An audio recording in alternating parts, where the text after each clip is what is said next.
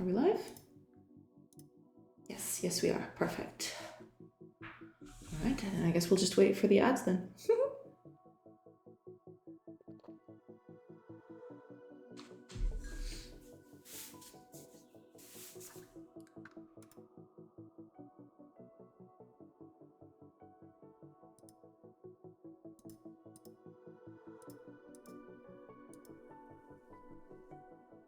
Yeah, I think we're good. Just need to let the ads go through and we can start.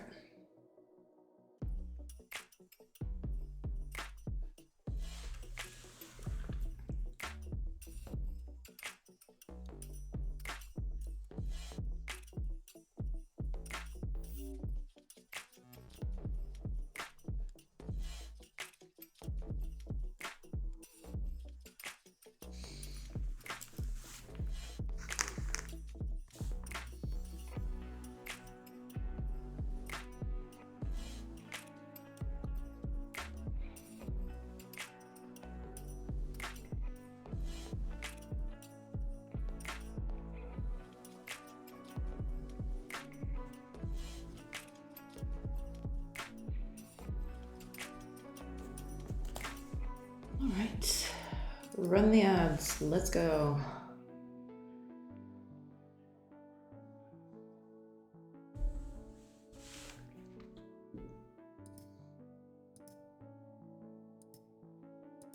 Because then we can start and actually start.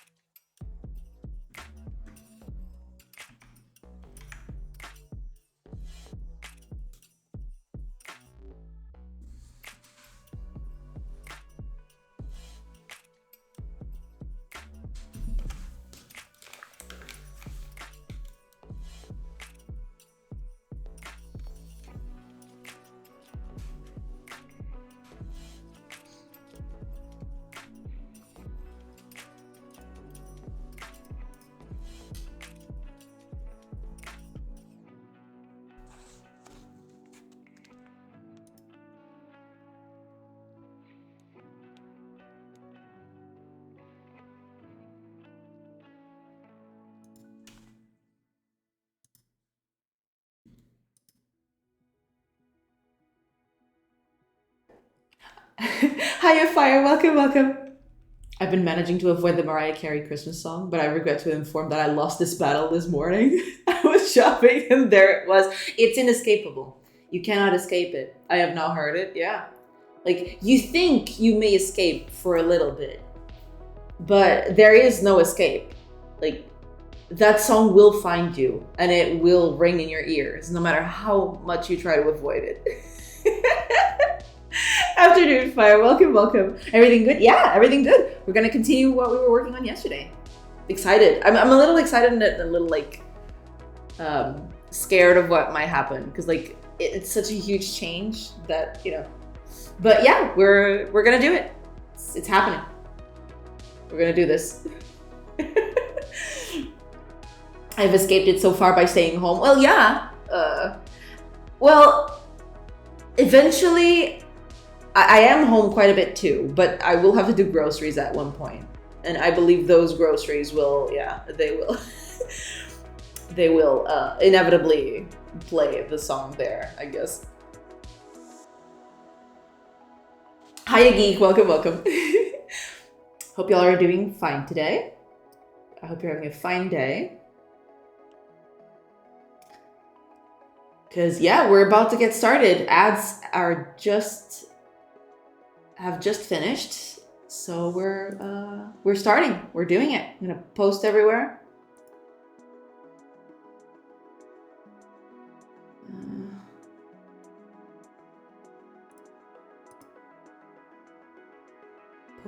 Post.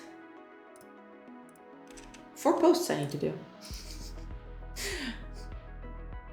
Even mentioning the lyrics, you can't escape it. Well, yeah. The mere mention of it is enough to like imagine it in your head. So like there is no escape. It's inescapable. It's true. It is quite something. In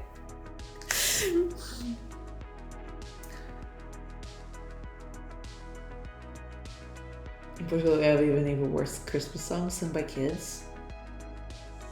Wait, which one is that? I'm trying to remember.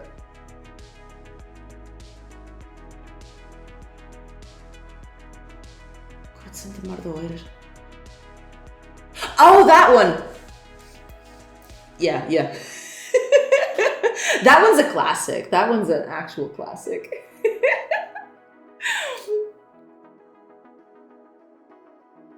Yeah, it's pretty good.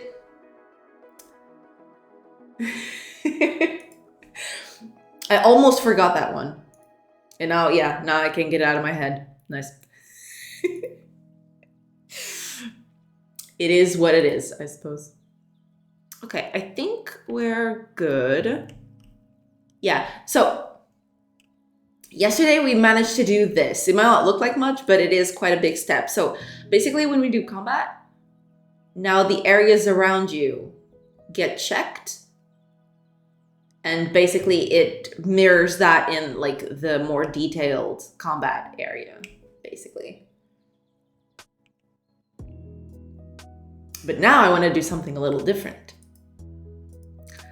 I want to do settlements in the same vein. So basically I want, when you have combat or anything else, I want the settlement itself to show up here instead of just a forest, right? Because the settlement is right here. So settlements have always been like a little disconnected from everything else. Oh, this is not working. Yeah, this isn't working because like I've disabled that. But yeah, going into a place gives you this, right? I don't want to do that anymore. I want it to be a part of the actual world around us. So you'll be able to see a settlement right here, for example, or something along those lines, right? That's going to be the scary part because it's going to take quite a bit of work. We'll see how that goes because that might be a little crazy, but we'll tackle it. It's going to be okay. We'll be fine. Everything's going to be fine. Okay, let me bring this back. I just play the Rick Roll song and it's fun. It's a small world after all. Yeah. 2 nerdy nerds. Welcome. Nah, easy peasy. You got this. Thank you. Hello. I hope you're doing good today. Hello. Yeah, like just gonna try to do it. Hopefully, like most of the code should be transferable to the new system. It's just a matter of like changing a few things here and there. But yeah, I'm kind of excited to do that. Just need to like do a bunch of work because like as one does. But yeah, that's what we're going to try to do today. So I think first what we're going to do is actually when we visit, instead of showing this, I want to show the back plates that exist here. So for example, it would show this. It would like, it's not going to be exactly this, right? Because I want the buildings to be in there and the trees are in the way and such. But yeah, she's going to be, we'll see how that goes. But yeah, first things first, I want to do this basically. Let's see how that turns out. Should be easy enough to do. We'll see, because I already have the methods here to do that. Over here, I feel. Yeah, because I need to change this. This shouldn't be here. That's the problem. This should be like a world generation thing. So yeah, we'll see how that goes. Yeah. We'll tackle it. It's gonna be okay. Okay, so yeah, we'll need this terrain data thing. We need to move this, I feel. Like most of this needs to be moved, but we'll tackle that, yeah. It's a world full of nerds and it's a world of farts, true. Both of those things, and more, but those things especially.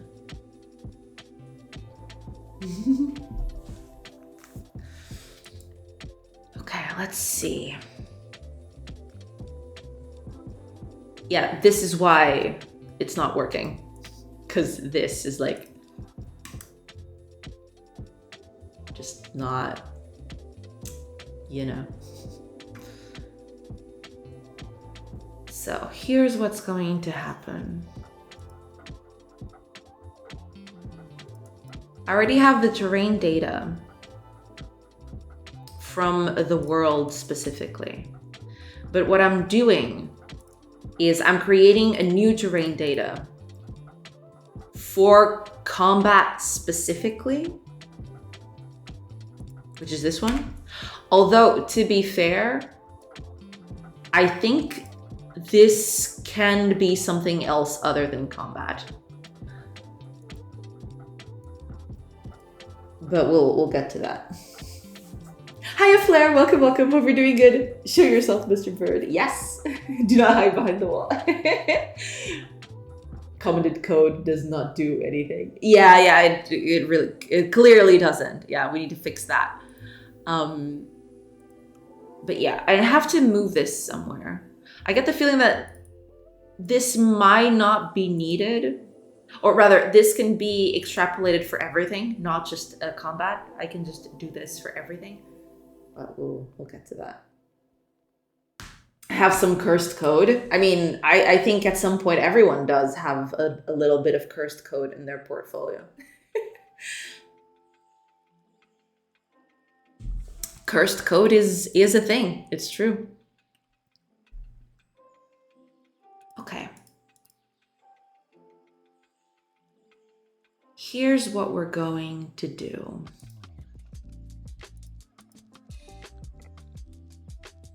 We need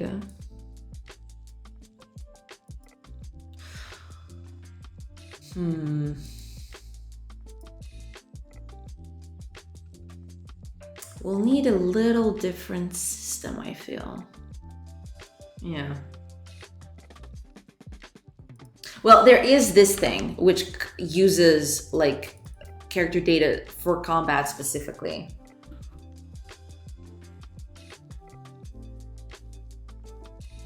But I believe we can create this slightly differently. Okay, first of all, let's go over to the settlement. Let's see what we've got here. We'll need terrain data for this specifically.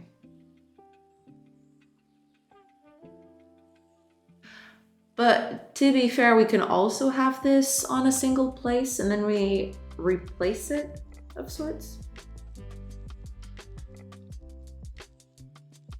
Possibly.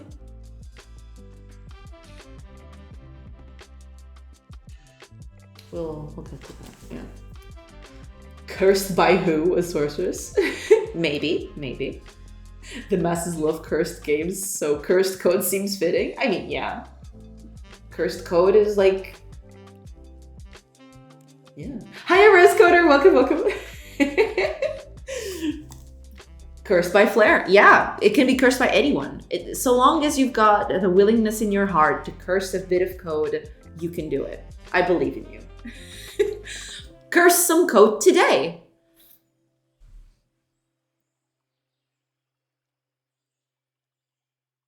You know, I just need a jingle music.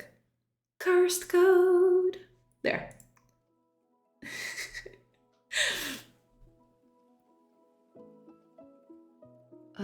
Okay. Because like when we're doing the settlement, I believe we're just creating it from whole cloth, aren't we? Give me a second. This would be state settlement? State settlement here. Or actually it's state location, I think. Because they all derive from state location, yeah.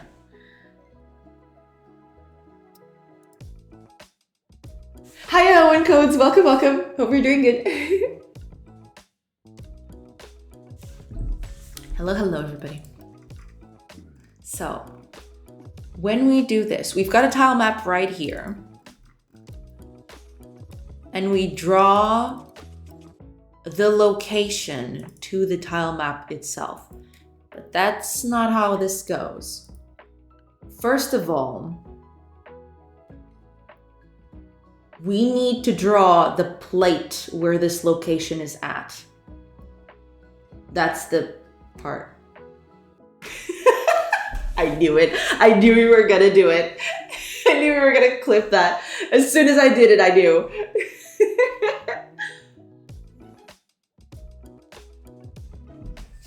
Having cards as code makes it impossible to see the big picture. So I made a big Excel sheet and then I export data from it into a CSV and then read data from it to manually clip them to my CS files. Oh, that's cool. Yeah, that's, you know, sometimes you do need a bit of like extra tools or like outside tools to like organize your stuff. Yeah, that's totally doable. A lot of people do that actually. We need an emote for well. This is gonna be a clip. It's just gonna be me like doing that. Like a little shrug. Code generation, yeah. Just a clip it emote board.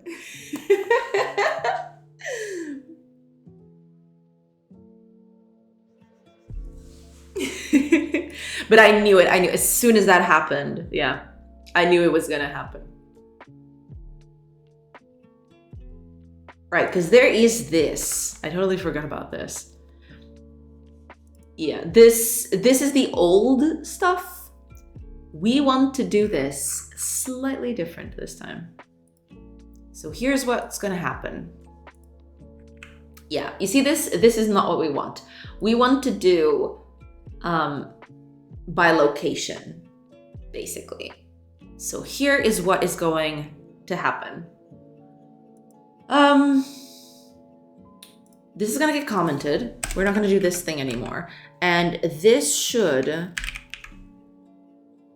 you know, by all intents and purposes, not draw the base plate. So we're gonna replace it with our new tech, basically. Yeah, like this gets, we don't even need this actually. Like when we're drawing the location, we just want to draw the buildings. Like everything else is going to get dictated by the base plate underneath. Unless, and this is like a thing, like I probably need to do.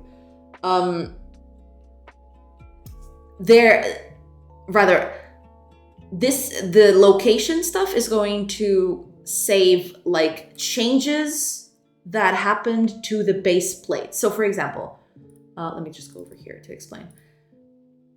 So right here, this would be the base plate for like a settlement, right? And if we build buildings on top of it, some trees are going to disappear. Eventually, what I want to do is, if you set someone to cut wood, they'll start cutting wood around the place where you place the forester in, right? And what I want to do is like, you can actually see the trees getting cut and then disappear eventually. At least that's what I want to do. It's not gonna, it's gonna have to wait until it gets to that point, but that's the idea anyway. And in that specific case, that's going to get saved to the settlement or to the location itself. Because that's like, what do we call it? Like, it's a divergence from like the base plate. So some of these trees are not going to be here. But the base generation is still going to generate this all in. Basically, it's just like the location will save the changes that were made on top of like the base plate, basically. Okay, let's get rid of, because like you, in case of the settlement in this case, where's the settlement? Ah, here it is. Okay, so when we draw the settlement on top of it, Yeah, you see this? We're filling up the ground with grass, which we do not want to do anymore. Or rather, we kind of want to do that, but at the same time, we only want that if the world changes on top of it. That's it. Just a clip it in Mopor. Or Clapper. Yeah, Clapper would be a cool thing to put as an emote. Do it all. Yes. Hiya, Prophets. Welcome up. I hope you're doing good.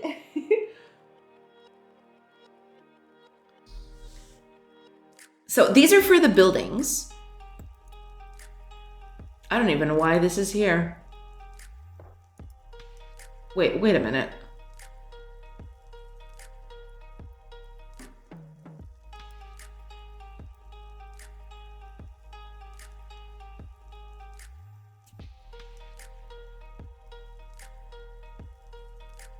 Why is this here actually?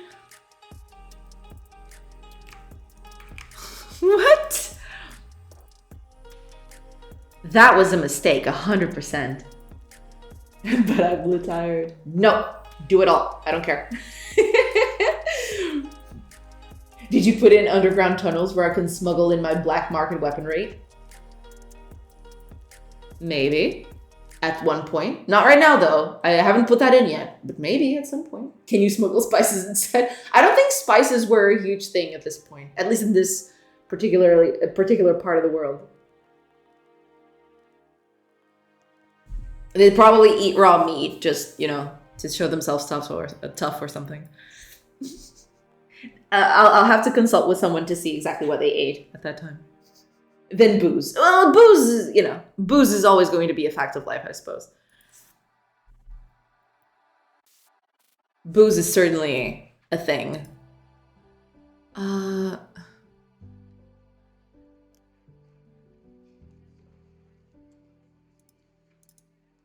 Source ID 0. What is this Atlas Quartz?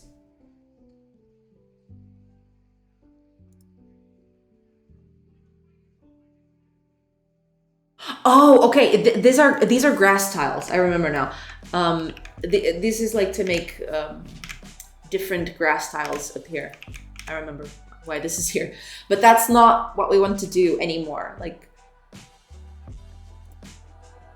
we need a different way to keep some of it. Yeah, it was basically to like change to flowers or like small grass or like nothing at all. But yeah, that's not what we're gonna do anymore.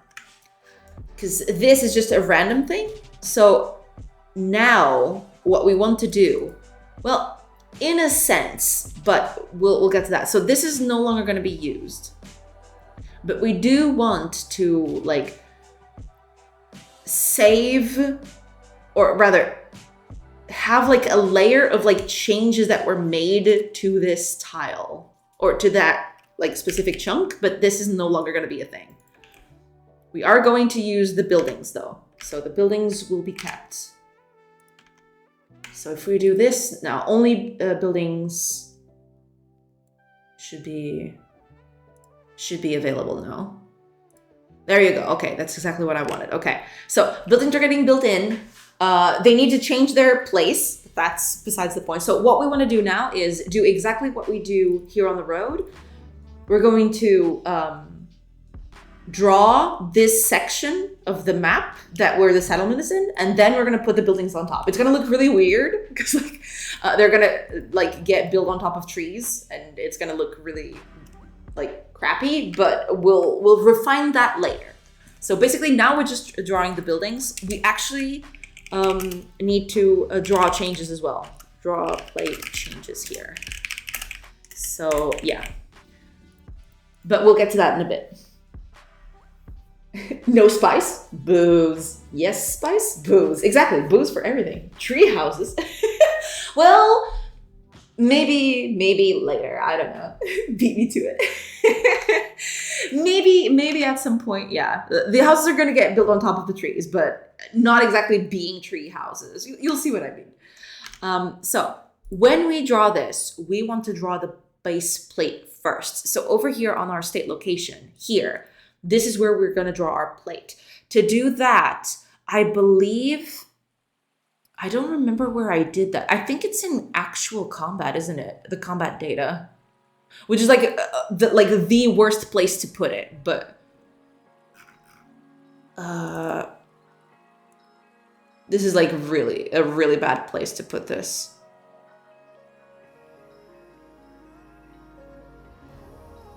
Yeah.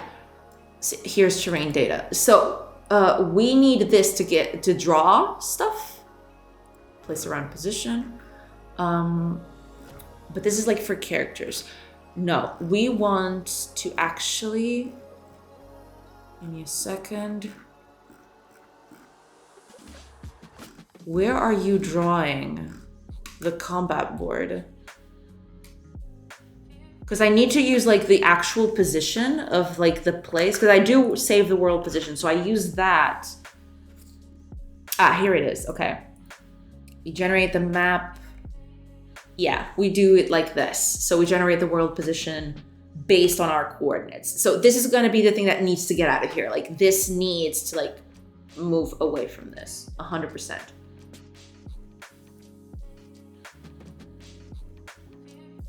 I'm going to need something like this. Not exactly this, but I'm going to need to move this code away from combat because I'm going to need it in like a lot of places, basically. Here's what's going to happen then.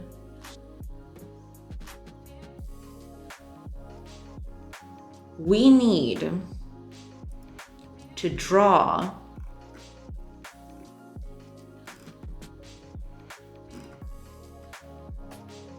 right. Right, we got a location here as well. So when it's a location, let's actually test this out in combat first. I believe that's the best way to do that.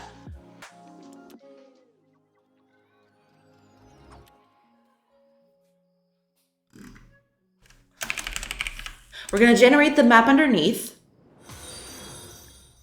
Oh, we'll need a procedural random for this. Yeah, we're gonna need a procedural random for this instead. What is the world manager used for anyway?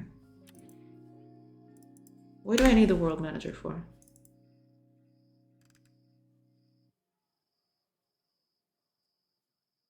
Ah, I need the terrain data. Okay. Well, I can just feed it the terrain data instead. Like, I don't need any of that.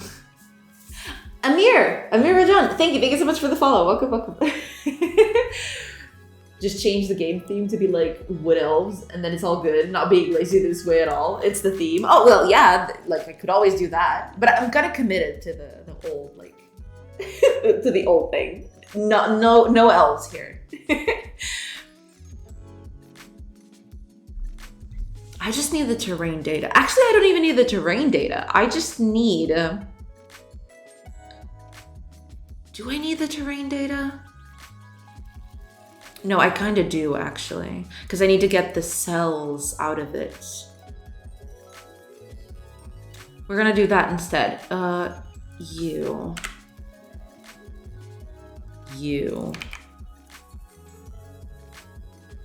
Right.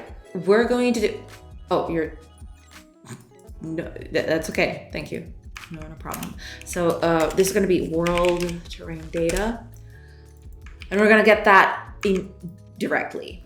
Okay. So we will need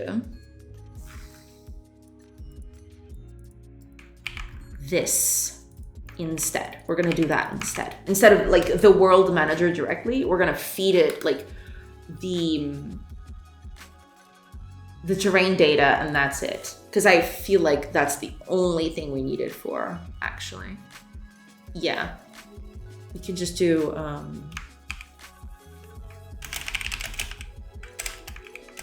there. And we can just...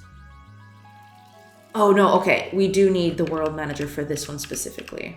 Because of the visitables. Oh, okay. So we can... Yeah. We can just feed it the world data, terrain data. There we go. Okay. And that should fix that a little bit. Thanks for the welcome. No problem. Welcome, welcome. I hope you're doing good. Saw your post on Blue Sky. Not sure what to make of the platform yet. Well, that's okay. You can try it out, see how it goes. But thank you. Thank you so much for following through on that, on the click. I appreciate it. I'm scared of you using the word commit in such a white room. Why? My latest branch was called memory, so I got to commit to memory for a couple of days. Felt good. Hell yeah. That's the best way to do it.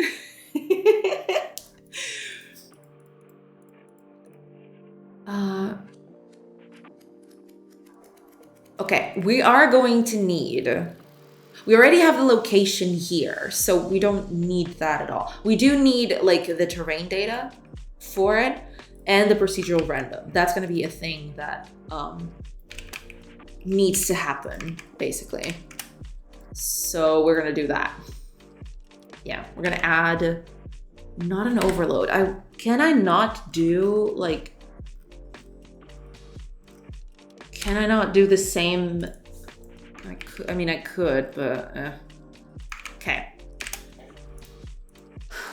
Let's do a location here instead. There. Now, what we want to do is we're going to generate the map underneath with the procedural random and the terrain data. And after that, location, draw,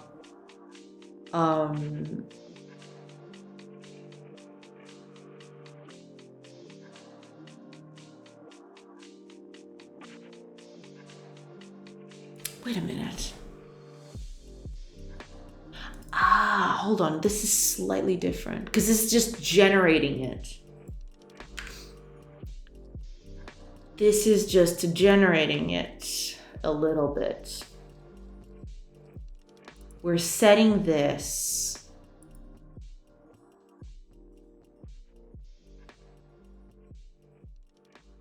Right.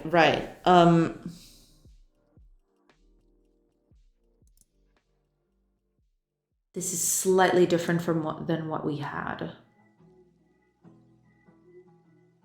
Because we're setting the buildings here. Okay. We need a new layer for this, but we'll get to that. So first of all,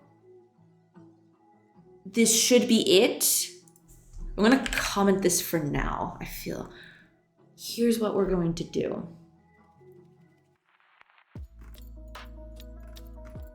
This needs to get out of here, 100%. Or rather, we'll do this. And then we'll just place this.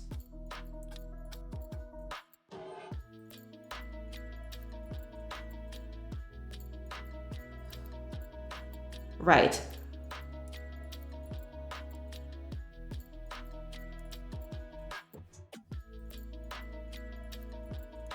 We'll need to find a way to mark these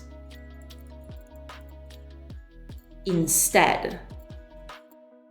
Okay, let's do for each. So this would be location, buildings. Building instance. Okay. And now for each building instance, we're going to check construction, floor plan solid. No, I want to actually access that directly. Because like the floor plan solid, if I remember correctly. Give me a second.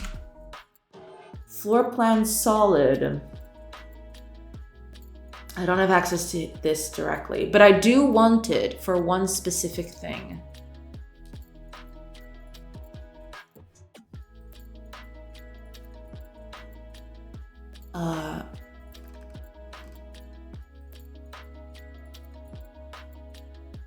Right.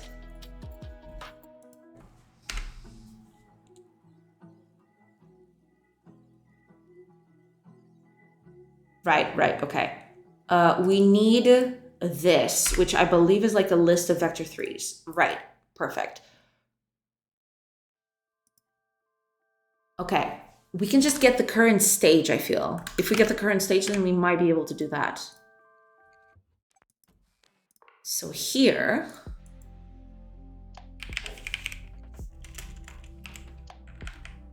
stage, floor plan solid. And these are positions related to the global position that the building is in. So we're needing the building instance global position to set that. Now, the position, so current position is going to be the position of the building instance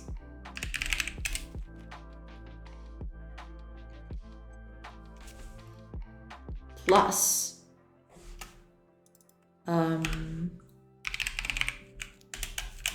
floor plan cell position plus this. And now what we do with this is simple. We just set that cell basically. So we go over to terrain data area, get cell at global position. This will be our current position. I'm gonna out a cell.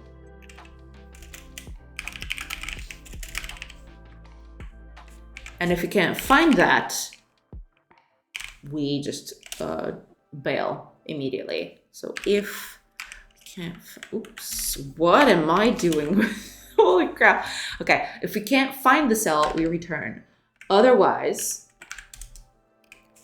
cell.decoration is going to be a building, which is what we were doing up here, right? We want to set that in.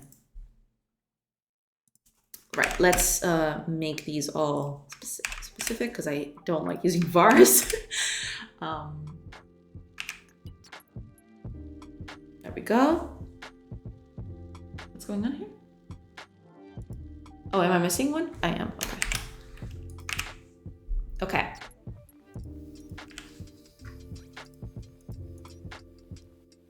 So this should be the preparation that it needs. It's going to be this and this.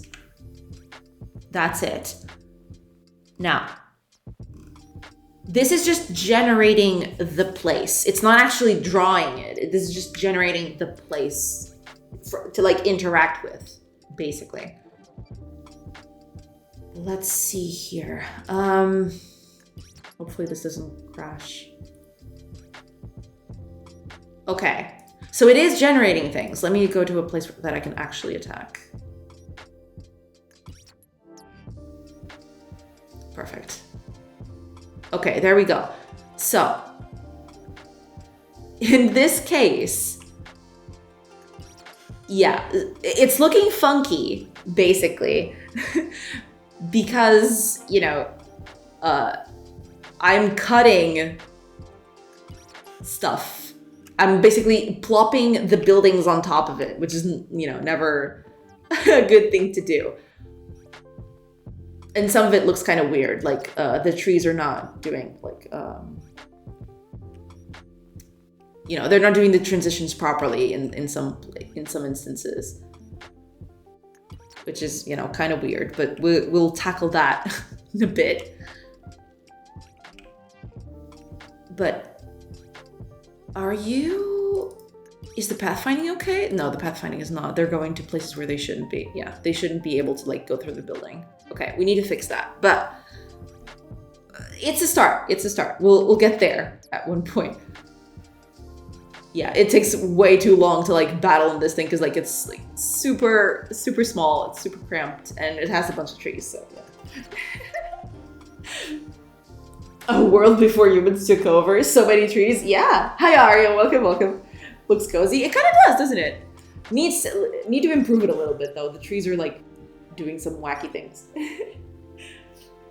How large is the map? The overworld? I believe it's like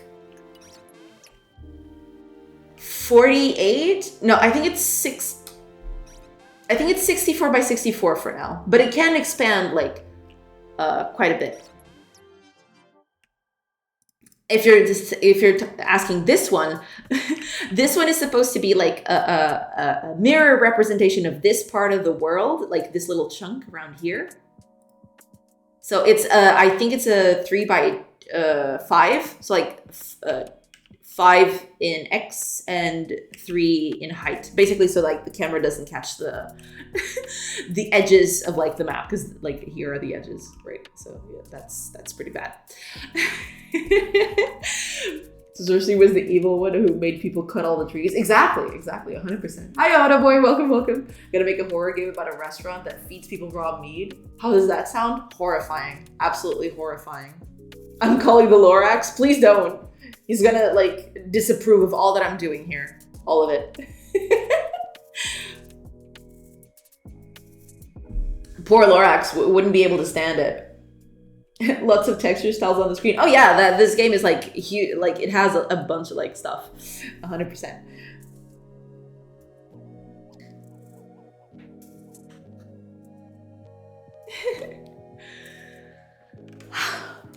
Okay, but what I want to figure out is why am I? Oh, because I'm setting the cell, isn't it? That's the problem? I'm copying the cells directly to it, but I am not making the trees play well with them. That kind of sucks. Wonder how hard you could crank it and still have it be performant. I mean, I have ways to do that. Like I have ways to crank this up and be performant, but they would take like so much time that I'm basically postponing that for now. Yeah. But like there are ways I could like do that. It would just take like a long time, because I'd have to like do a bunch of systems of like chunking and like reading only when absolutely necessary and only changing things when absolutely necessary, kind of like stuff like that, basically. But there are ways to make this like extremely performant. I'm just not doing them right now because like it's not necessary and it's kind of hard to do. It takes quite a long time. So yeah. Sounds like sushi. Mm. Also, it was a real thing in Turkey. People actually got fed raw meat called sigok. I don't know how to read that. I'm so sorry. Now they're completely vegan though. I see. Well, I guess it turns out for them, yeah. Hi, Nix. Welcome. Hello. Right, I've yet to try implementing a chunking system. Sounds fun, but time consuming. Oh yeah, like it's super fun. Like, I have the beginnings of a chunking system in the game, but I haven't gone through with a lot of it because yeah, it would take a lot of time to like keep everything tidy and performant, basically. But the beginnings of the system are there, to be fair. I just never got around to it. Or rather, I started it, but I thought, you know, if I need this in the future, I might do it. If not, then I'll just leave it. It's fine.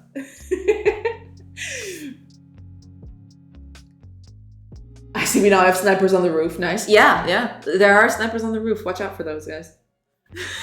They're a bit problematic. No, but yeah, I need to fix that. That's one of the things I need to fix. Okay, first of all, let's fix like the edges of the trees, because I believe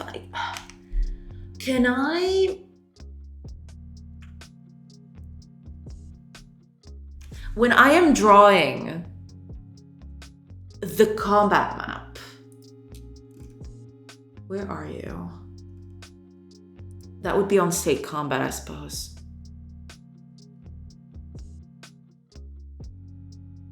Where are you at? Do I not have it open? What? Oh, I didn't. What? Okay. Isn't that it? Okay. When I am drawing the combat thing, I'm just plopping the buildings on top of it. And although that's nice, it doesn't conform to everything around it. So I need to be careful with that.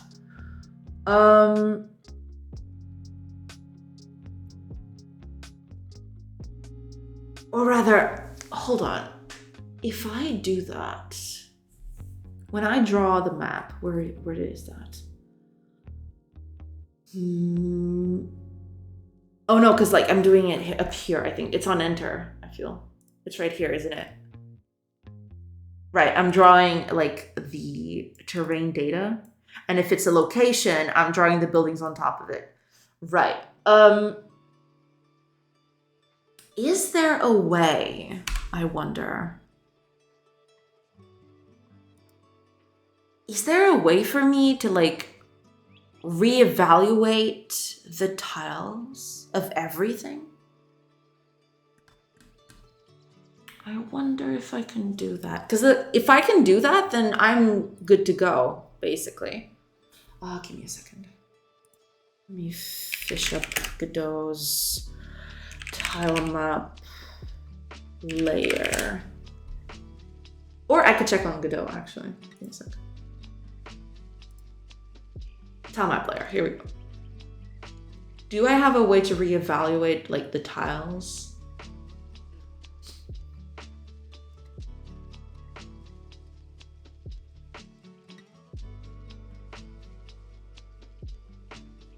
Fix invalid tiles. What does this do?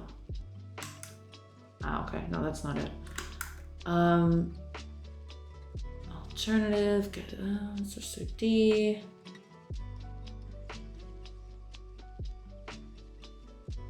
Get pattern.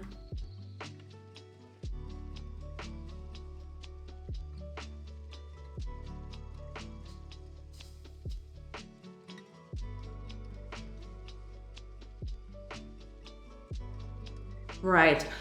Because like what I did, set pattern. What is this?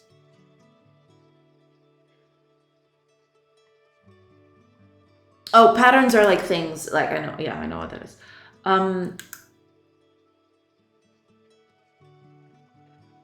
I need to set cells again. Because what I'm doing is just setting the cell with a specific atlas coordinate, which is like the coordinate of the building itself, right? But I need to do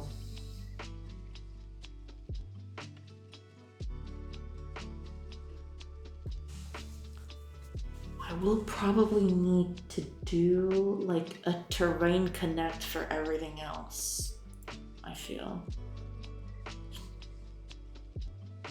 In Turkey, people also eat sheep intestines. Google. I've seen that actually, I think. Yeah. The sheep intestines thing. Oh god. When I'm drawing, I draw a blank. Oh.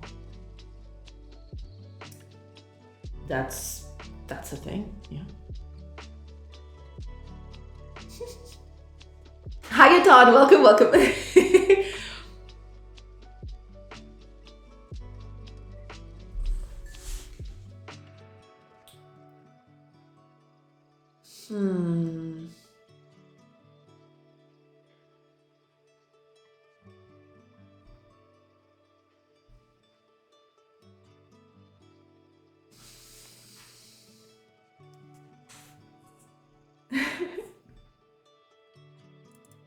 Let me see. Oh god, I'm scared of doing that, but now it's on.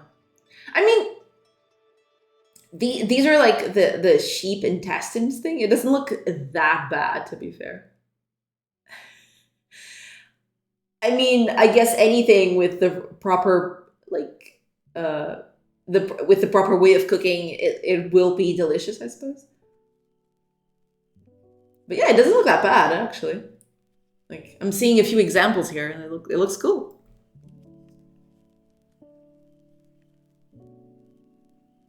Also, Google it. Should I go to images? This is Turkish food that looks odd. Okay. Scary. Let's see. I see. It's like a huge sausage thing. What the heck is this? It's like a shriveled, like, turkey leg or a chicken leg. I don't know. What the heck is this?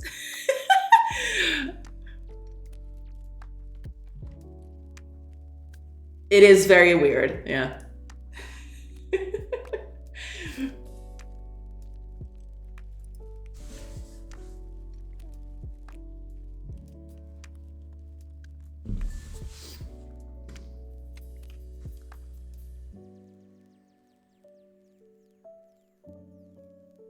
Oh, did I arrive mid-food talk? Autoboy just started talking about food, yeah. We weren't talking about food before, though.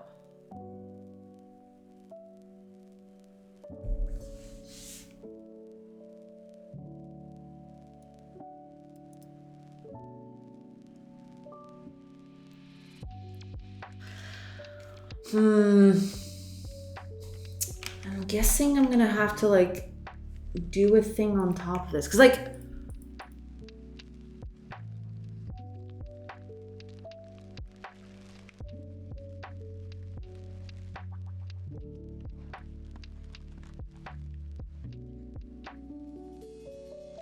maybe that's it. Actually, let's change things a little bit. Instead of floor plan, let's do visuals, I think. Visuals might be a better representation of like what we're going to do. In Turkey, people think shouldn't look like it. I mean, I can see that. I can see why people would think that. But it also kind of looks like a shriveled like chicken leg or something. Oh, right. That's not what I want.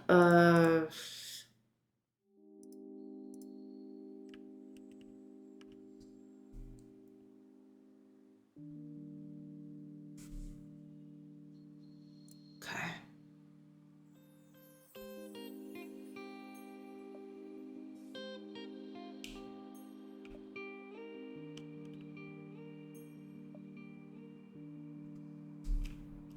It's not happening now, but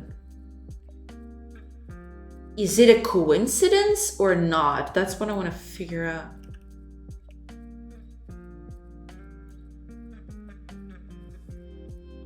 Because it might just be a huge coincidence. I have yet to see like a bad one though.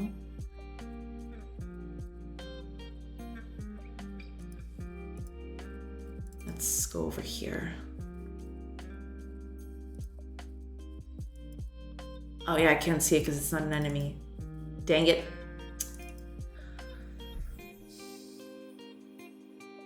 Let's see, another place. Okay. Yeah, this is way too sparse to like...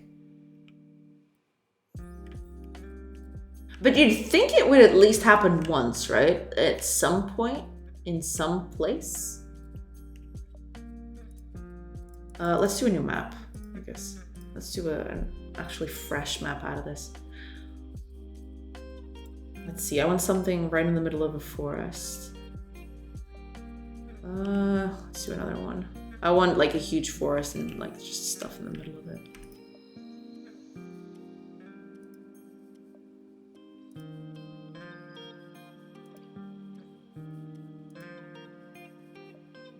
Oh, okay, this one looks good.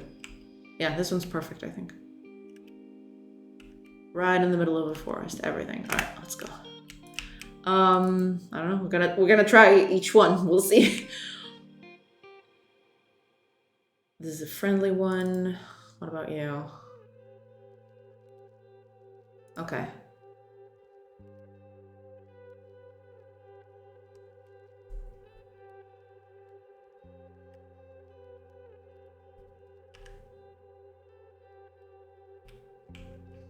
Interesting.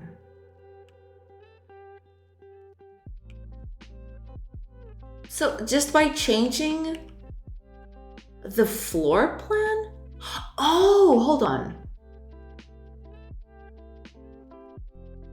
Maybe... No, but that wouldn't be it, would it? Hold on. Change back the floor plan. Because I might be onto something here. Give me a second.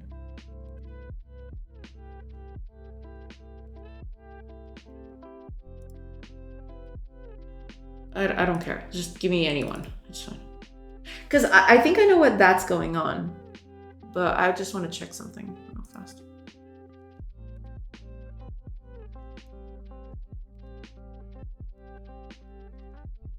No, but it's not supposed to do that. Because this is part of the floor plan.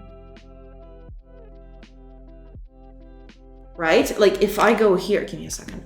If I go here to remote,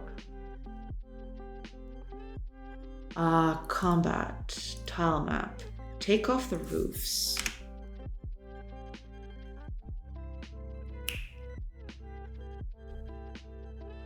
No, but that's not it either, because if that was the case, then this would be like off too. This would like, yeah, it's all in the dynamic layer, so it wouldn't do that at all. In Turkey, people sell and consume pickle juice. I mean, I can see it.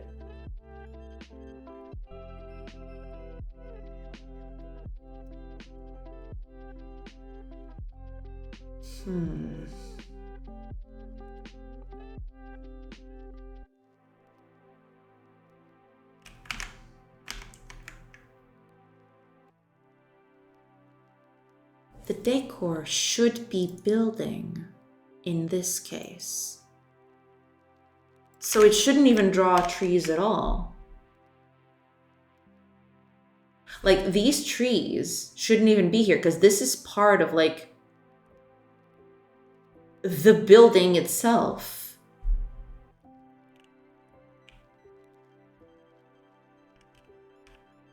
I am very confused right now. Would you drink pickle juice? I mean, not in large quantities, but I mean, it's just vinegar, right?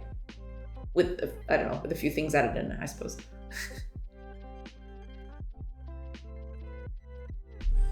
It's not like I drink it like I gulp it down, but it's okay.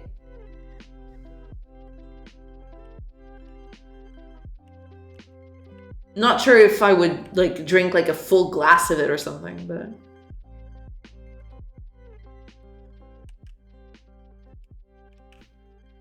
why are trees spawning? Would you drink it for 100 subs? I mean, maybe? Get the butts ready, boys. Maybe.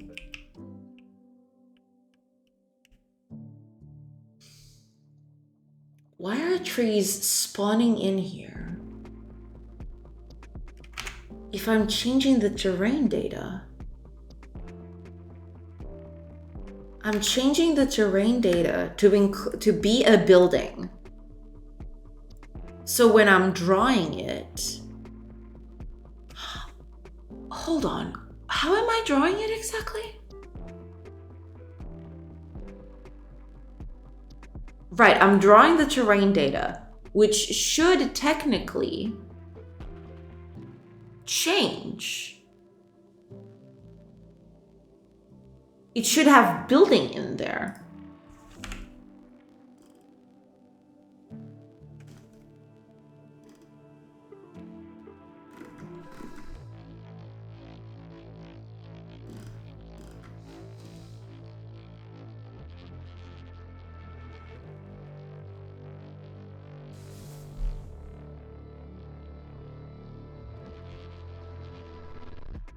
I'm so confused. Hold on. Let me...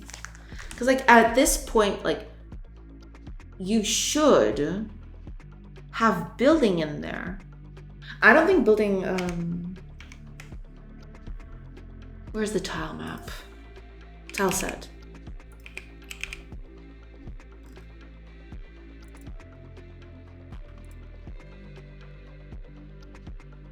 I don't have building on this thing, do I?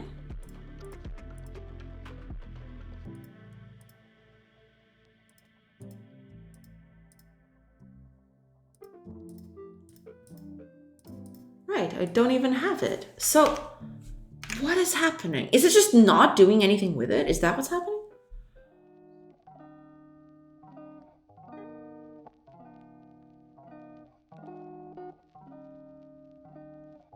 Hold on a minute. Because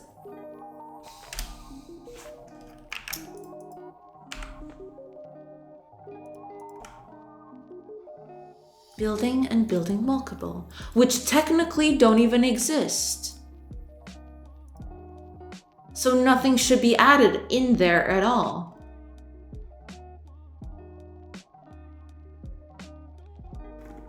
Okay, let me see. Get into a fight anywhere.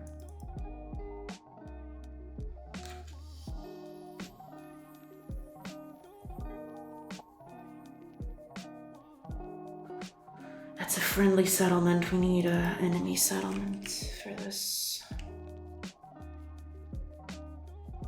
Okay.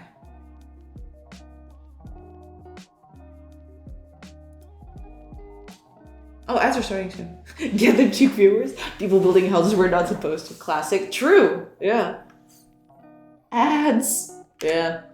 Ads are coming. Okay, I don't need you. What I need to figure out is when I am doing this,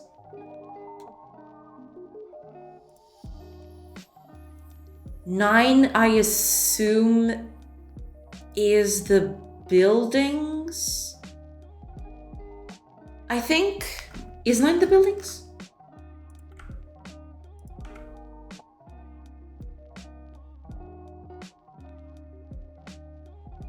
What? Did I see that correctly? What? Oh no, there's 9 in total. Okay. 8's got nothing. 7's got nothing.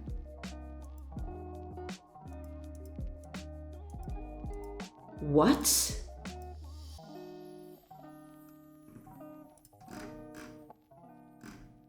Oh no, I'm okay.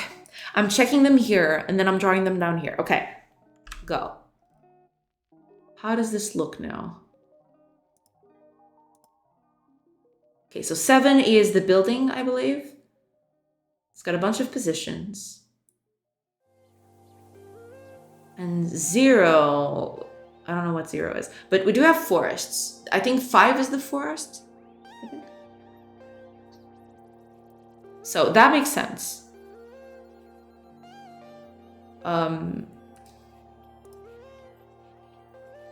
Oh, okay, ads have started. I'm just going to take a quick break, everybody, and I'll be right back, and then we'll try to fix this. I don't know what the heck is going on, but we'll get to the bottom of it. See you in a bit, everybody.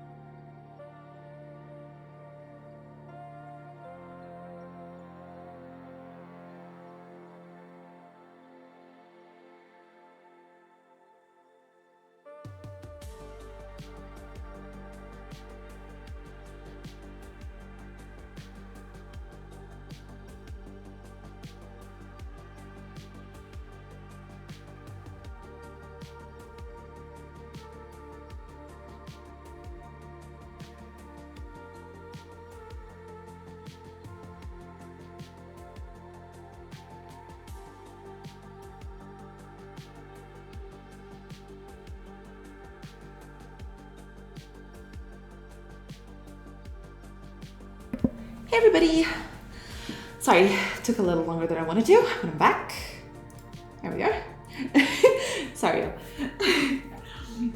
Impressive you don't have a post-it with all that those numbers represent. I mean, at a certain point, you just know them from memory, from using them so much, I suppose.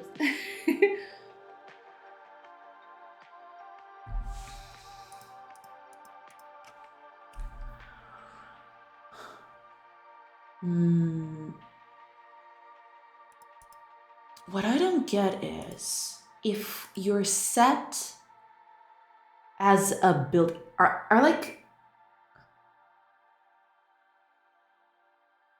there positions that are repeated from one to the other? I mean, I'll never be able to track them down, actually.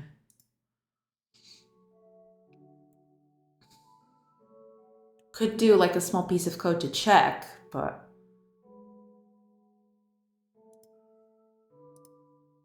Okay, let's see.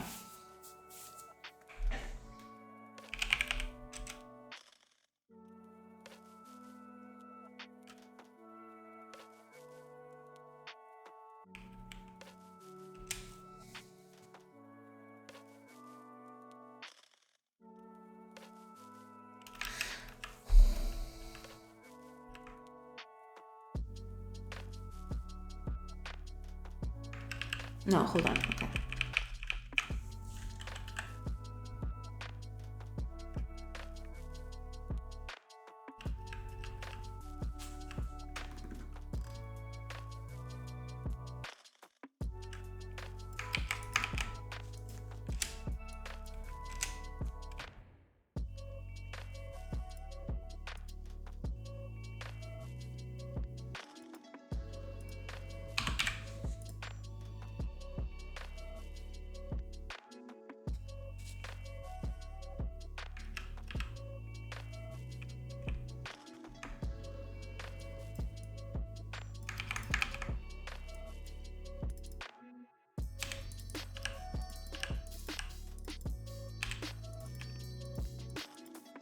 Just check something real quick, because this is weird.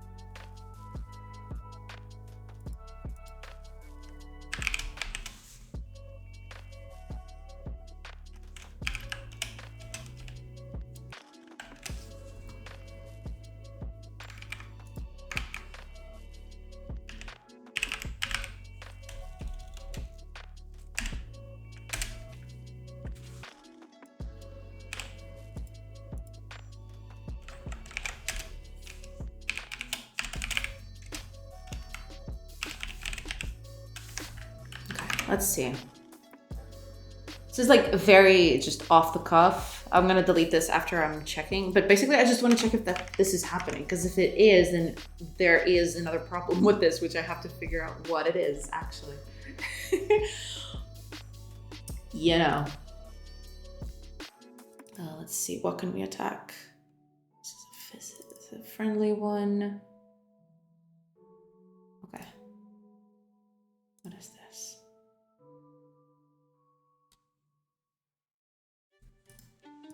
I may have written that incorrectly. Yeah, I may have written that incorrectly.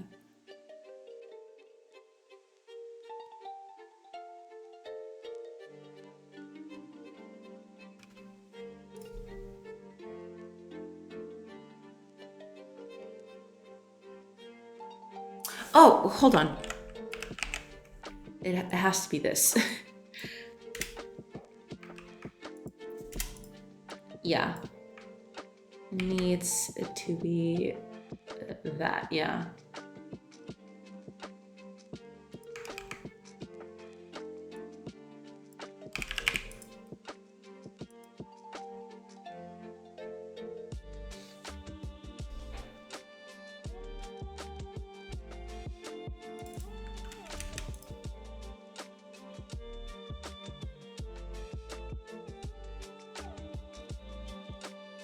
Oh, there's an int, okay. Contains value then.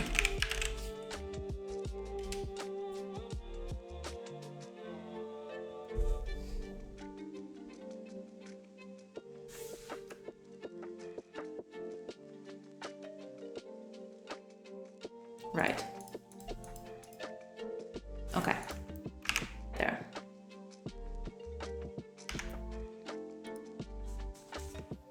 Because this shouldn't be happening, but we need to check either way.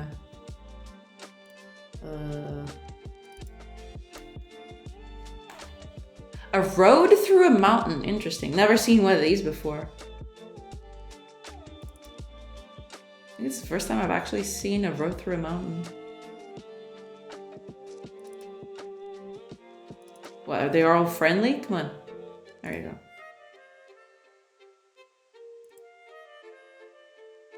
So there are no duplicates, which makes sense. Why is it doing this then?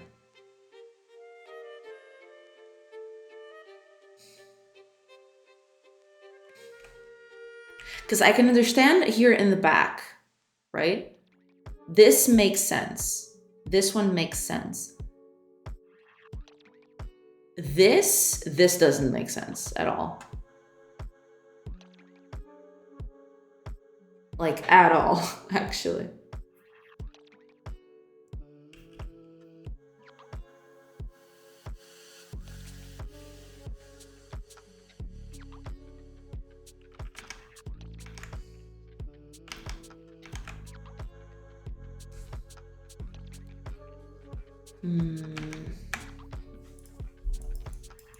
Yeah, just comment all of this over so we don't need this. Why is it doing that?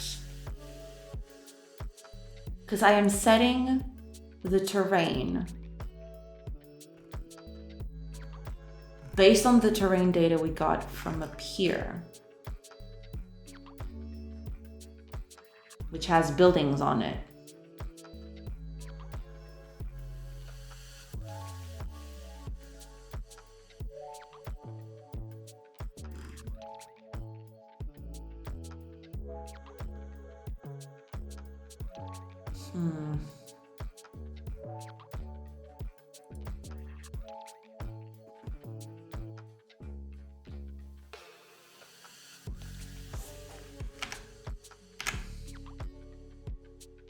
Here it's not happening.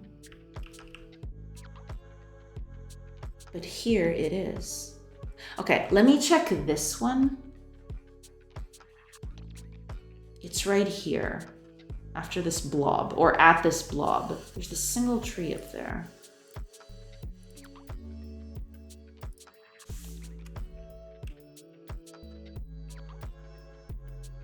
Oh, there's the single tree there too. Crap. So yeah, it is happening in a sense. But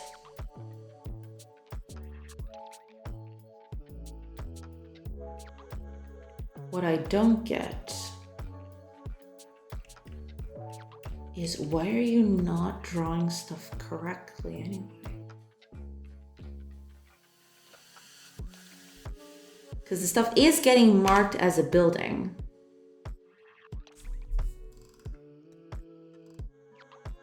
It's not even that. It's like, what happens if I do this? If I go over here to,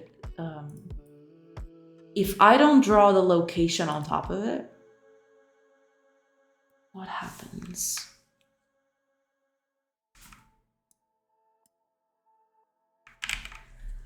Because the terrain data has already changed. Like, when we draw the normal, we set it the terrain data, which we have already changed right at the beginning here. When we generate the map with the location, we set a few things to be buildings.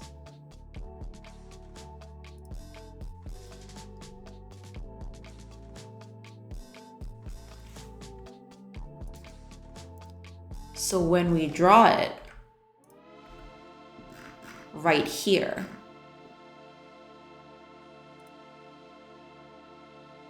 let me...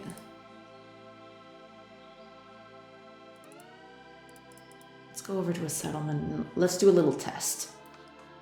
Okay. What is this position? 39-7. 39-7.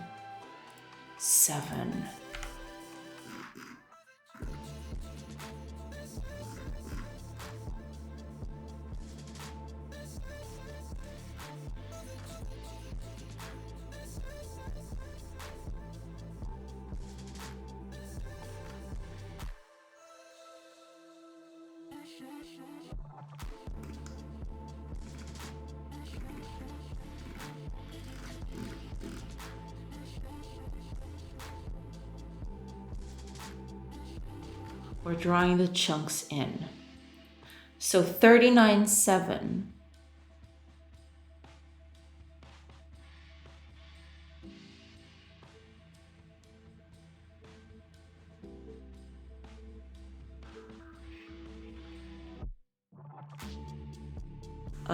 Would be what? Where's Milton?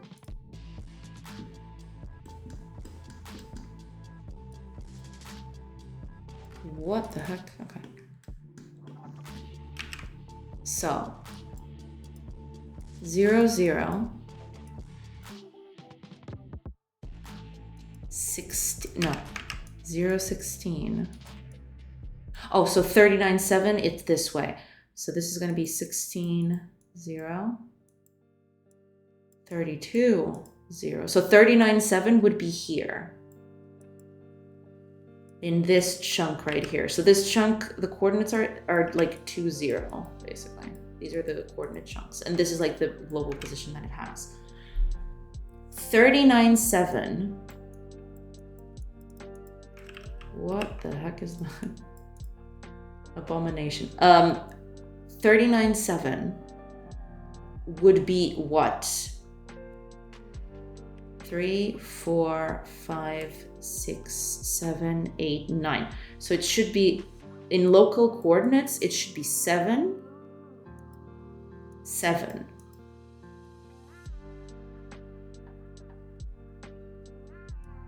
Like that. These are the local coordinates I'm going to look for. So you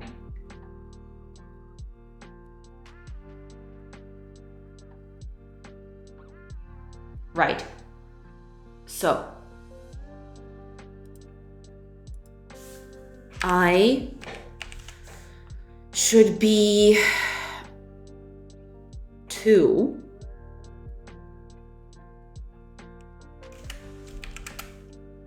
J should be 0.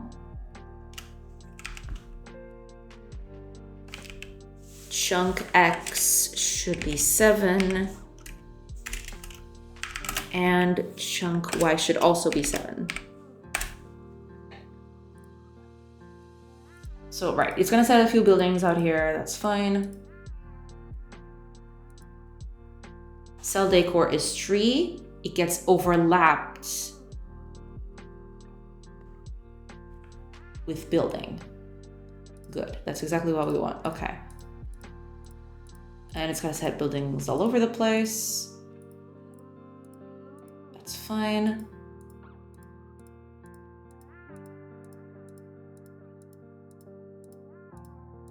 Okay, seems to be like okay.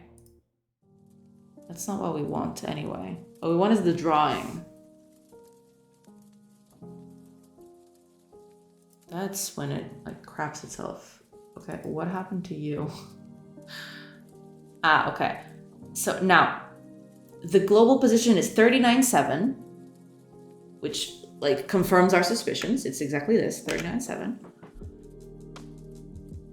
The decor of this is building. The base is grass, but the decor is building. The building is 7. Cool. So that means it's not going into the forest. Right?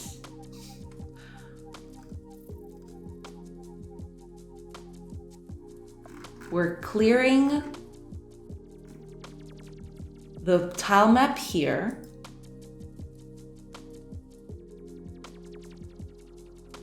Wait, clear is false.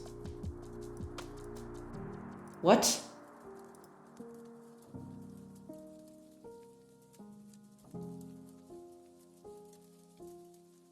What do you mean clear is false?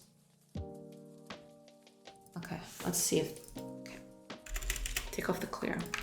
We're gonna draw it normally, okay? Please, for the love of everything, don't do this to me.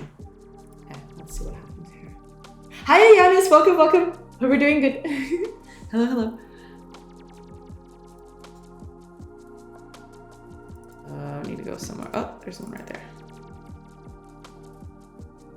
Oh, this is a friendly one. Friendlies aren't good to check on that stuff. Okay.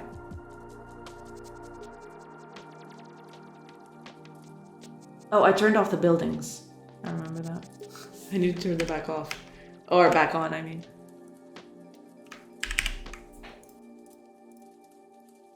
Was that really it? That seems like crazy. That seems like super crazy. But okay, anyway. We'll do that again. We need an area, we need an area with a lot of forest though. Can't forget that. Like forests are like the best way to check on these things. No. Perfect. Oh, this thing is like very foresty. Extremely foresty. Friendly.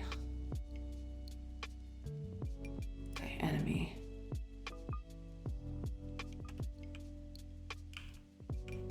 Ah, so it tiles in the back. That's exactly what we want. So in the back, it's okay if it tiles, because like that part is not, that part is supposed to be able to be filled with other things. That's totally okay. Take off the roofs. Yeah, so this is okay, right? So in the back here, because the roofs are the ones covering that stuff, but you can still have trees right here. So that's okay, that's fine. But this is still not good enough. I wanted to check like a place that actually has a lot of trees. Like the more trees, the better for testing this thing.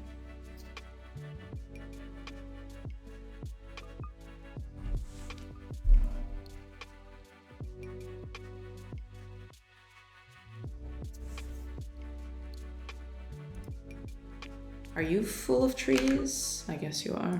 Let's see.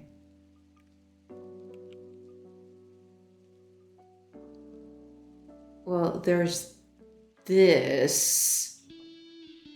Kinda looks a little funky. What?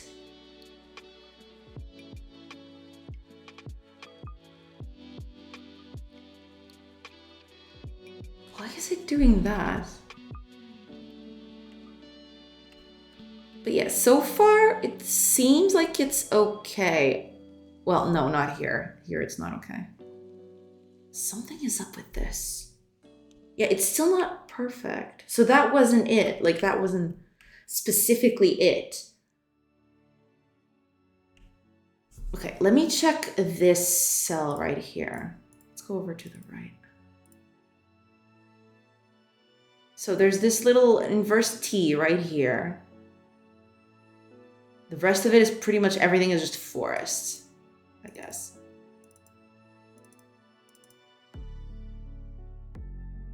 That's cool. So let's see that T again.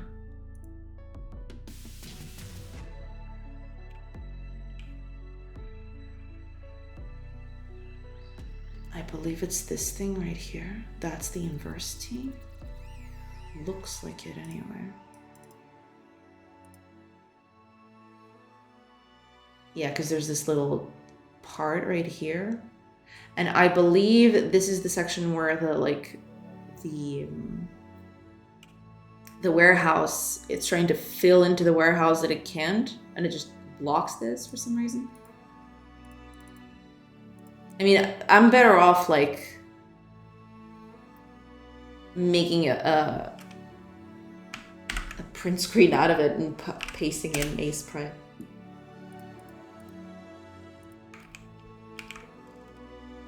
Okay, let's compare and contrast now. Now that we got a basis for it.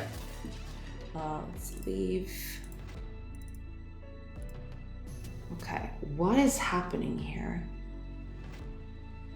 It's this thing.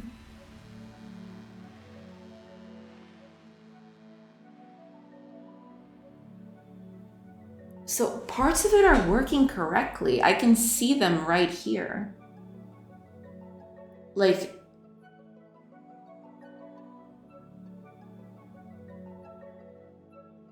parts of it is working correctly.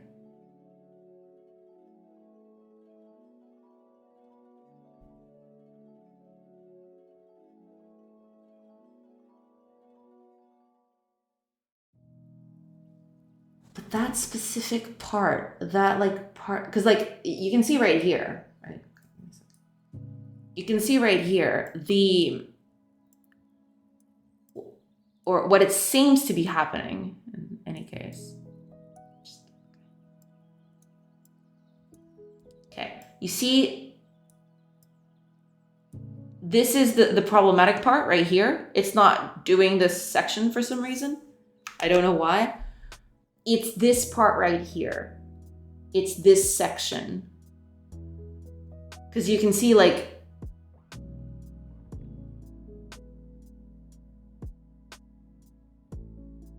hang on a minute. Oh, it's here. Okay, so that little section is this part right here. Like it's this section of things. Hi, Gopu. Welcome, welcome.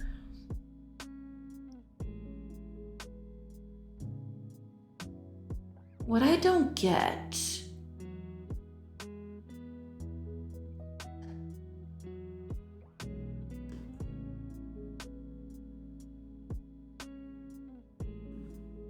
Yeah, you see this thing right here, this section right here? It's this right here.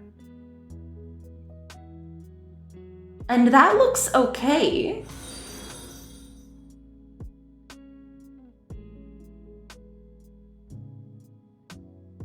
Because the warehouse is here. This is the warehouse. And it goes up. So it covers this whole area right here. The rest of it is okay.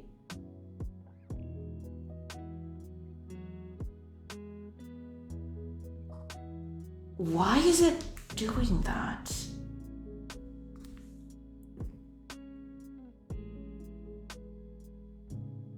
Okay, let's change to visuals again. And we'll see how that goes. Purple Dog, welcome, welcome. Thank you so much for the follow. Hello, hello. But yeah, we'll see what is up with this, because this looks like very, very cheeky.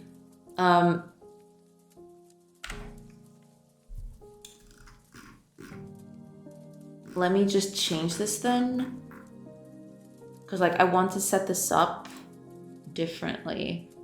So here, instead of like using the floor plan, we're gonna use the visuals instead. Let's see how that works out. Because I'm very intrigued by that little artifact right there. Why it never happens anywhere else, but it happens with that one. That looks like really weird. What? Huh. Got a little town by the lake over here. Look at that. It's kind of cute though. How do I... Oh man, I'm gonna take forever to get there, aren't I? Okay. Up you go. Got ourselves a bridge too.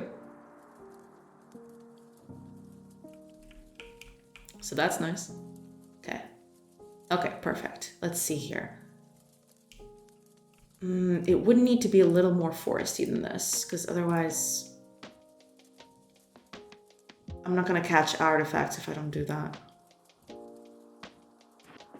Okay, give me a sec. Let's create a new one.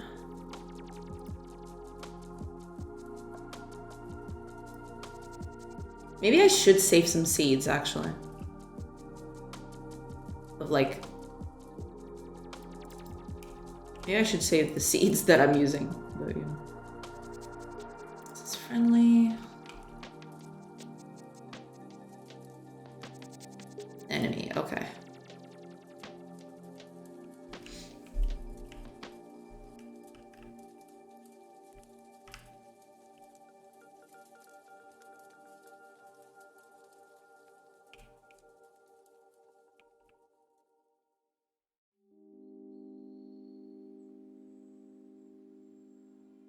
Well, yeah, but if I do this, then these sections right here, they won't overlap as I wanted them to, which kind of sucks.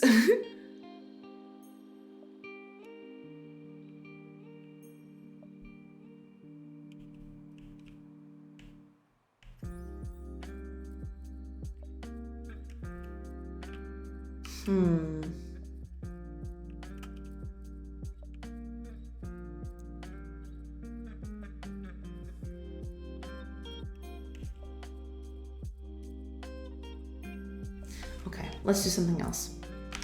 I got an idea.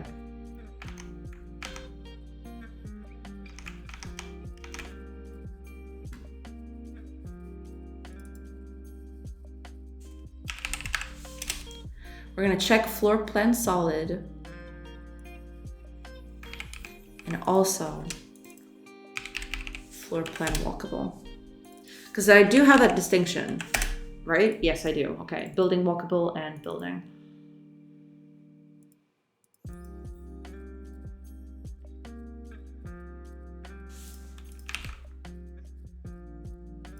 Let's see if this helps in any way. I mean, technically I shouldn't have to do this, but we're gonna like try anyway.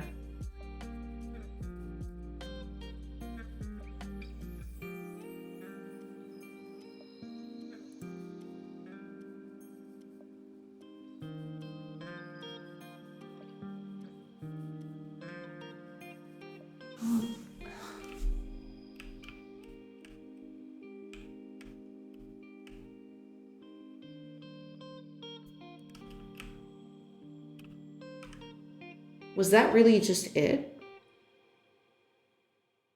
Was the problem that all along? That I wasn't setting up, because like, I do know that there's a floor plan and there's a floor plan walkable, so those two are different things. But even so though,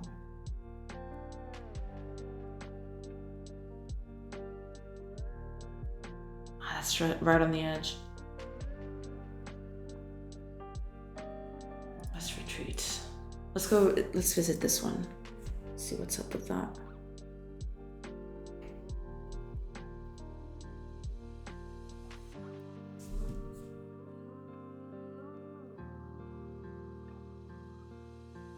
It's friendly, but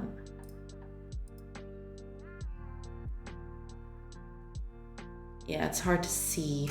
I can take off the pop-up though. Take off the pop-up.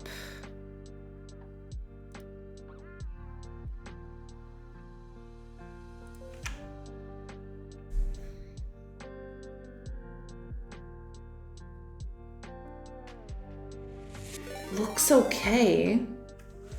Got it! Thank you so much for the raid. Welcome. I hope you're doing good. How did your stream go? Hopefully you're doing good.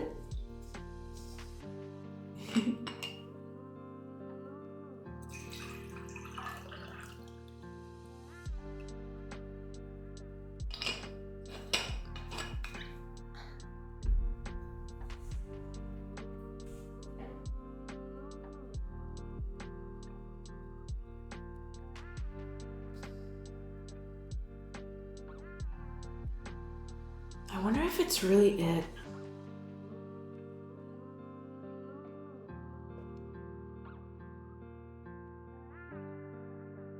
But if that was the case, like even if that was the case, I figured, okay, let's do, like there's this little blob over there. Let's try to see if I can place that. Oh, right, never mind. Put on the pop-up again. Okay.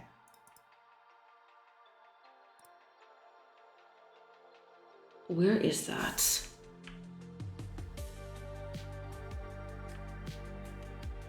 Or is it here? I'm lost. Crap. Okay, give me a sec.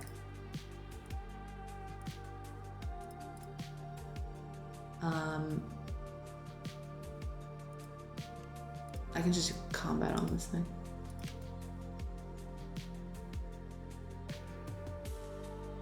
Take off the pop-up. Oh god, this is gonna be like... So it's right here. It's right at the edge, so...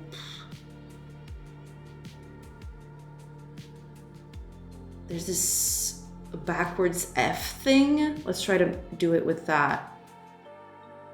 Backwards F and then a point. Okay.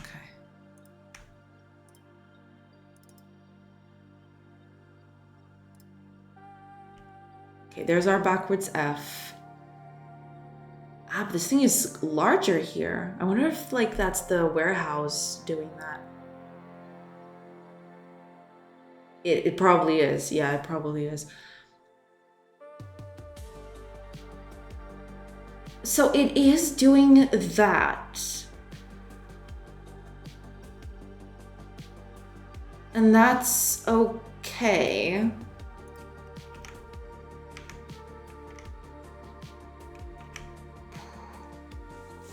Doing fine, worked on my game, figured out how to add offline progress to the idle game, so we're close to calling it a game. Nice, that's cool, that's awesome. Glad to hear it, yeah. It's one of those times when things start coming together. That's the best part of it. So technically, it's actually changing this section right here. But I don't think there's trees in here, are there? How is the warehouse set up actually? Give me a second.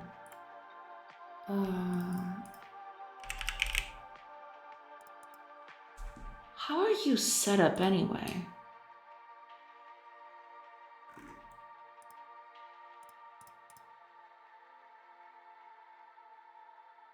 Yeah, but that's... Like, I can understand the trees, like, jotting through the building. What I don't understand is why it was doing this. Why did it stop here? Like, why didn't it cap the trees off? Because, like, I understand the fact that they're getting in. That's fine. Why aren't they getting capped off?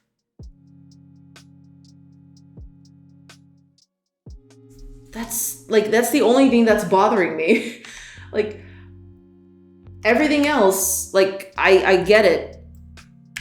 The fact that the trees are not getting capped off is what is bothering me. Why is it doing that?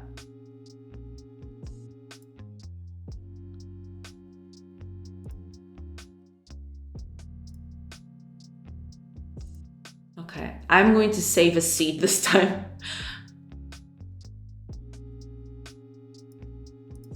Okay, let me copy this. Can I just... Okay. Ooh, okay, cool. Didn't know that this was built in, but that's cool. Okay, let's paste the seed here so I can use it later. Okay, let's go with this one. Let's go, I don't know, here? Here should be fine.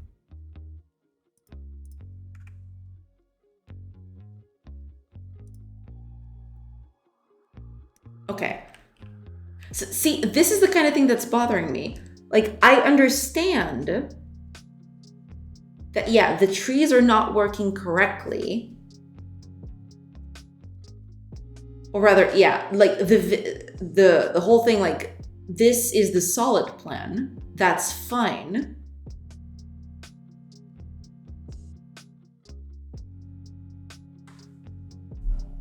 Why is it...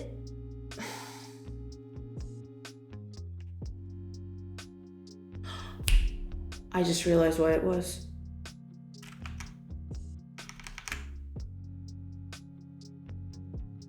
I totally just realized what it was. What? Oh my God. Okay. I figured out why it did that. Okay. The biggest issue here is when I'm drawing the warehouse, I draw the contents inside, right? So like these resource elements are getting drawn inside. Like every resource it has, it's drawing like from top to bottom like this. That's why this is happening. The trees were getting capped off because I'm drawing the elements after the trees. So like the trees are getting in, but then I need to draw the elements in, and then okay, mystery solved. Cool. Okay. Mystery solved, that's fine. That's cool. Let's just get rid of it altogether. And let's just uncomment this because we need this back. There. This should fix that. At the very least.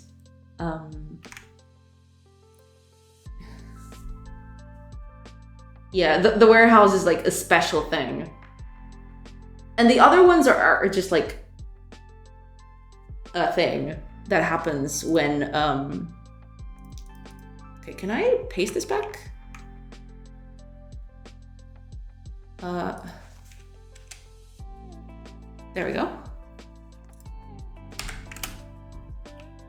Back here.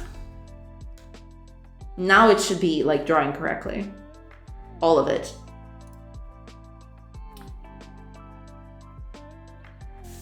Wait. Oh, the buildings are completely different. I forgot about this. No, wait, how did that happen? Like, the villages are supposed to be the same. At least, you know, the beginning stages of it.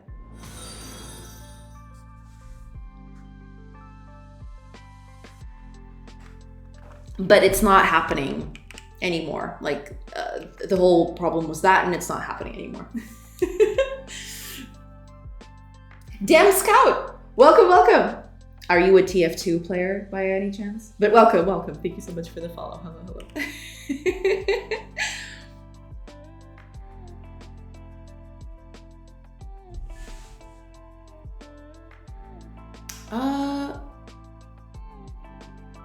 Wait, TF2? Well, I'm just asking. Because, like, you know, the Scout can be a little bit of a... nuisance. And, you know, that damn Scout, you know? That's why I was asking. TF2 was in Team Fortress 2 from Valve. So, like, if you didn't get the reference, then it's totally fine. It probably's got nothing to do with that. I was just, like, you know, trying to probe, see if that was actually the thing. Where are the cookies?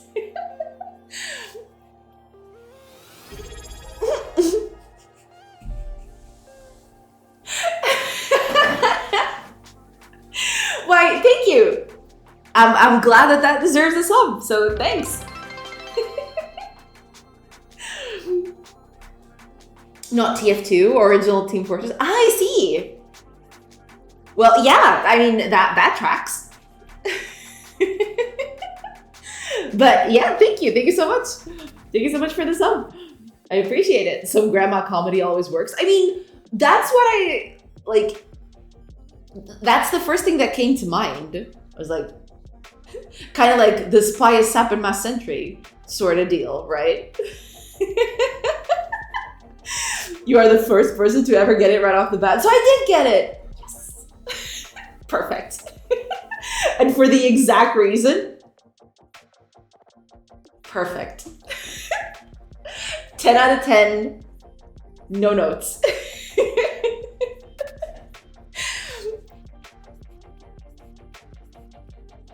That's pretty awesome, I must say.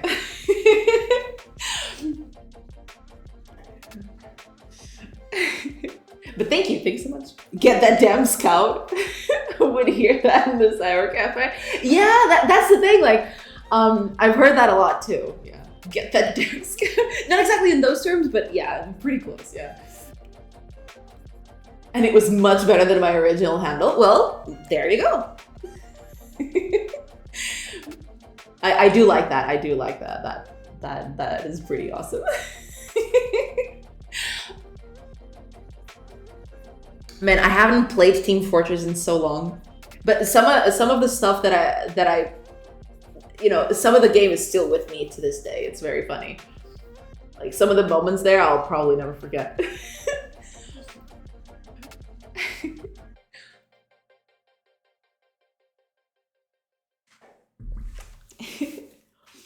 But yeah, that's a very cool handle, I have to say. 10 out of 10.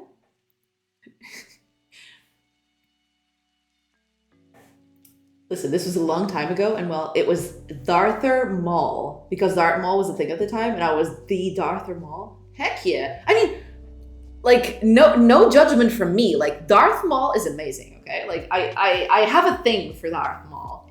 As in, like, he's so cool, all right? You can hate the first episode of Star Wars all you want, but you can pry Darth Maul from my cold dead fingers, okay? But Darther Maul, I mean, we don't judge, like, we don't judge that. It's okay. You wanted to be even Darther than Darth Maul, you know? It's okay, I judged. If it's introspective judgment, that's okay. I believe that's cool, right? But, but you know, like, Darther Maul, it's fine. It's cute, whatever. Like, it's a little jab at the thing, so it's okay.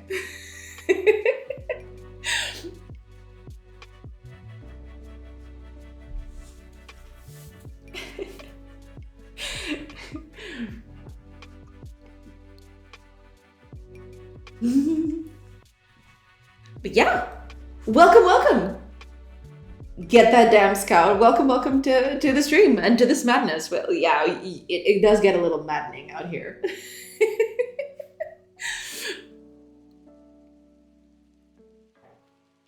We do a little bit of like some crazy stuff out here, but it's okay. I just realized I need... Yeah, the villagers are not getting built with the same seed, which kind of sucks. I was lurking yesterday. I see. Well, that's okay. That's totally okay too. I do appreciate that. Thank you.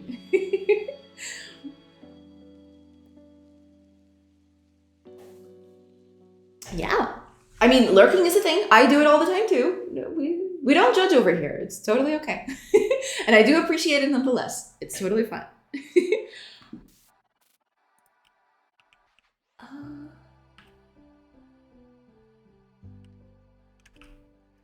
I mean, okay, but at least I got this working. So there is that. Now,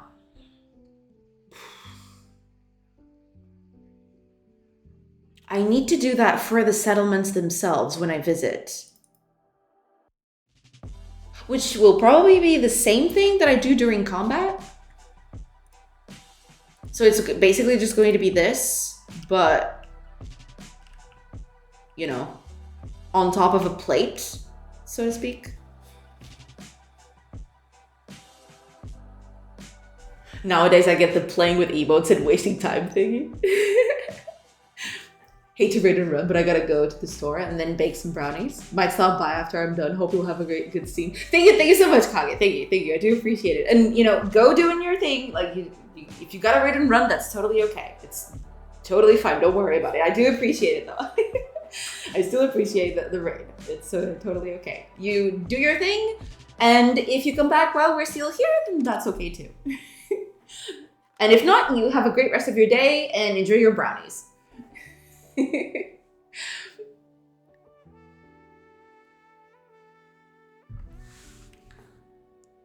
Okay, when we visit, we need to draw the plates now.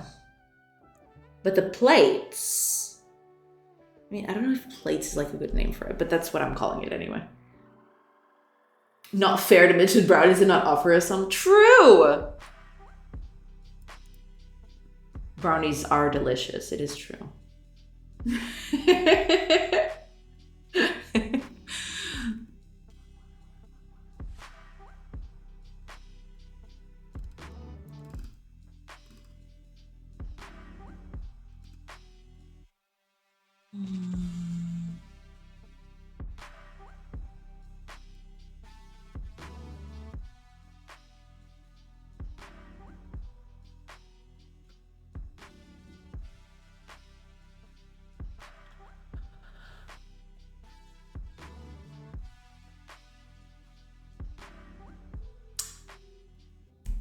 Okay, I'm gonna have to move this. I'm gonna have to move this and I'm gonna hate it, but I'm gonna have to move it anyway. Basically, we need terrain data, or rather this terrain data specifically, which is like our like detailed terrain data, we can say. We need to put this up. We need the world terrain data in this specific instance because we need to check the position of where it's at. But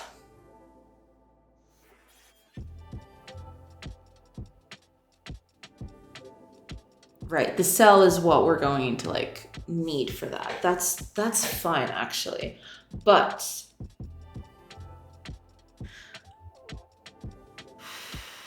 I'm gonna need to put this in another place.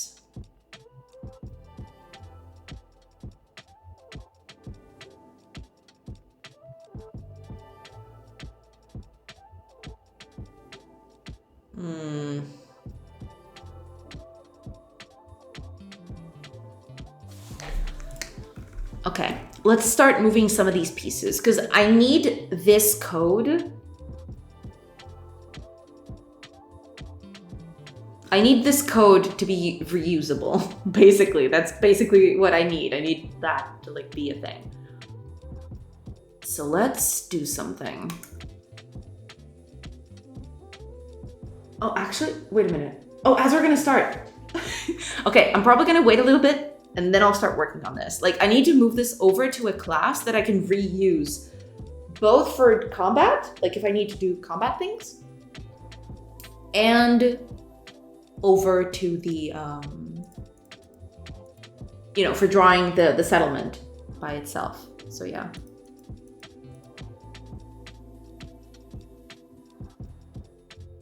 But I think I'm gonna start with like, so settlement data is no longer going to be just a position. Where is it? Ah, here it is, world position. It's no longer gonna be this. It needs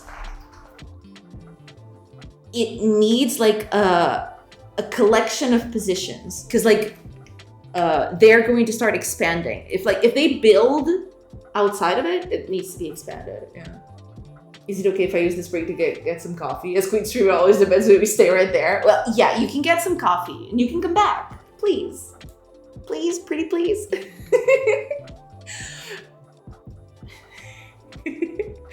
No, yeah, you're fine to do whatever you want. Like, I'm just teasing. I'm not gonna clip that. Thank you. I appreciate that.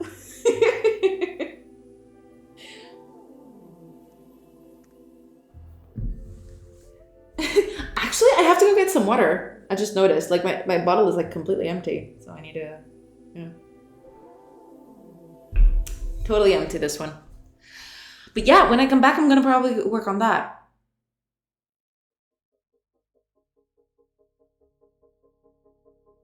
need to move all of this code away from combat and into a class I can actually reuse when I'm doing settlements or anything else, actually. But yeah, okay. Gonna take a quick break. Gonna get some water, stretch legs, do the whole shebang, and I'll be back in a bit.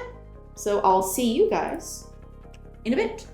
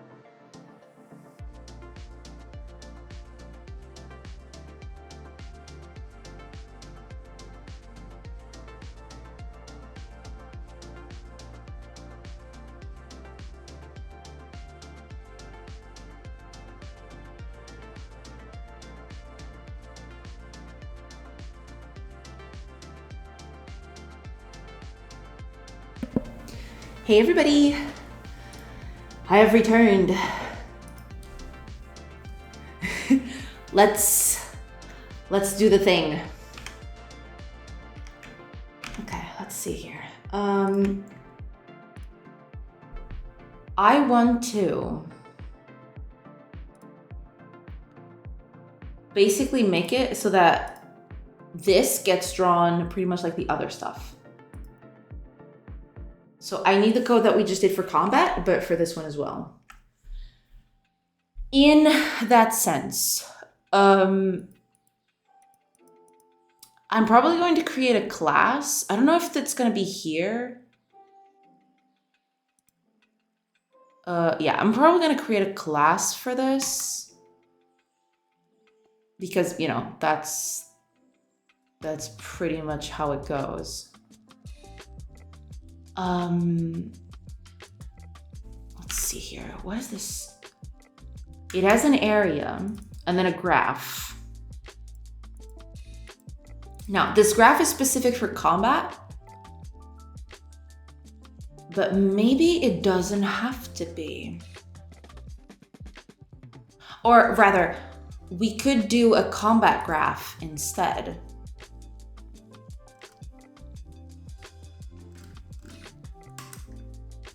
Because like this thing will need a combat graph and a normal like village thing graph to like calculate distances between places. That might be the best way to do that.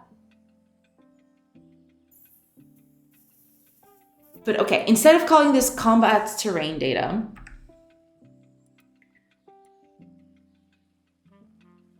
what are we gonna call this? We have the overworld and then we have like a more detailed version of the world. Is detailed really the best word I can come up with here? I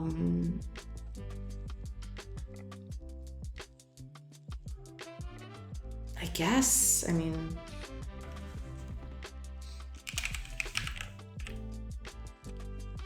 local might work. So world and local terrain data. Yeah, local might be a good word. Thank you. Yeah. Local might be a good thing for that. Wait, where is this at? Ah, okay, yeah. That's good. Okay, cool. Now, I'm not even sure that you should be here anyway, but we'll get to you, I suppose. This might need to get out of here. We'll get to that. Yeah, that's cool. Now that we got that, wait, where did the class go? Oh no, I lost it.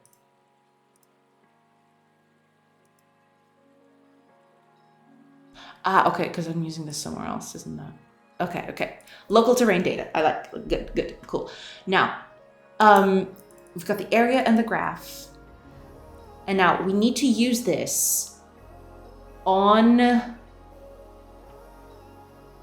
the world, or rather on the settlements to like keep track of everything. Let me see. Because this is like the combat graph. We're actually gonna like call this the combat graph. I don't know if we're gonna need something like this for the other one, or we can do this like a generic thing. We're gonna call it the combat graph for now. That's fine. Also, this needs to get moved. This to an actual place different from this one, but we'll keep it here for now. God, this code is a mess. I really need to clean this up at some point. Okay, now some of this stuff,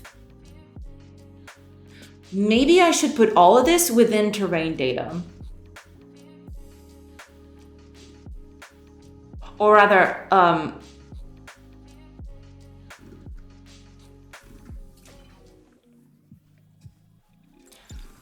because like there is this.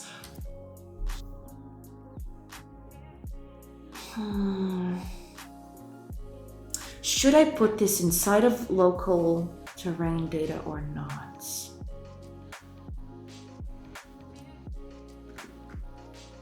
Because we're generating a location, I suppose. suppose. I mean,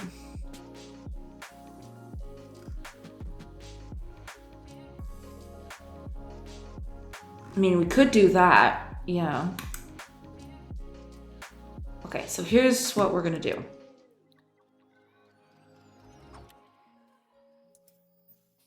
Yeah, we're gonna do something like this. Local, or rather terrain data.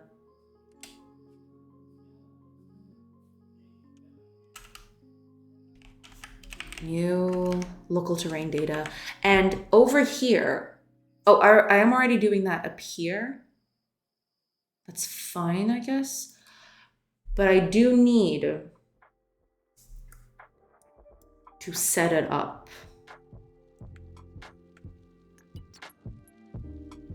We give it a world position. And then we check it out, basically. I believe that's the best way to do that. And then in that case, I can use local data pretty much anywhere and just generate out of that, basically. I just give it like what I wanted to generate, like what position I wanted to generate, and it'll just do that instead. I think that's it, yeah. Local terrain data, and we're gonna feed it. I guess we'll need the world manager for this. Why did I need the world manager again? Oh, because I need to check locations, right? I forgot about that. We need to feed it the world manager. And, well, yeah, we do need the procedural random for this. Yeah.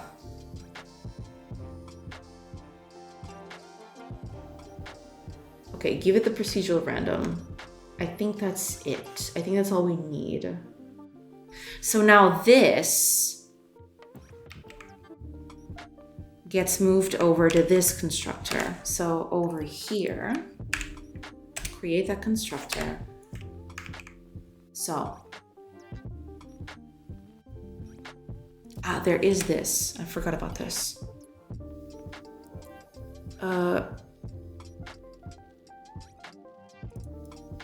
Why do I use that? That in location? What do I use this for?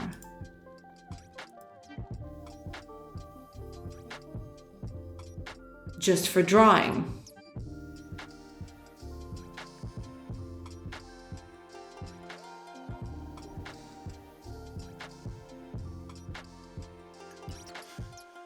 So I can technically... Okay, let's do the... Okay, let's take small steps first. Okay, take that all off. We're gonna create this. We're gonna move... Okay, so... Terrain data. Generate. And we're gonna feed it the world manager and the procedural random. I think we need the procedural random for that, I think. So we're gonna call, what are we gonna call? Generate based on world position. Yes, okay, I think that's good. And we need to feed it the world manager, we need the world position, and we need the procedural random. Yeah, I think that's it. I mean, I don't like that I'm passing it the world manager. Probably not gonna do that.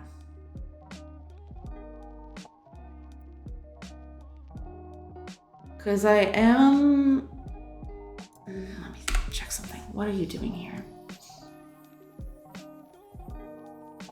Right, there's this, but this kind of sucks. Okay, I'm gonna keep this here for now, but I do want to change this later.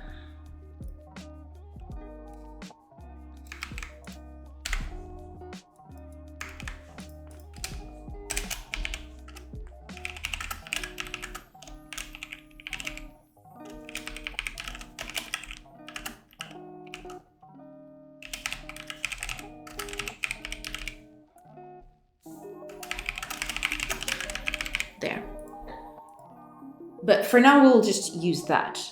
Yeah. Now. Oh, that's right. I need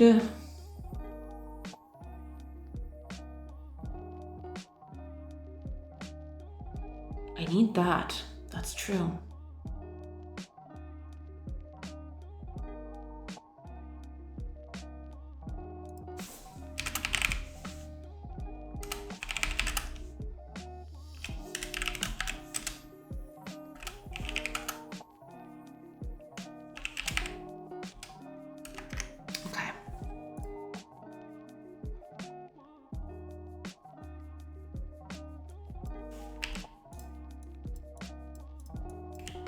That and also this like that. What's this?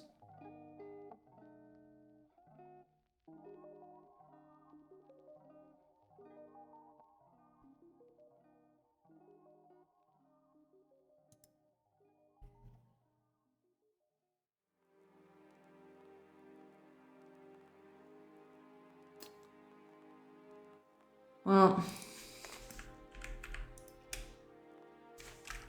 fine. There. Location is going to be null in this case.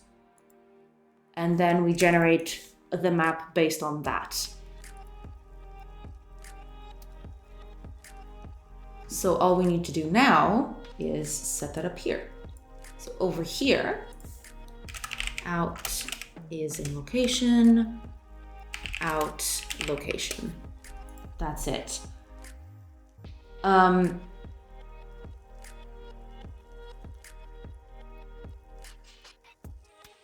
Right, yes.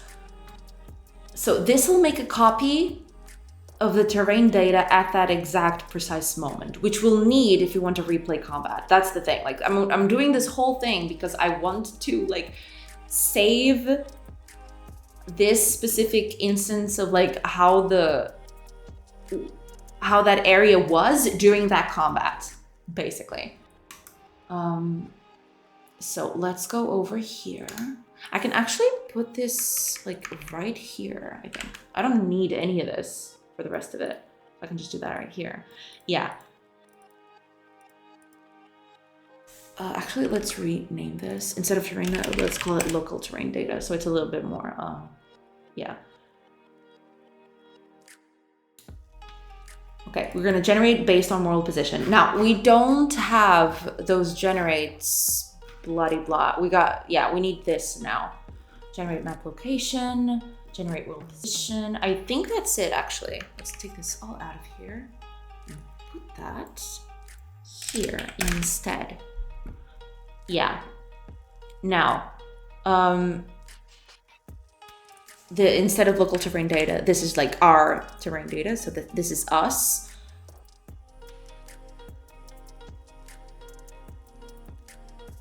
Hold on. Yeah, because I do need the world position for this. Hold on.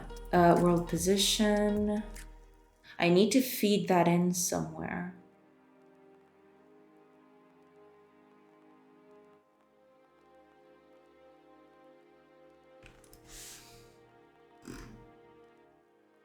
I need to feed that in. Because I need that. Like so. Yeah.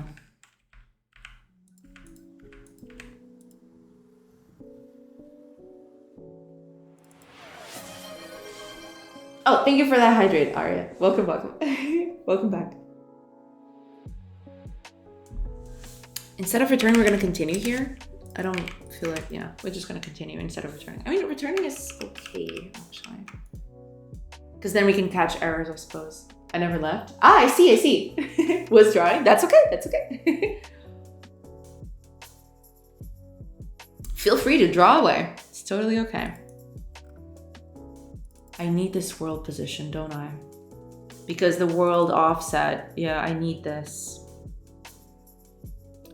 I need the starting world position for this. So you...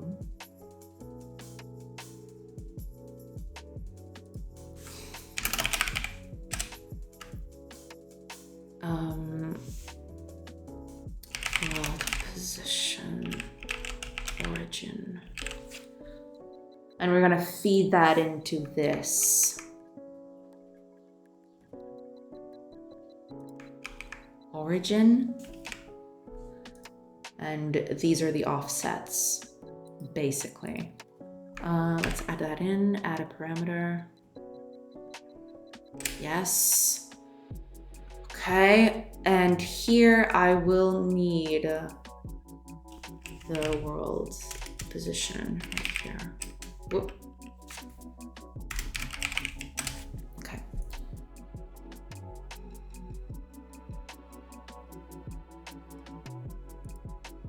Oh, heck yeah. Second time I caught a cheap viewers before it actually landed on chat. Let's go. Oh, you got your little bunny with an idle animation. Let me see. I need to like supercharge this thing.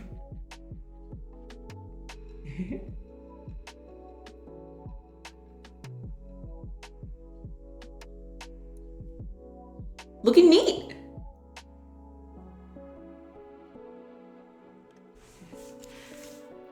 Time to ramp up the bot count, boys. True.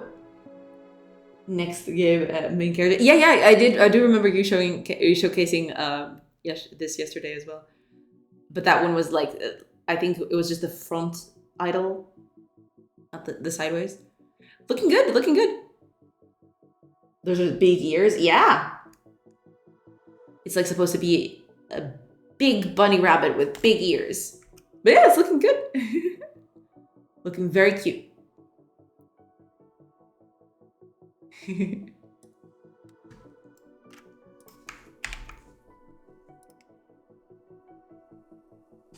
Isn't there a cooldown time for people getting messages in chat? Getting messages in chat? How do you mean? She fights with ears? Ah, I see. Interesting. Yeah, go for it. Looks like big, strong ears. Yeah.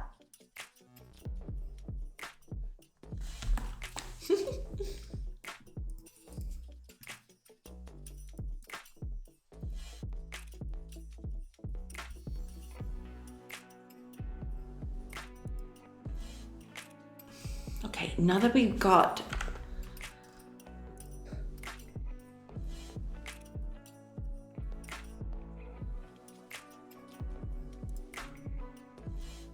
world position origin and world position offset. There we go. So origin and offset. There we go. Out comes the cell. Okay, so this will create areas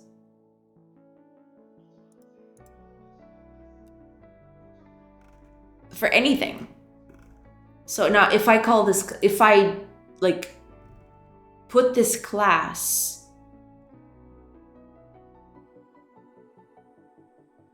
into like a settlement thing,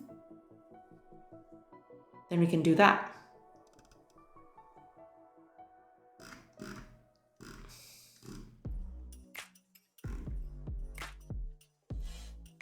Hold on. I need to feed that. I need to feed that in. Because the whole generate map thing, it needs the world position origin. So we're going to need to fill this in somewhere. I'm guessing here. Like that.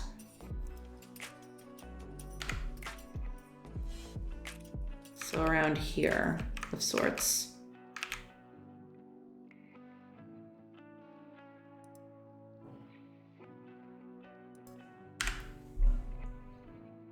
For new users, I mean, a cooldown for when the users can send chat messages. I don't know, actually. I think there is, yeah. I think there's a cooldown. 10 minutes or so? I think the default is like 10 minutes, I think. There are settings for that sort of thing, yeah, for like new signups and verification and stuff. Yeah. I did set those up, but I think it's like 10 minutes or something like that. I'd have to recheck. Okay. Now, I think that's for subscribers only, but I'm not sure. Okay. I'd have to check because I haven't looked at that in quite a while, to be fair.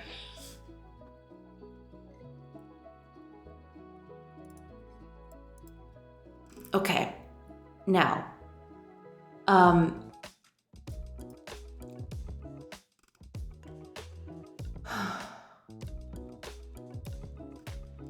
I think that's all we need to get this thing going. So now,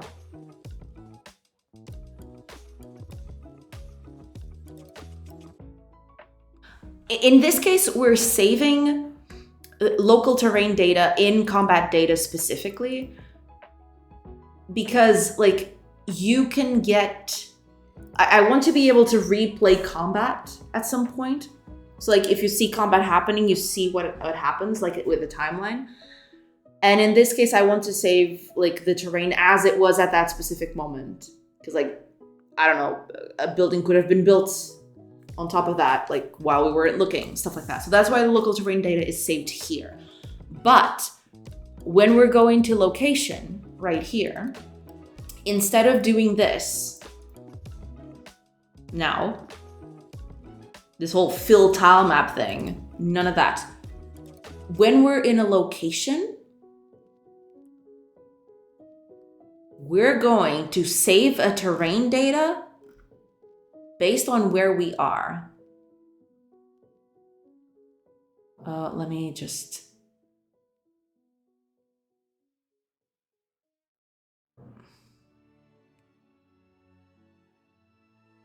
Yeah.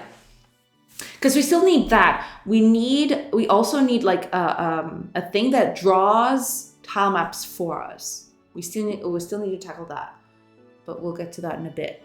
Now, let's do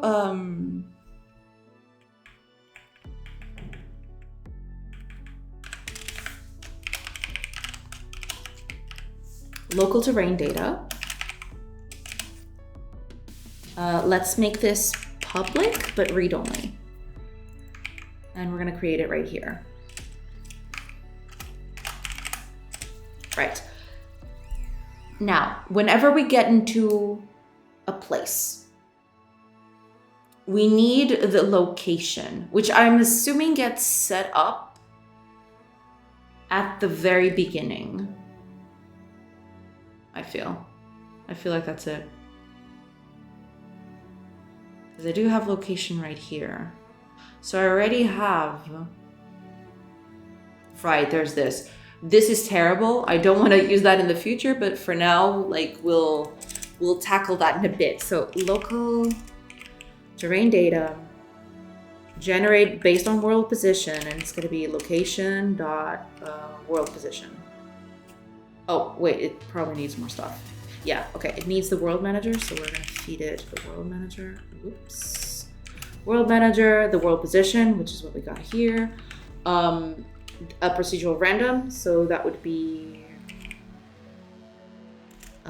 game manager dot procedural random. If it's in a location, which like we already know, so we don't need that. And the location is us, so we also don't need that. Right, so this is the local terrain data that we get. Now, we want to draw this local terrain data along with the location on top of it. What that means, basically, when we draw, so let me check. When we draw this, because I believe there's a method here for drawing this thing. If it's not, then I'll have to pry it out from combat state. Yeah, it's this combat area instance thing. which is like, first of all, it's not a good name for it at all. I'm probably gonna like change that. But okay, for now, we're gonna keep that in. So we need a world instance for this.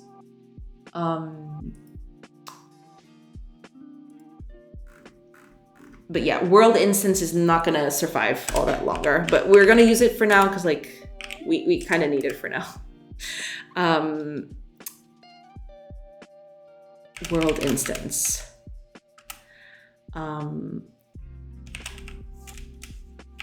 World instance. Okay, this is like really bad. This world instance thing, not good at all. We're gonna completely rework that. But for now, we're gonna keep it.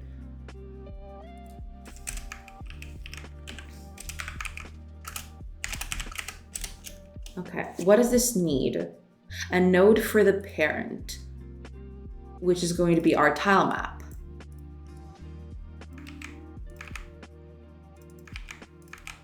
There. I believe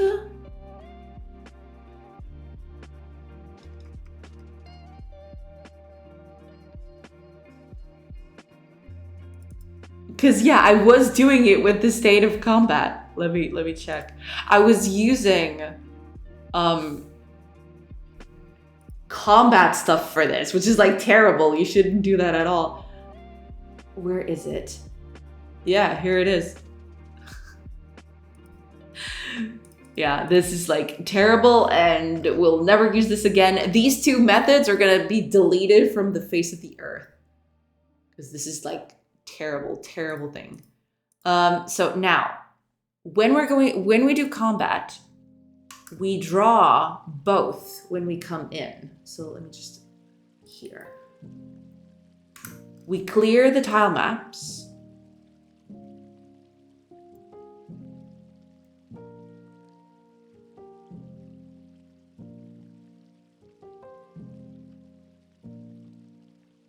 Interesting. Do I need to do this? I don't think I do. But yeah, basically do this. We do draw normal and then draw the location on top of it. And that's it. But we do need to change this at one point. But for now, this will do. Like, yeah. In this case, like, we actually just, we're already at a location, so we know that for sure. So world instance,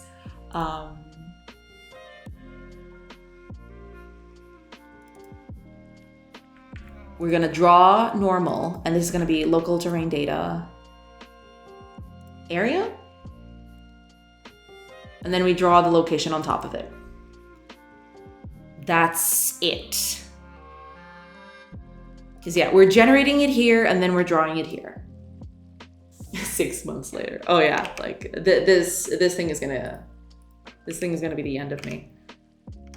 But we will eventually. I do like want to take like a bit of time off. Not I don't know if it's gonna be in terms of streaming, but I do want to take some time off to like just restructure all of this because like I mean it's doing its job, but it's like it's so the code is so beyond the pale. It's embarrassing. Okay. Well, you know, it's not exactly up to snuff, but yeah, I have to do the limits. Yeah, I forgot about that.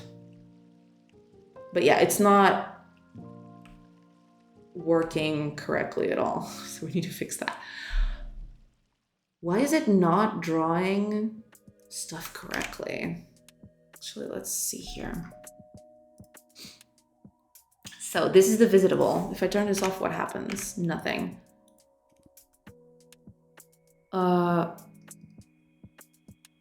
If I take, what is this? Wait, what are you?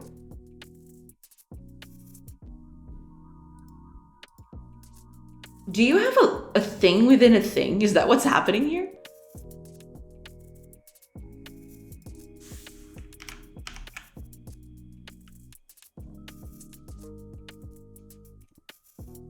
Uh.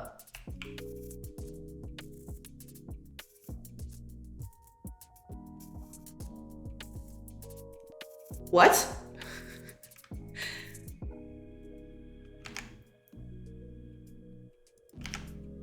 So dynamic does nothing.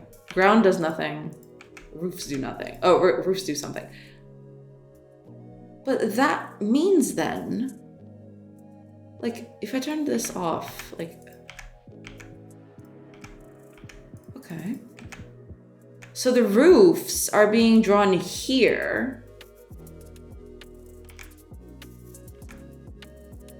What? Hold on. Wait, this world instance, what is it drawing to? Oh no. Yeah, this is what I mean. I need to do something else with this. I need to like, yeah. Okay, I'm gonna have to move this. This is terrible. After a big rewrite, it's not working at all. Okay, that's normal versus it's working as planned. Okay, what am I missing? I mean, sometimes it does work like that. Yeah, I'm drawing to 2 separate locations, which is terrible. Okay. Instead of doing tile map, we're just gonna do world instance. World tile map. This is terrible. All of it is terrible and I hate it and I need to rework this as soon as possible. I think I'm not gonna be able to contain myself and I'm gonna start working on it today. Because yeah, this is not, none of this is okay. None of it. Okay, yeah, so there you go. Now it's cool. Okay, so this is cool. Because if we leave here, yeah, if we go to combat, it's still not like, it's not up to snuff yet. It's not drawing the buildings even if they're there, right? There is that. Okay, after this little section here is a house. Let's see. Yeah, there's a house right here. Okay. So, when I'm drawing these things, I need to check these chunks for like if they're part of a settlement. But for that, I need the settlements to be able to be expandable, which I've not done yet, so that's a thing. Now, here's what we're gonna do first. Okay, the drawing is kind of working, but we'll get to that in a bit. Because that's actually the thing. What if 2 locations share? Like, what if we battle between 2 locations? 2 different locations, actually.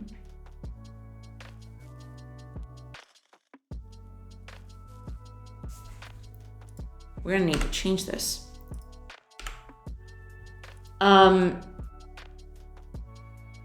We're going to need something along the lines.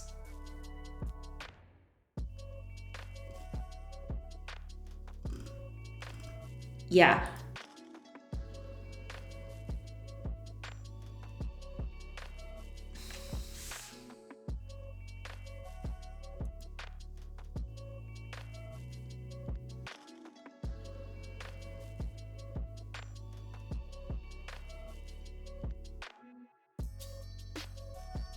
This is not going to be enough.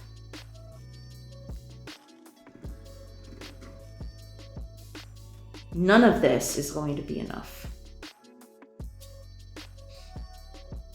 We can generate the map, but when we generate the map location, can't do that yet. Okay. Here's what we're going to do. Right now, we are detecting what is around us. It's like this, right?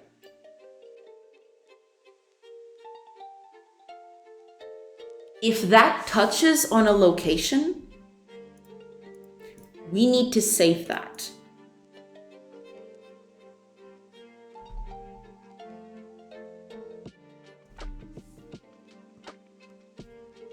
We need to save every location that we touch on with this little section, because that way we can like render parts of a map by themselves. That's basically it. So here's what we're going to do. We're going to keep it private, read only, sure. List of location. Actually, that's underscore locations, if you please. Now, locations is going to be a new list of locations. Okay, so these are the locations that this local terrain data is associated with. It could be just one, it could be two, it could be several. It depends.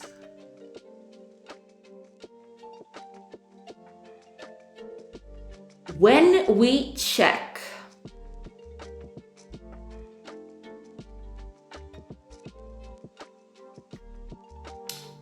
that's the thing. Yeah, we're gonna generate the map.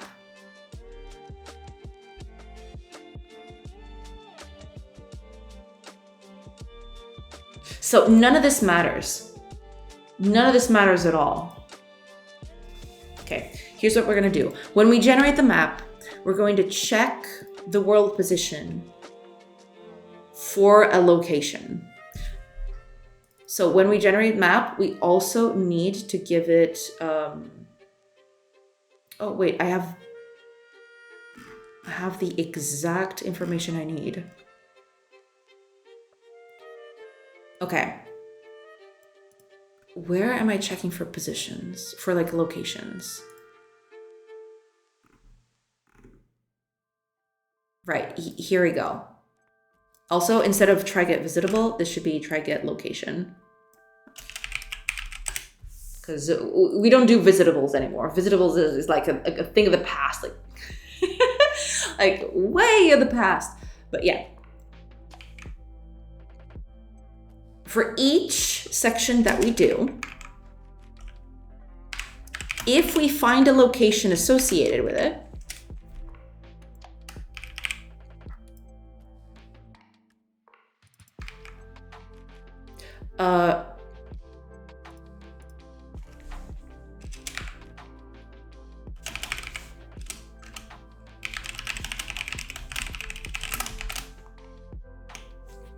yes. Do we need these two separated, actually? Because if we don't,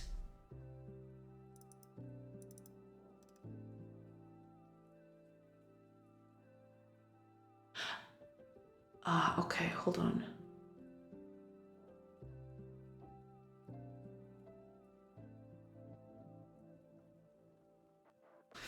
All right, fine. Fine, it's fine.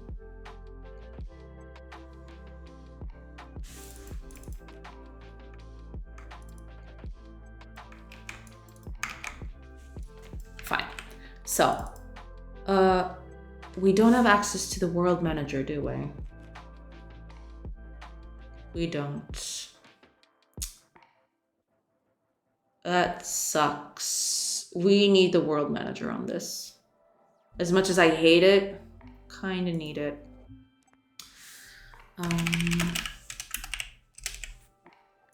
There.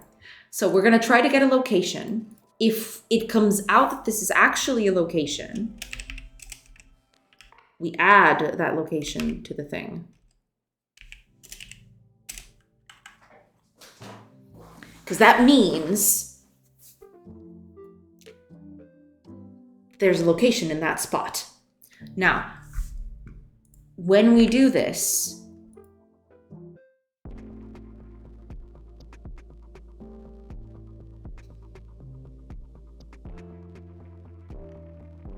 we need to feed that location specifically.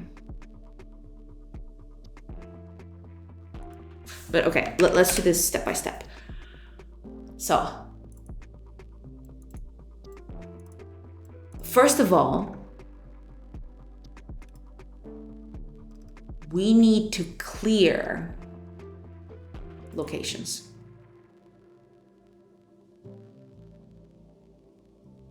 Locations cannot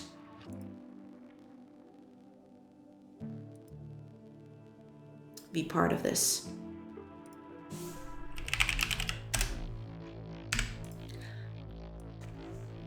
None of this matters now. We're just going to generate the map based on this. We'll see how that goes. We'll track that in. First of all,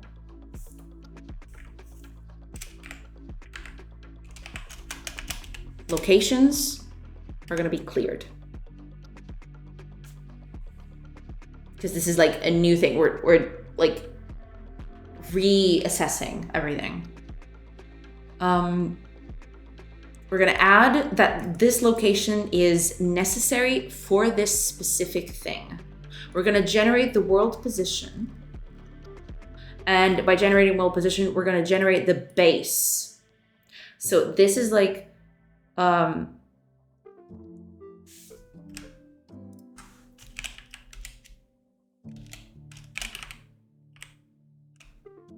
at world position. This is just the base plate that generates, basically. After that,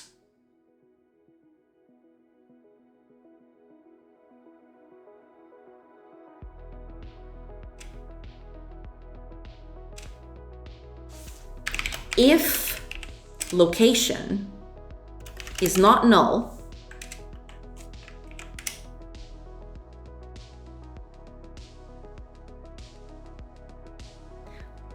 then generate location. And now this generate location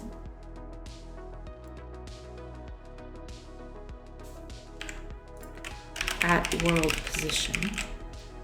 This is going to be slightly different.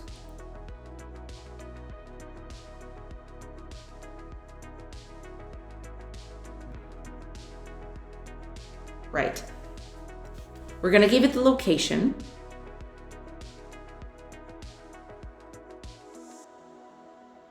Oh, yeah. And besides this,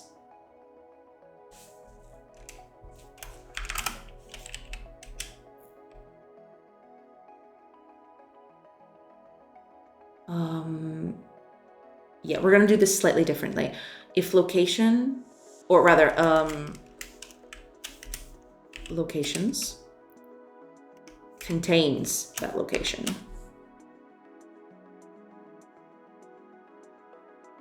we add to it.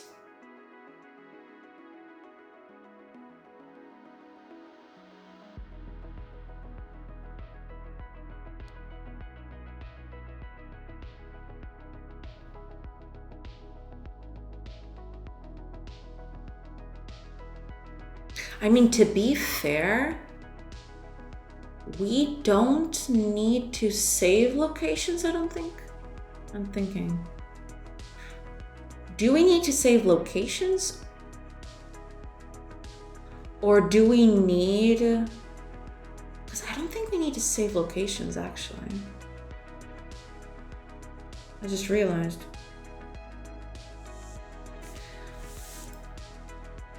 Okay, we're going to need... location is probably not going to need a procedural random. This procedural random was used basically because of this. What I want to do is this. But this is going to have a little extra thing added to this. When we generated a position at that thing, we're going to feed it that location. But also...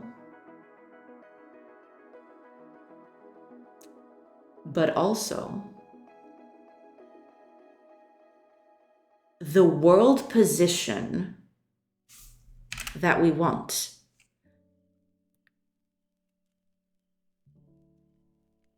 So basically,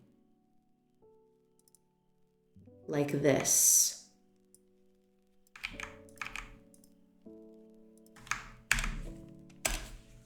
Well, not exactly as create an overload, is more like it's going to become the new thing. So get rid of that.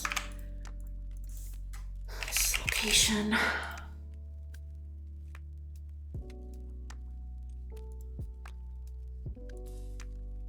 And this is going to be the offset. That's gonna be important later, but for now it shouldn't matter. Right now we're gonna ignore it, but that's besides the point.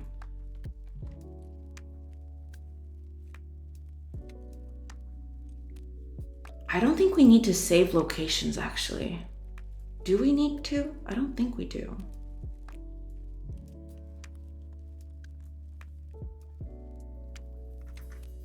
Because I just realized that this local terrain data is also going to need, like, to save the visuals of this thing.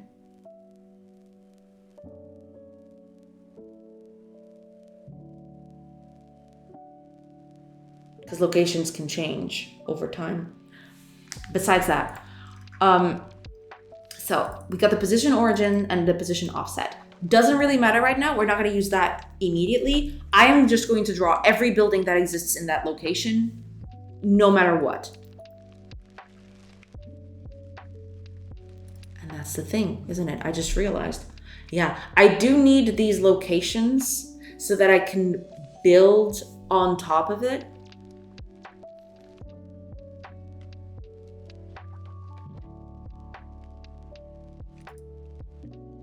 I don't think we need this. If we save that information, like, it doesn't matter what location we're at, actually. When we're in combat, this is just for drawing that location. But that shouldn't even matter. And over here, yeah, it's just for drawing purposes.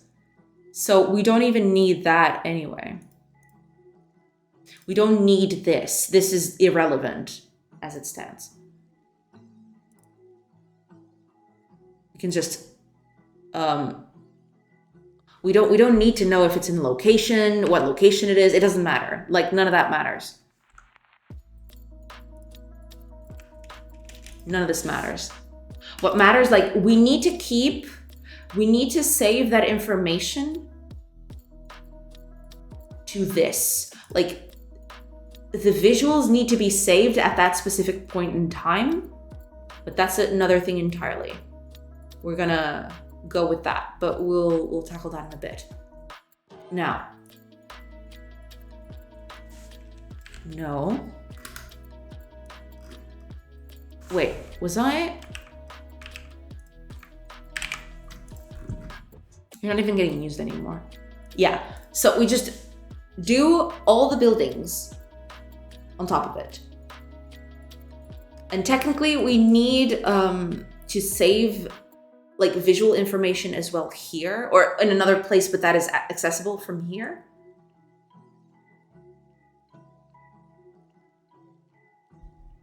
But that's fine, I think.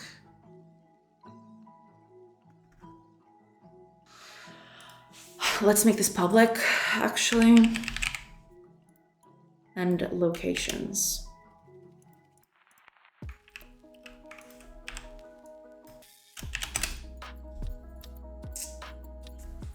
Okay. Now, we've got this. Yeah, none of this matters. Like, none of it is relevant. Same thing with this. Like, none of it is relevant. None of it. We need to draw that local data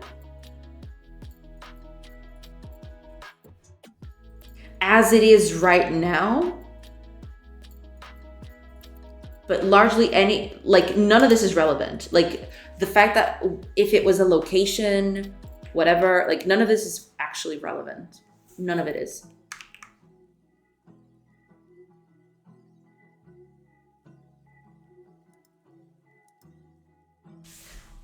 And this is gonna be a little bit of a problem because of this. Yeah, so.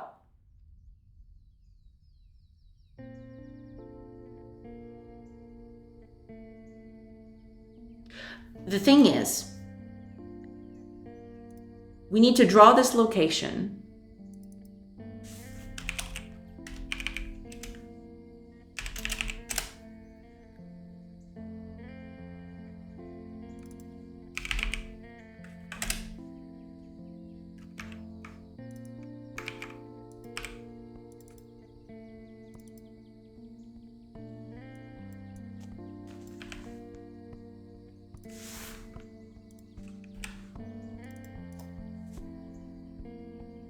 Oh, ads are gonna start soon. It's getting really dark too. I need to turn on my light.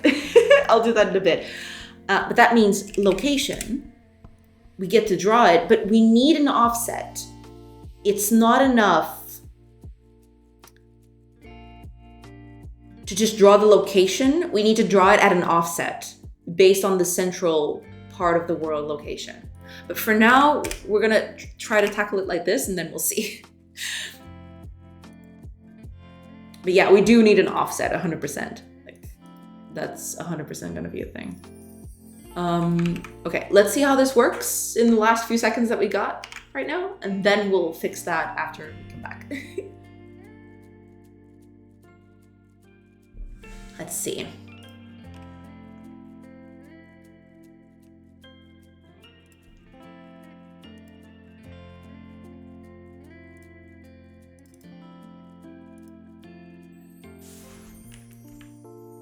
So nothing is getting drawn. Interesting.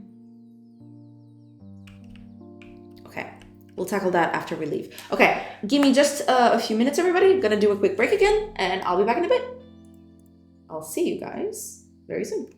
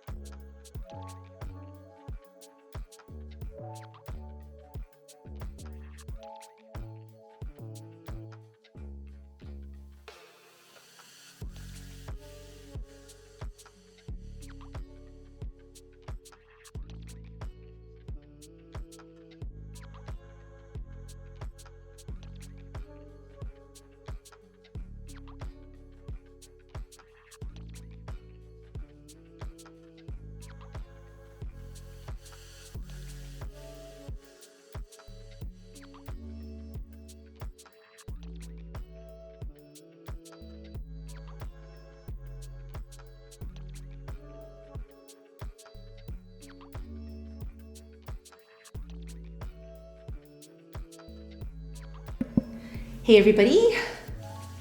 Hello, hello. We back at it. Just get comfy here. Okay. So let's figure out why it's not drawing the buildings. Is it actually like are the buildings here? Are they just not getting drawn? That's what I want to figure out. Like this place looks very suspiciously like corded off. This looks like a warehouse right here. Like it's a big one. Let there be light. Yes. Like sometimes I forget that like it gets dark really quickly. So yeah, sometimes I need to, you know, I only notice when I start like, you know, when I play the game and the screen just flashes in my face and I'm like, oh, okay, maybe I should turn on the light at this point.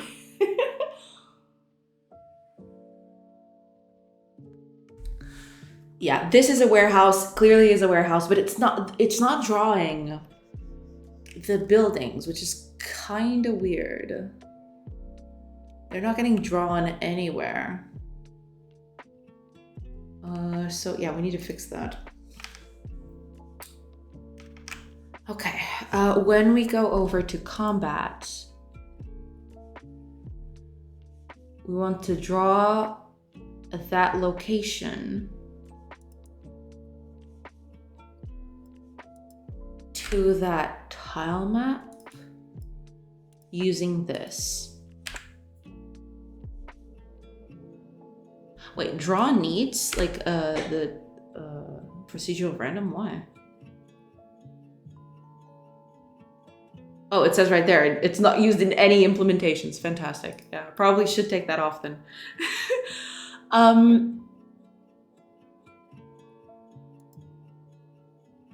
I don't think we need this actually, because we're already clearing the tile map layers, so it's fine.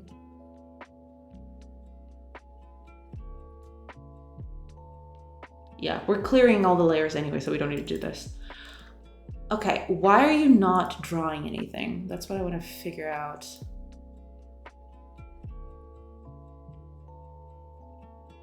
Let's do a little breakpoint here and let's see what's up.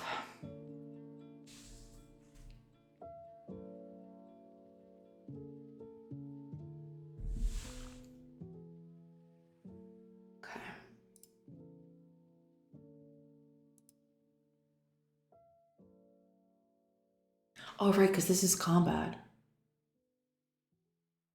In here, it's going to work correctly. But when we visit, it's not going to work correctly anymore. Or rather... What? Wait, when I'm doing this, what am I doing?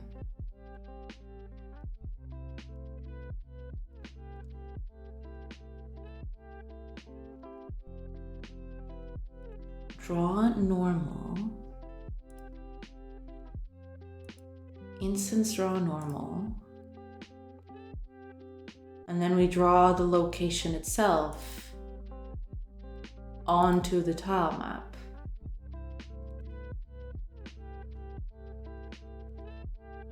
That's okay.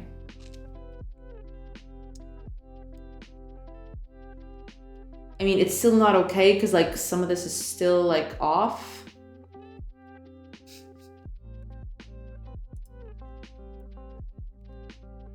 I did not do this correctly, I feel.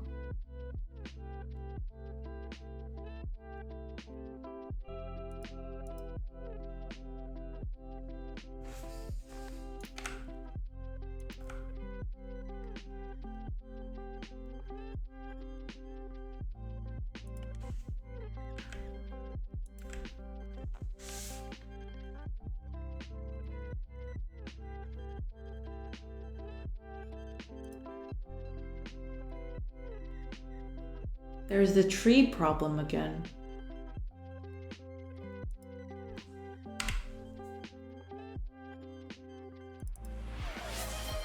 Interesting. Oh, Yanis, thank you. Thank you so much for the hydrate.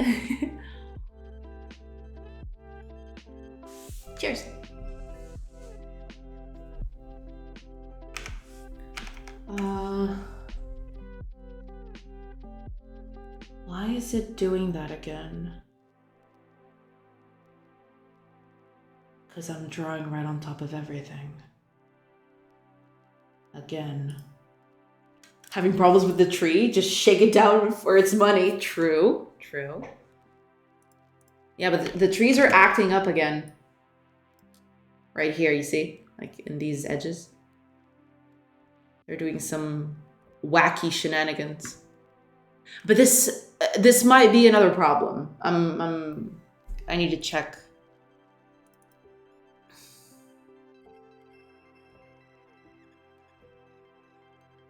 Because, like, hold on a minute. If I go up here, if I do combat right here,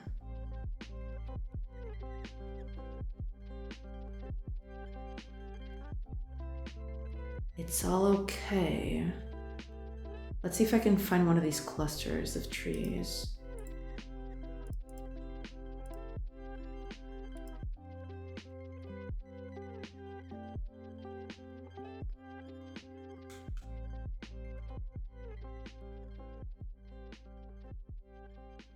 Okay, there's the check mark.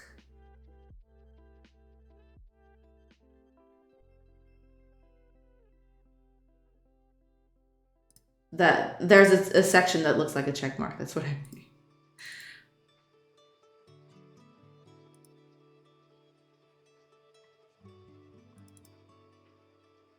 So next to a check mark should be a building, I think.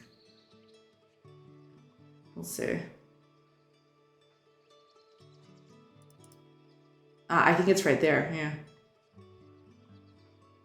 I think the building does exist at some point. Maybe not.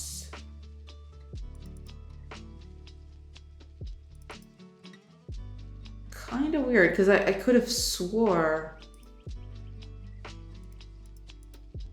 that the building existed right there. Okay, let's retreat. Let me just move this over, because like I'm still fiddling with it. Okay, that's fine. So check mark is right here. The building is up here. It's way to the top. But you see, like this whole tree thing is happening again.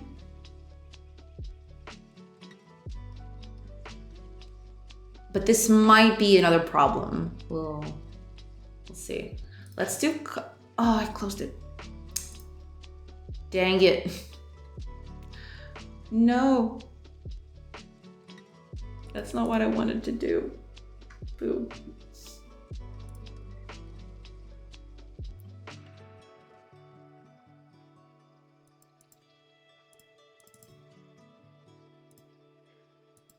Okay. Yeah, it's happening again. I don't know why that's happening again.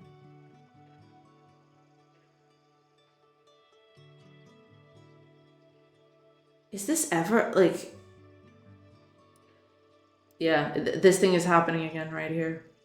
Like, the trees are not, like, tiling correctly for some reason.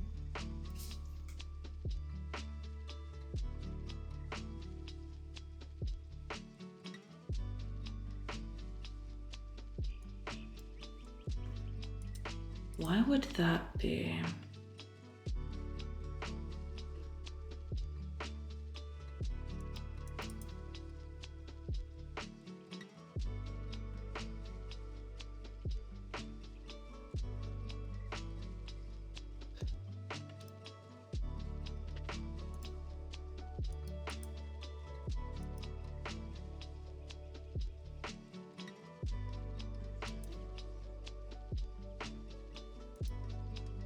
I don't remember what the thing for breakpoint is, but that's fine. We'll keep it right here.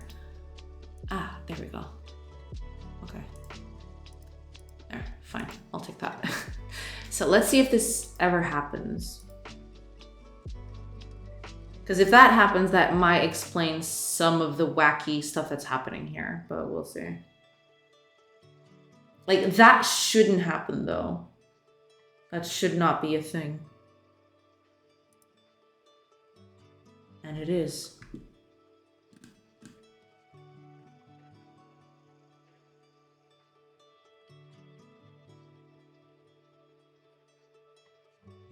Interesting. Oh, I mean, well, it's not. Okay. Instead of return, let's do a continue here. I believe that's the problem. I already did that before, but I thought like this would be okay. To be fair, I do need to check up here if like the building is within like the allotted, where'd the game go? Ah, here it is.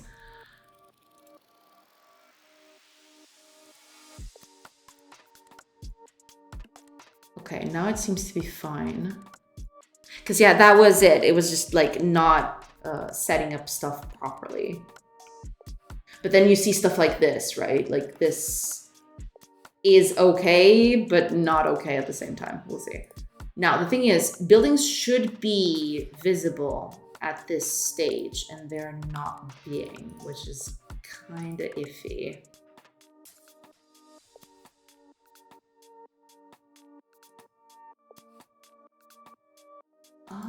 Actually, hold on. Where was that building? It's right here at the edge, to the right. So it should be here, but it's not showing anything. And I think I know why. Oh yeah, this is part of the problem. Okay, never mind. That's fine. Here is where things need to be like good. And so far, so good, it seems. Only problem now is basically these trees shouldn't be here, I don't think. Isn't this like walkable, floor plan walkable on the warehouse? Yeah, why are these trees right here? If the floor plan walkable gets rid of them. What are you doing over there?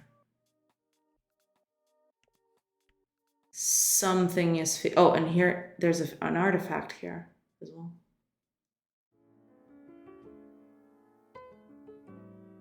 Okay, let's see if I can find this artifact here, or like this thing here, and let's see what's up there. It's this thing I see. Yeah, there's a lot of trees out here, so like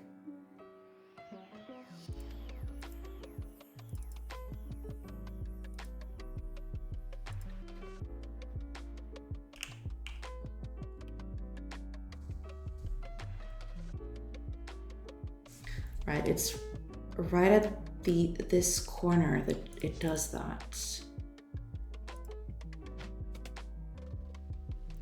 It's right here.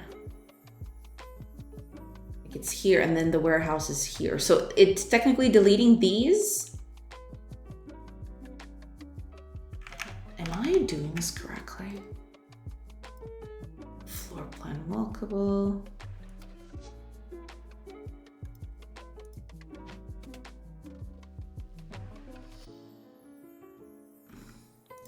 I am doing this after the other one, correct? This might seem dumb, but...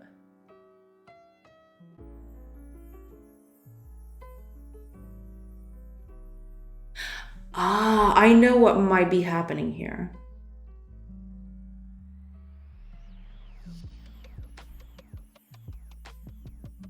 Yeah, this is going to be a problem. Because right now, what's happening here, I figured out what the problem is. So, when I find a location, I draw it as soon as I find it. Basically. So I'm finding it over here at 0, 0. So like, what I'm drawing is like a huge grid, right? Like when I draw a location, there's a central point, which is the 0, 0 right here. And I find a settlement here, So I draw all the buildings all around. And after that, that's when I start generating these parts. So that's why the trees look off, basically. Like it's not supposed to like, that's why I'm setting trees where there weren't supposed to be any. Because like the buildings should be the last thing that we set on top of it.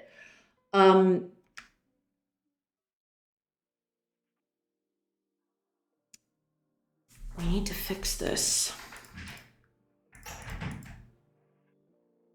But to fix this,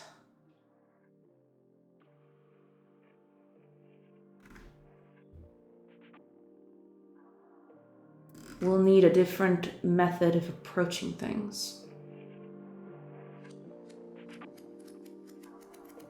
But okay, at least we know what the problem is. We can solve that later. Now, before we go with that route, I want to try out something. Because combat is still not drawing anything. Like, no buildings are getting drawn here. And they should. Like, buildings should get drawn on this thing. So something is up with this somehow. So over here on the state combat,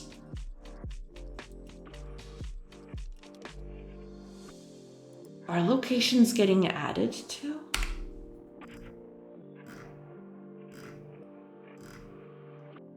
They are, right here.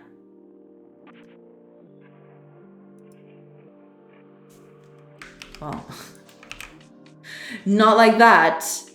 Not if you do that, you idiot.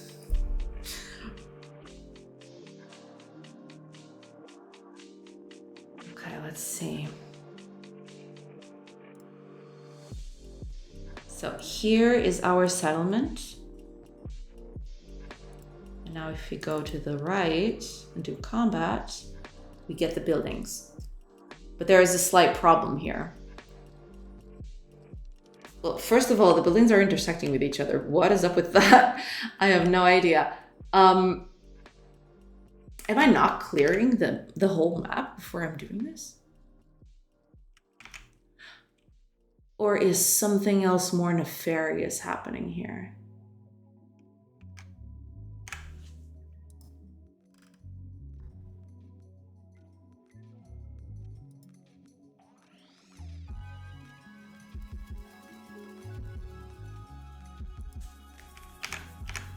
Okay, so it's all this. Are you not getting cleared up? What?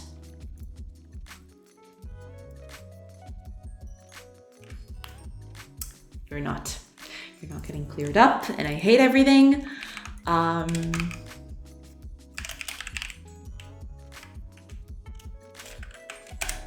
Yeah. So that's why we need a different system for this, which is what I'm going to work on next.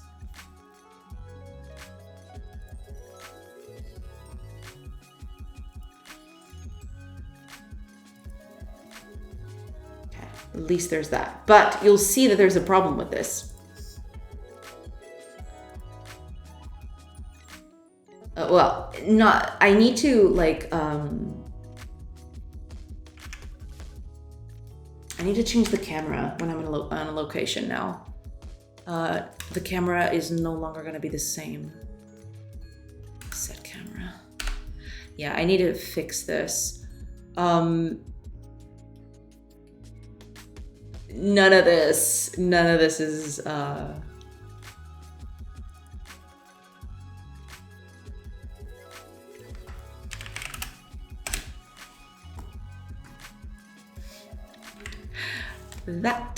that's gonna be 16,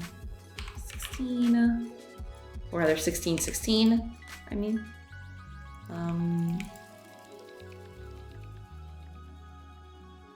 That's fine. We're not gonna set camera limits for now. We used to have those, but we're keeping this like that, basically.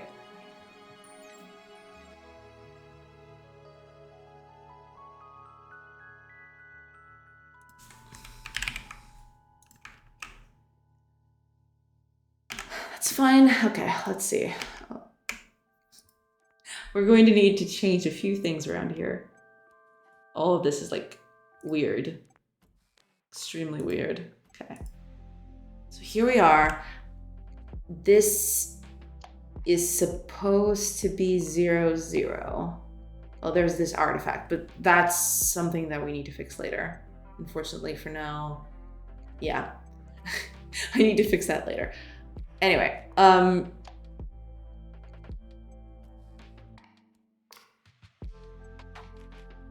okay, so we got this little patch right here. If I go to the right, yeah, everything is off center again. And here's a little patch. So you'll see the buildings have moved. The buildings moved, basically. So like, this house is in the middle of this like huge patch when we're here, but when we go this way, it's no longer like that at all.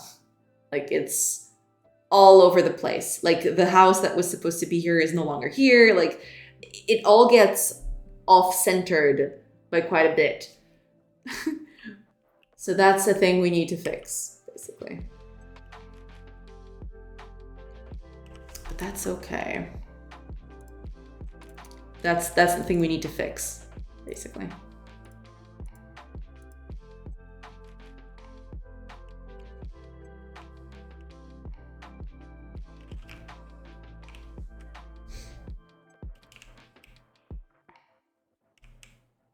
Wait, am I still limiting this? I thought I wasn't limiting this at all. Why is the camera still being limited?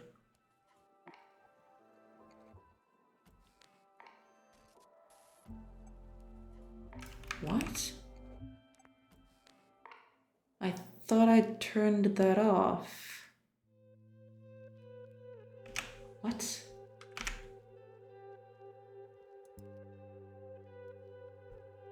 Oh, wait a minute. These are the limits of the camera that were there before, I think. Yeah, I think it's readapting the limits that were there before. So we need to like undo that and just put like the limits back up again. Because those are the limits for combat. I think they're getting overridden. That's probably it. Okay. Here, it's nice. Yeah, you can see buildings were getting like, it gets like quite a bit off the edge, basically. Actually, let me check on something. Well, yeah, whatever. There is this. We do have this house right here. But I want to see.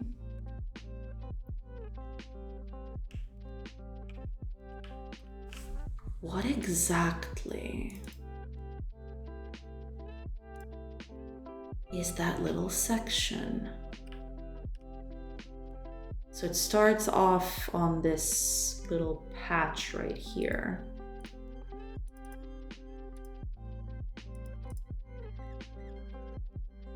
Which I cannot find now. Crap.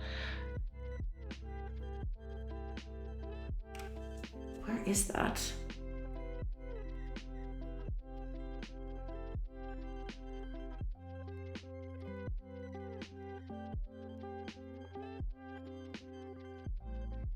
Wait, is this it?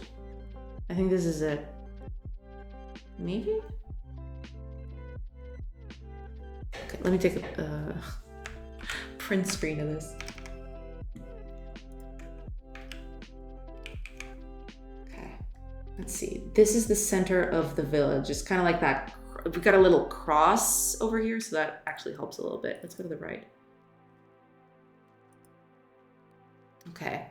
Cross is...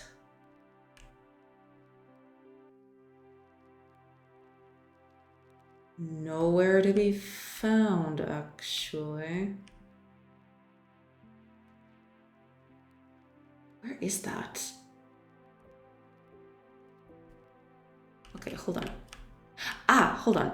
So this is that hole.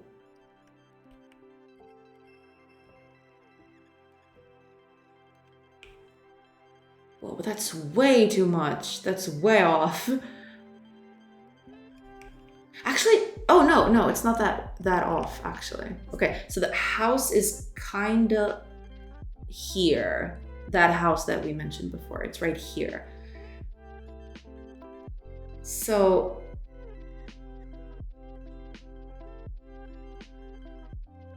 where's the start of that area? Ah, there's a house on top of it. That's why I wasn't seeing it. There was a house on top of this. That's why it was like so hard to see. But okay. We got that. Now, let's go over here. Okay. What we need to do now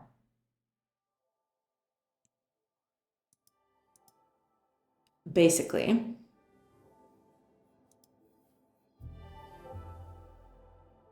we need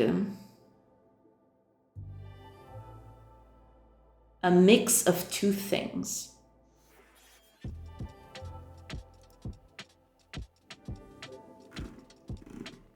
Just the location is not enough. We need a location and an offset.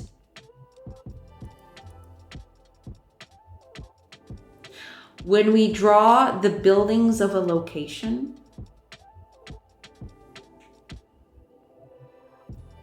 we need to draw their offset, basically.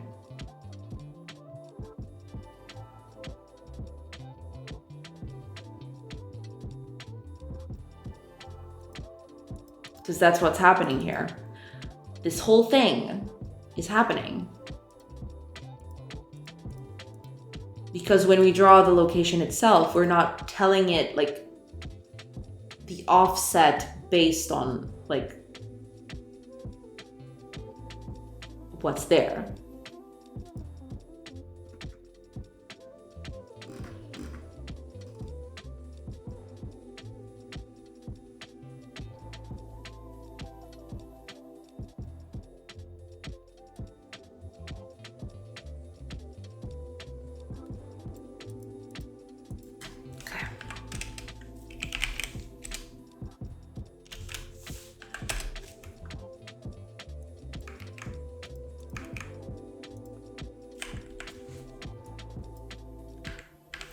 Let's improve this a little bit.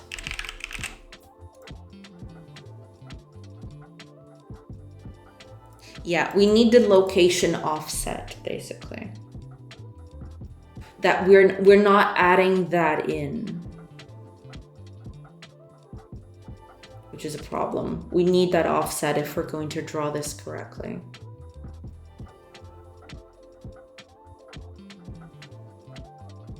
We could save this with a custom class, but maybe we don't have to.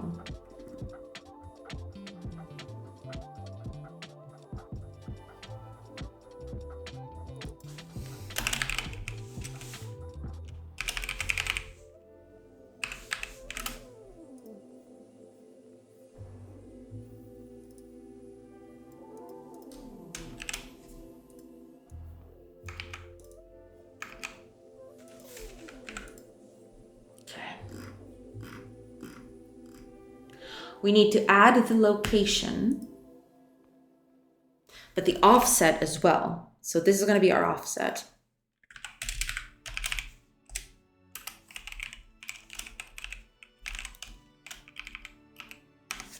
There we go. And then we're going to use this like so.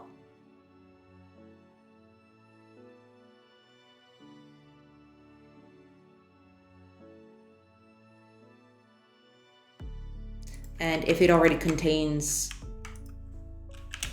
the key for the offset, if it doesn't contain the key for the offset, then we add that offset and the location associated with it.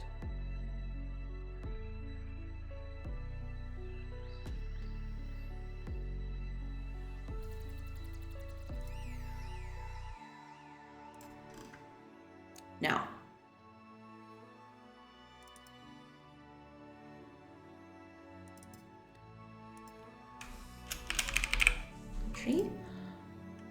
we need the location entry value, location entry dot key.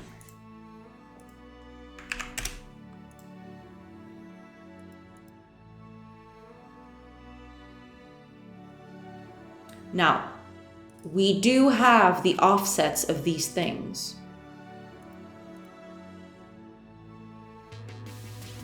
We need to add an offset to this.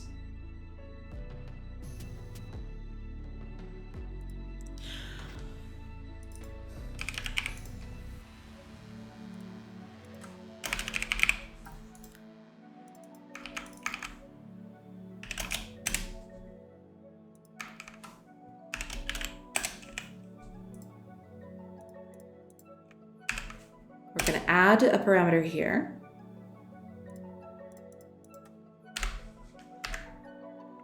This is going to be offset.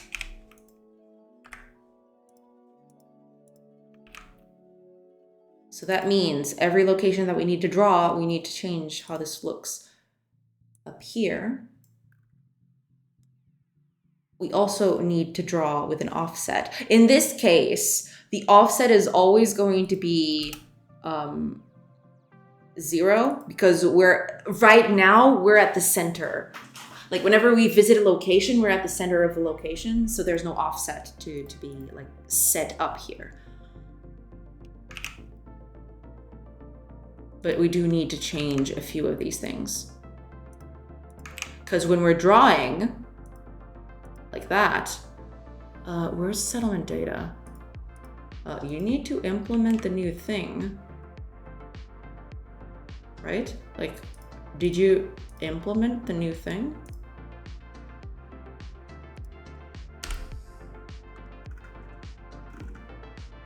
This is an iLocation thing. So wait, did you already add that in? Was that what happened? Ah, okay, you already added that in. Okay, this is gonna be the offset.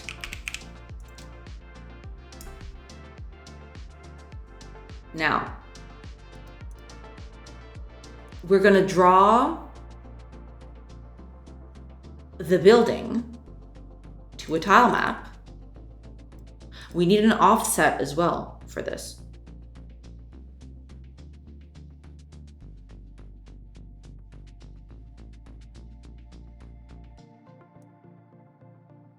We're gonna need offset for pretty much everything. Add that parameter.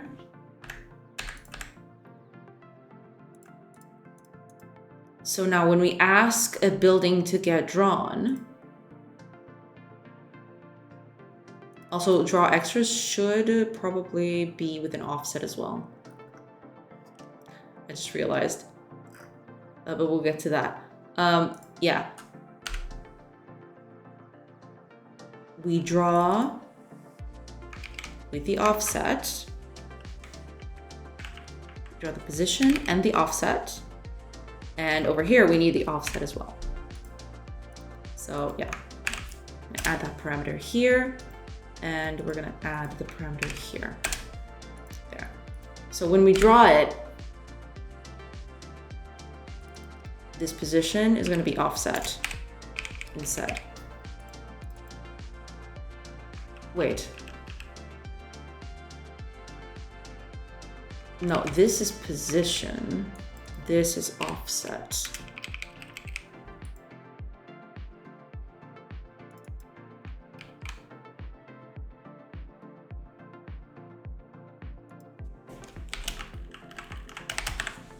Plus offset.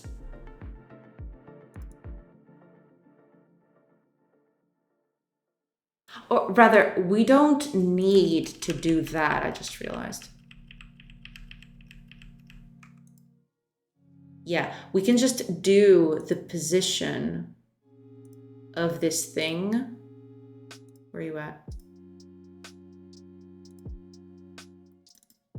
We can just add them here directly instead. so we don't need to do that. We just add give it the position, give it an offset, and that should be that. For the draw extras, now that's a different thing.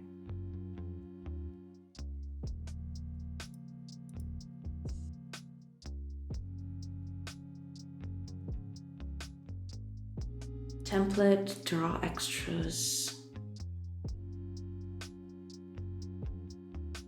with the offset.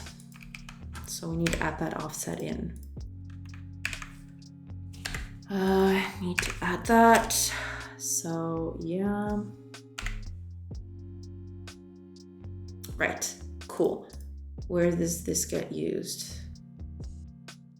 Right there, which at the warehouse should matter.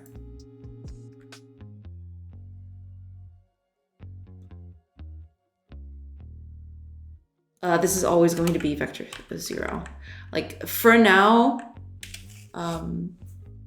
that's all. Like it's not very slick, but we'll tackle that in the future. But yeah, for now, the offset to this is always 0.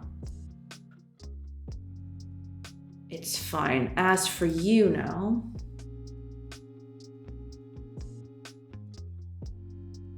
we need an offset here as well. Because we need to feed that in there. We need to add this to the draw extras thing, which comes from this thing. So the draw extras needs an offset to this.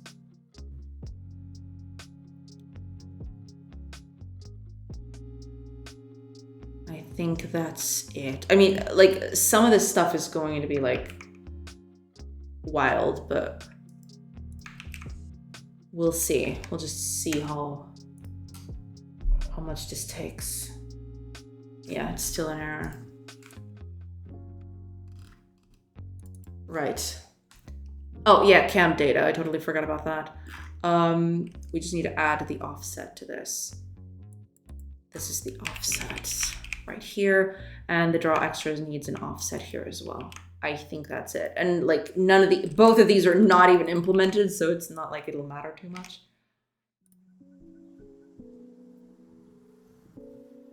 It doesn't build yet, but okay.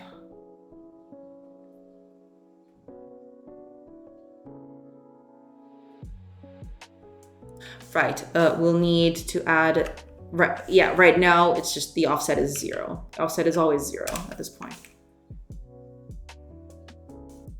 That's fine. Okay, let's see. It's probably gonna like blow up, but. Okay, didn't blow up. There is one house right here. Let's see if we go up, what happens. The house is right here. Are they in the same spot? Let's see. It's got a little pathway right beneath the house. Oh no, it's nowhere even close. What? Unless I'm looking at the wrong house, that's probably... No, I'm not looking at the wrong house at all. It is selecting correctly though, when I'm here. So that's a little freaky. Let's see if the offsets are correct. When I find them here.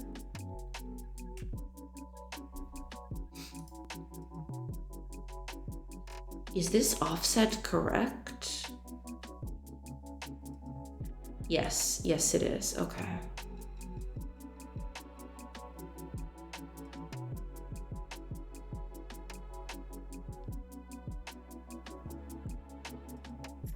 Oh, I just realized something.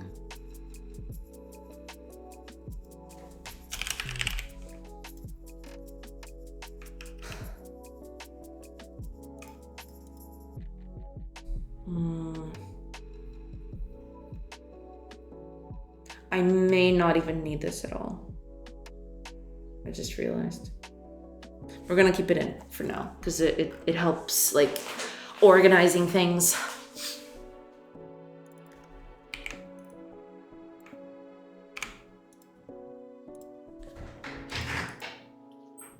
goes with that.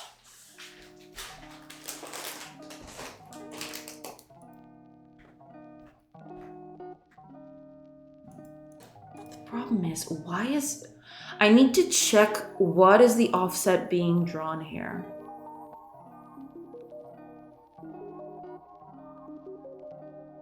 What is this? Ah, wait a minute. This is the offset.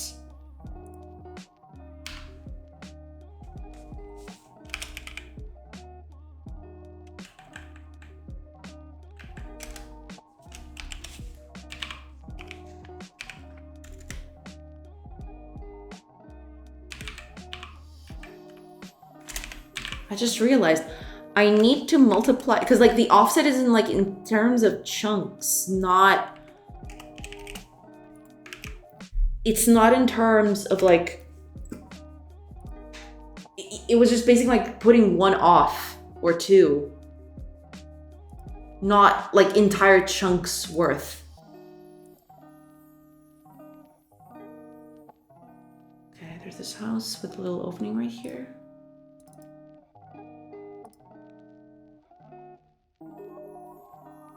That doesn't look right. Also, where did this warehouse come from? That wasn't there before. Oh no, it's way off. What?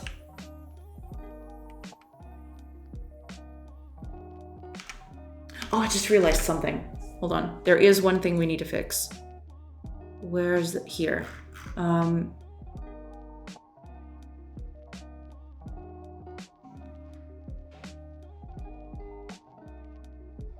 It's none of this. None of it. None of it is this. 8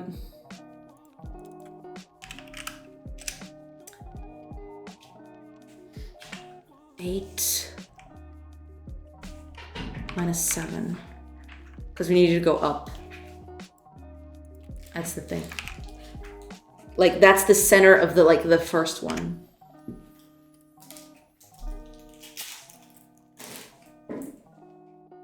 Okay. Let's see here. Okay. House has a little alcove. This one too. There's a warehouse right next to it. So if I go to the right, I should have a warehouse right on top of me. That doesn't look... Okay.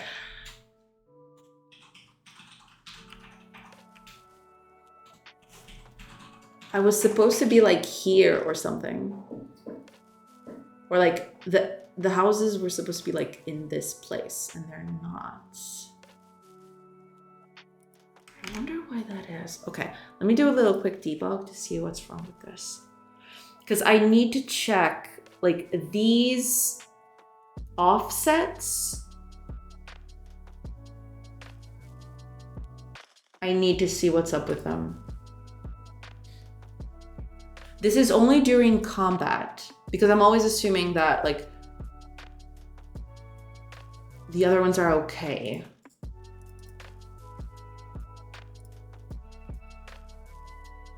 Okay.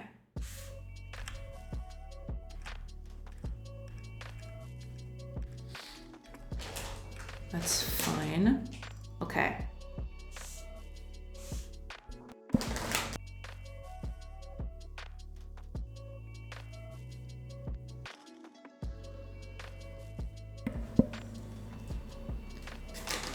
Zero minus 1, 0. So it's below me, which is correct. So everything should go.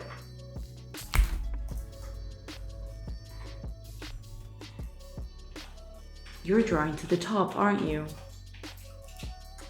Oh man, if it is that, I'm gonna be so mad.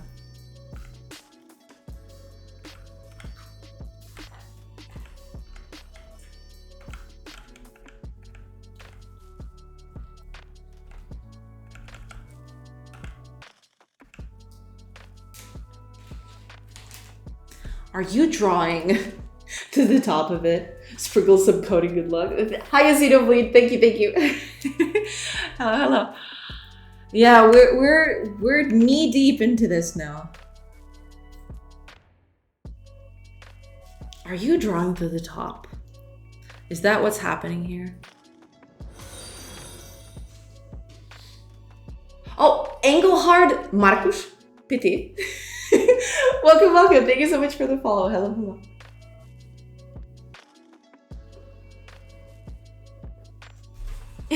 Welcome, welcome. Throws a handful of debugging madness dust. Oh, man. Because that's the thing. I think it's actually drawing. I hate this so much. I hate it. I hate it. I hate it. I think it's... I'm telling it to like... The offset is a negative. No, wait a goddamn second. Wait a gosh darn second.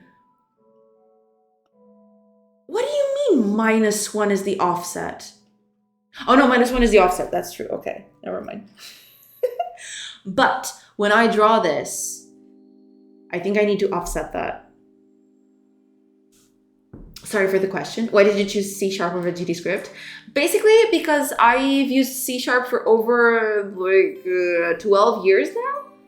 And I really like it. And I have a bunch of libraries that I use with it, basically. So I have a bunch of libraries that I've compiled over the years with C# and I don't want to let those go.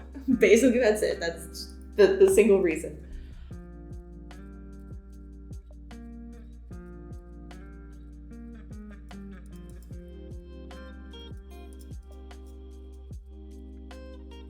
Offset is -1. That's correct, because like it is -1 in the Y.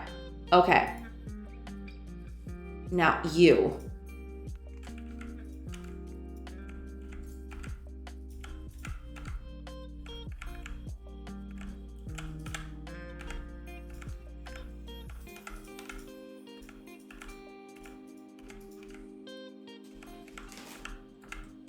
Okay.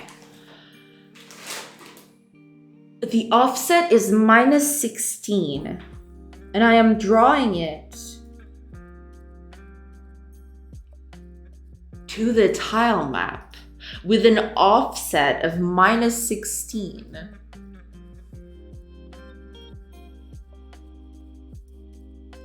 But Godot's Y, I need to up it by 16, not negate it by 16. Because negated by 16 is going to put it even further up. That's the problem. When I call this... Oh man, I hate this thing so much. I really do hate this quite a bit. God, I hate it.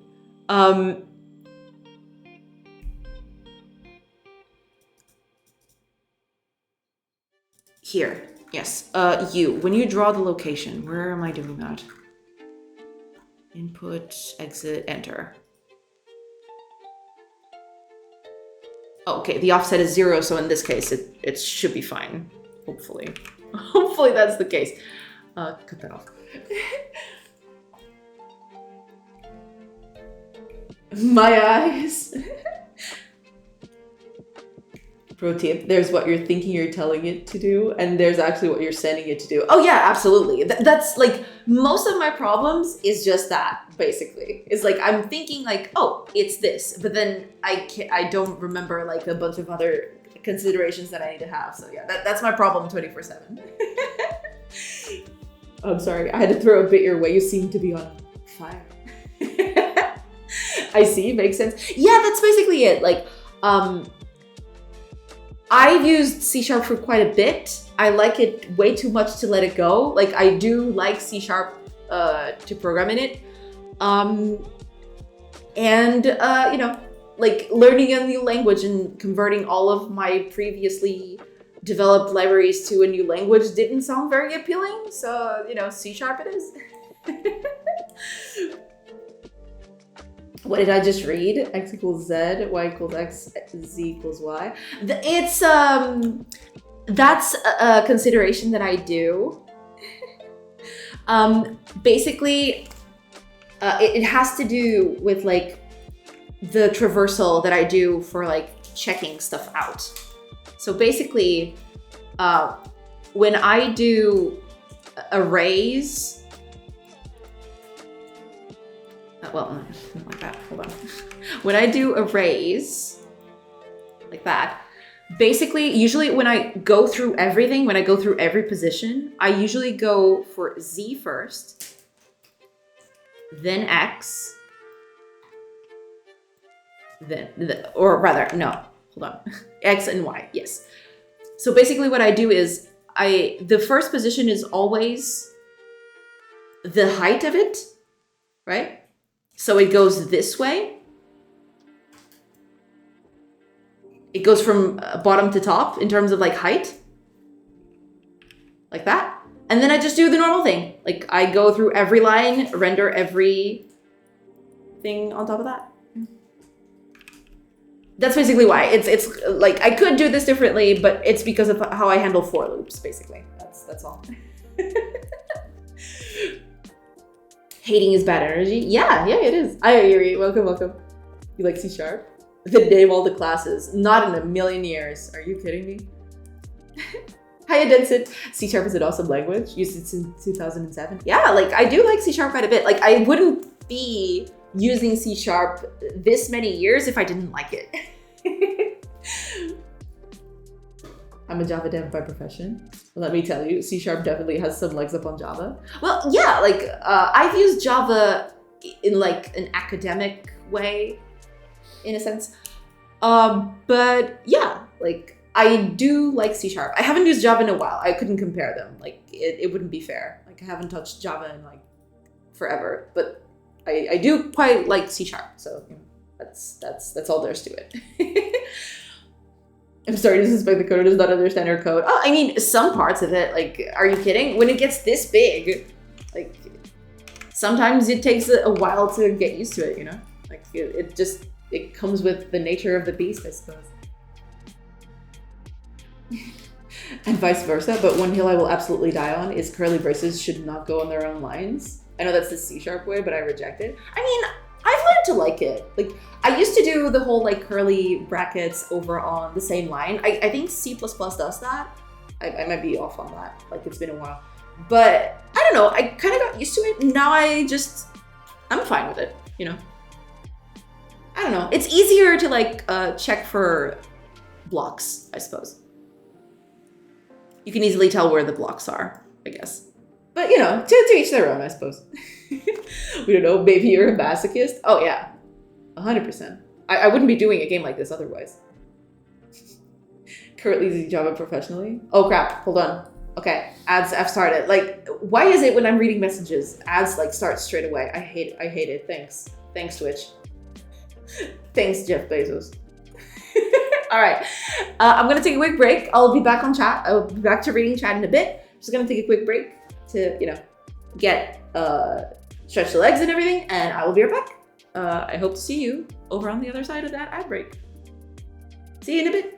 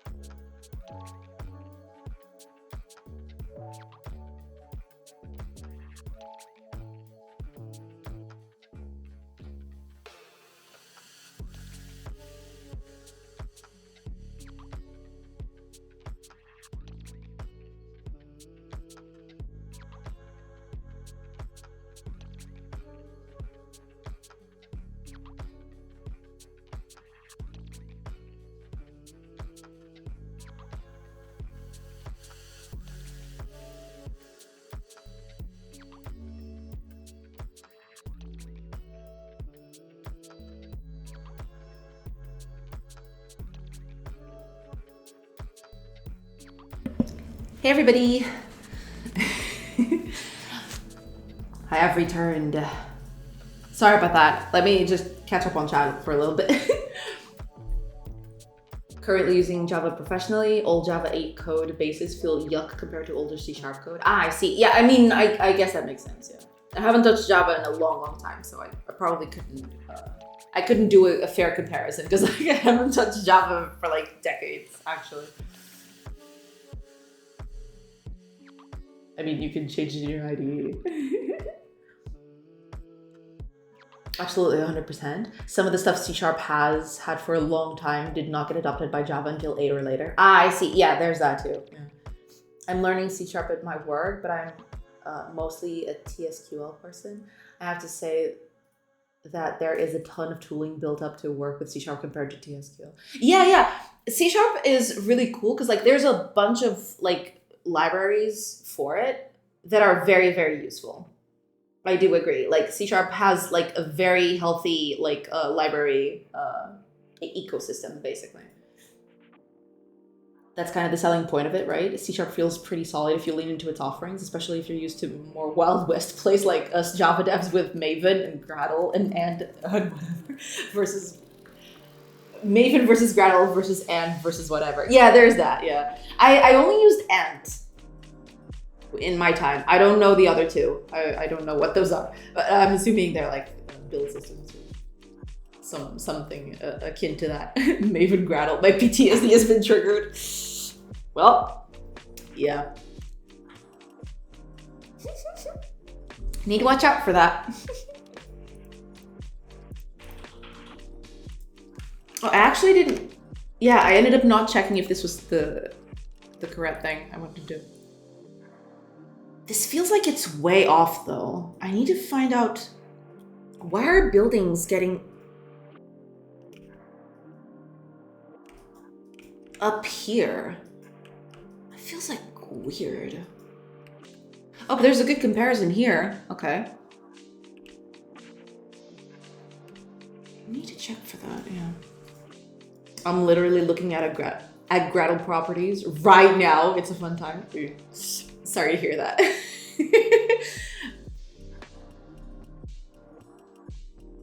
Yeah, I get the feeling that that's not very cash money. Oh, this actual sand bit is gonna help us quite a bit. I'm gonna move on one up, and hopefully this warehouse is still like aligned. Please. Oh, you.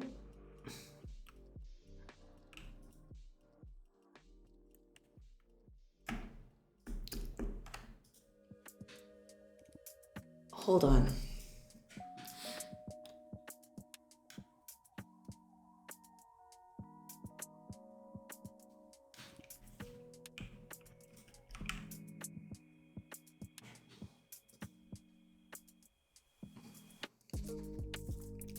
Moment incoming. I can feel it.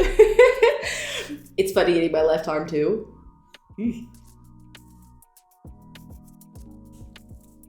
My first professional job was web automation testing with Ruby and Cucumber. Ruby gems spoiled me. I see. Like I've actually never touched Ruby. I've always like meant to do that, but like never. What? Sorry about that. The auto mod just like, yeah. The auto mod just like went to town on that one. I don't know why.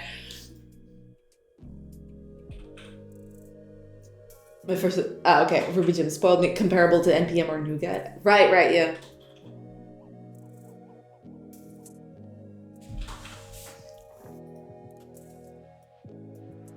Wait. Ah, it's this thing.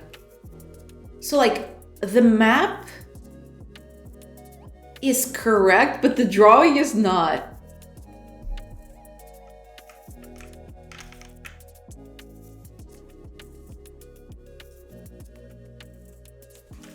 Is this correct then? Actually, before we do that, let me get the world seed out of it. I want to test this, because this seed helps quite a bit. 28857 4987. 288-57-4987. Okay. Close that. We're gonna use that because like that helps quite a bit. So we're gonna use that as like our basis. And hopefully that works. Please, for the love of everything. Okay, let's play that. I was expecting to get problems, not these kinds of problems though.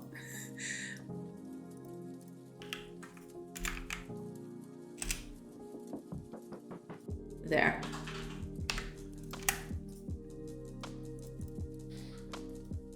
Ah, right, hold on. How does it look? Okay. So... Okay. There should be a house right here. Actually... Okay.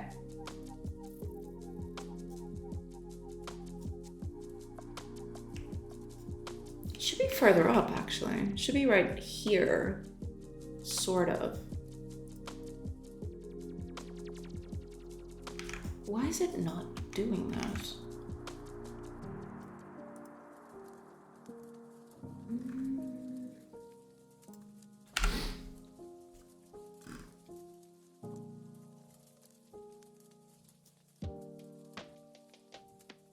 Yeah, I feel like...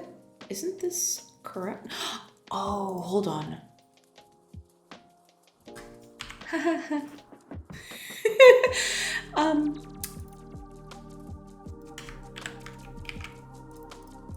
That's why it looked off. There we go. Okay. But anyway, let's go to combat. Let's see how it looks.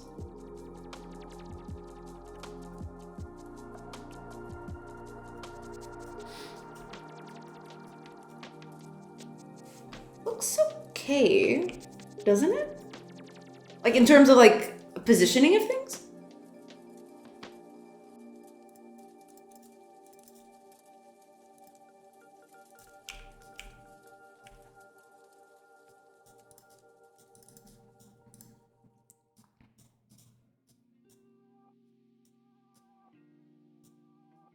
Kinda looks okay, yeah.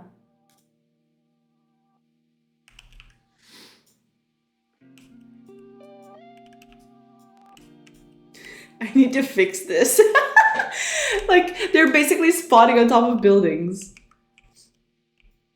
Oh, that's not good.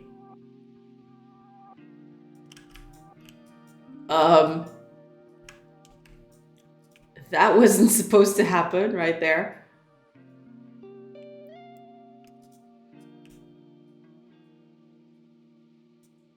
It feels kind of off, doesn't it?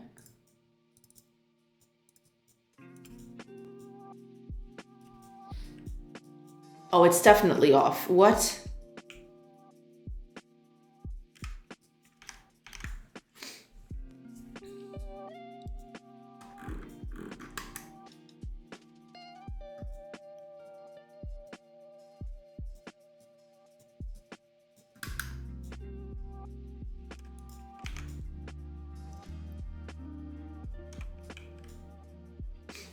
Ruby is fun, dangerous like any other dynamic language, but it's fun. Well, yeah, like I guess at the end of the day, that's one of the most important aspects, right? If you're having fun programming in that language, like everything else just, you know, can be overlooked, I guess? Not overlooked, but you know, excused, I suppose.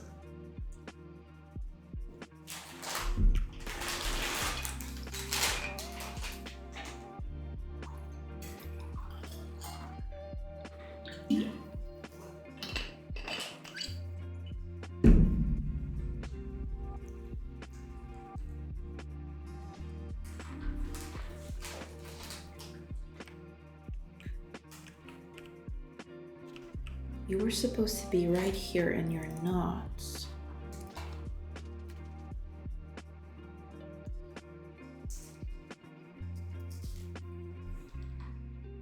Is this like Okay, let's check this one. This one seems to be the best one to check. It's like a continuation of that specific building. It's not. I mean, to be fair, it's not, but at the same time, it could be just because we're like cutting this bit because of the entrance, because of the floor plan. That could be it. That could very well be it.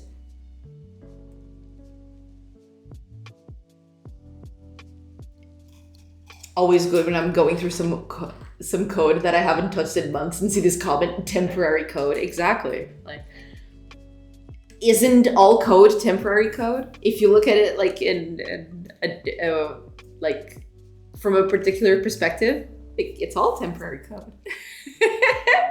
Some more than others. Some more than others. But it is this. So the buildings are correctly positioned, I think. They're just not being correctly added to this, but that's a different thing altogether. It is this for sure. Even like these like bits over here at the corners. Yeah, so the positioning is correct now. There is just the problem of like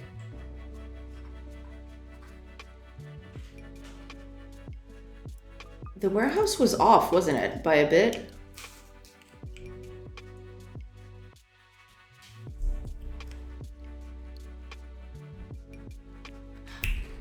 Am I using the offset for drawing the extras? Especially in the warehouse. I don't think I changed that.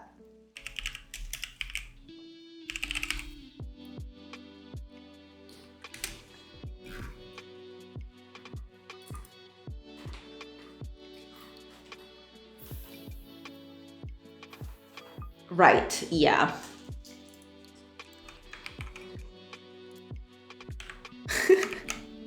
Position to vector to get to I. Gate Y plus offset. Or rather, hold on. Position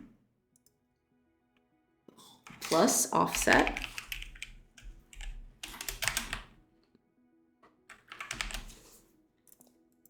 There. And we don't need to do this anymore. There.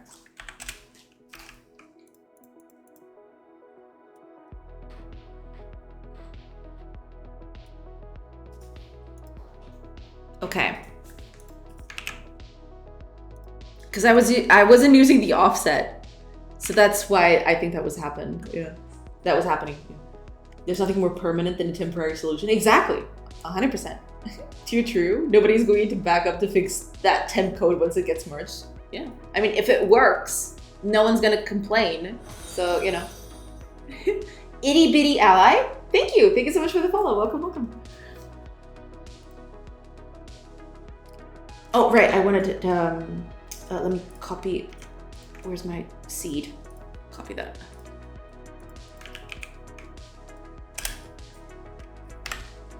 Perfect. This seed is pretty good.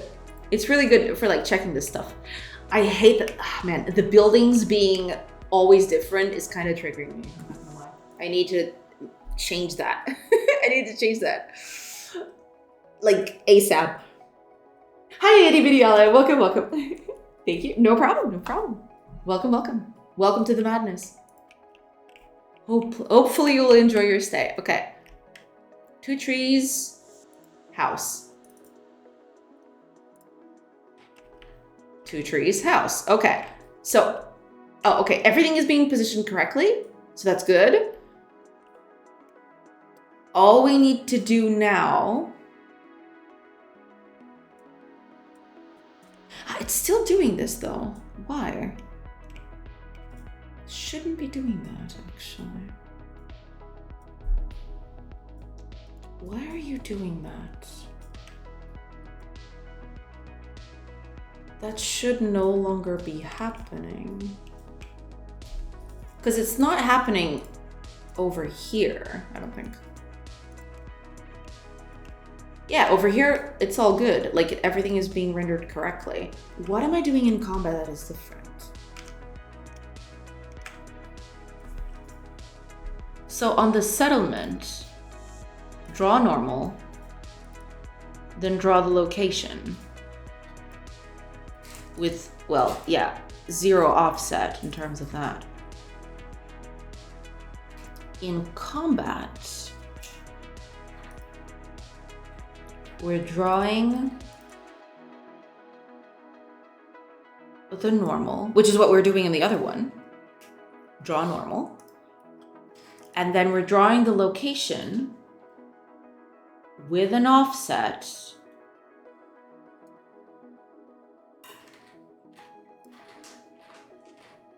So it's the exact same thing.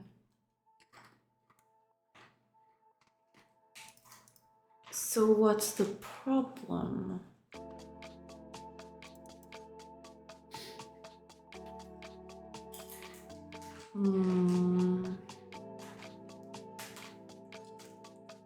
Probably has to do with how I'm setting up things, I suppose.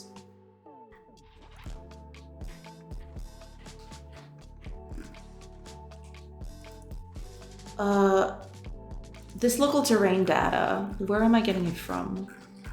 I'm generating it up here, aren't I? Like right at the very beginning. Where is this terrain data coming from?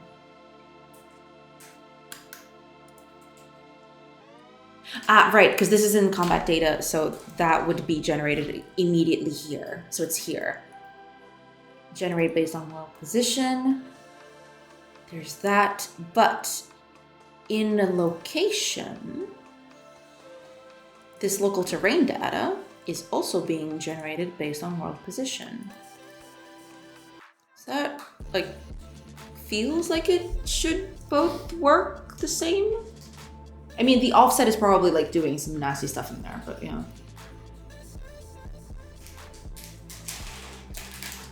Temp code becomes production code for 10 years very easily. Yep. Do you have a way to export the generated terrain into a text file? That might be useful, I'd say. Use a char for each file. Yeah, that is doable. Yeah. But like, because there's so many layers to this, it might become unreadable at a point. But yeah, like, I could do that. Page of Moths. Welcome, welcome. C# and Godot, a brave choice. No, not exactly. Like, doesn't feel like a brave choice. It's just a choice, I guess. But welcome, welcome. I am generating that right here. Where is the location? Where are you? Oh, you're right here. Okay. That's fine.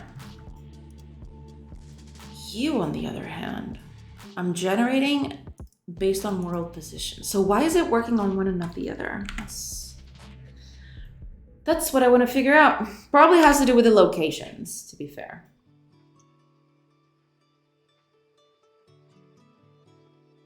I'm generating the locations at the end, so technically that shouldn't even be a problem. C# is the only choice for Godot. I mean, depends. Depends on what you're doing, I suppose.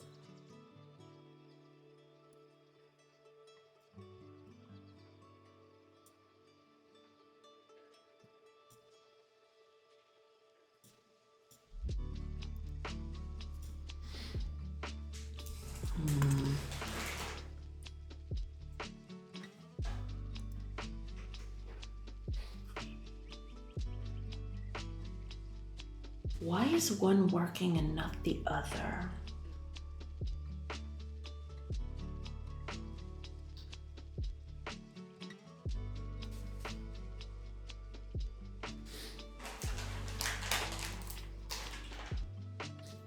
That's weird. A spot writer, very nice. Yeah, been using it for a few months. I'm very happy with it.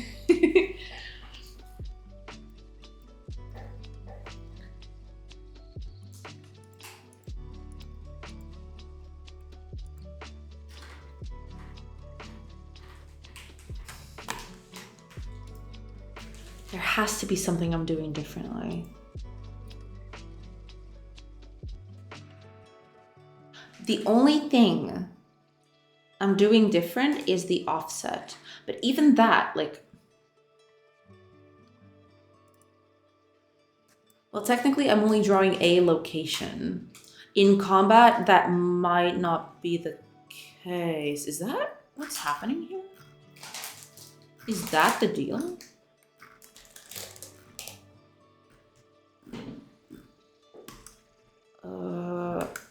Okay, let's see what's up with this. Is there more than one location here? Because if it is, that might explain like the weirdness that's happening. I tried with my most recent project, not I can never go back to VS Code VS. Like, I do quite like it, yeah. I used Visual Studio Code before, and it's really good. Like, I do like it. But the problem is, like, it doesn't have a lot of refactoring tools. I need robust refactoring tools because I'm always changing my mind and changing stuff. So yeah, there is that. That's okay. That's fine. That's whatever.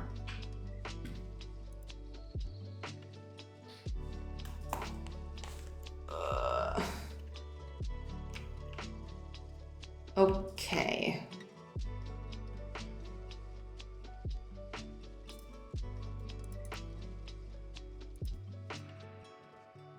How many locations are there? There's just one, which makes sense. And it's at -100, which is also true. Yes.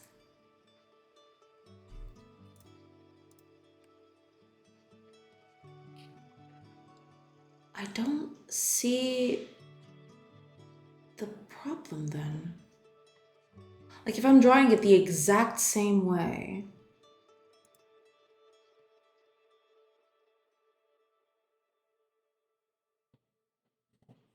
Why is that happening?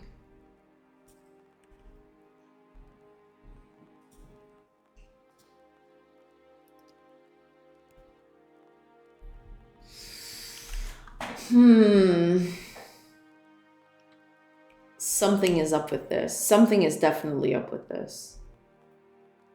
I have yet to figure out what it is, but I will find out.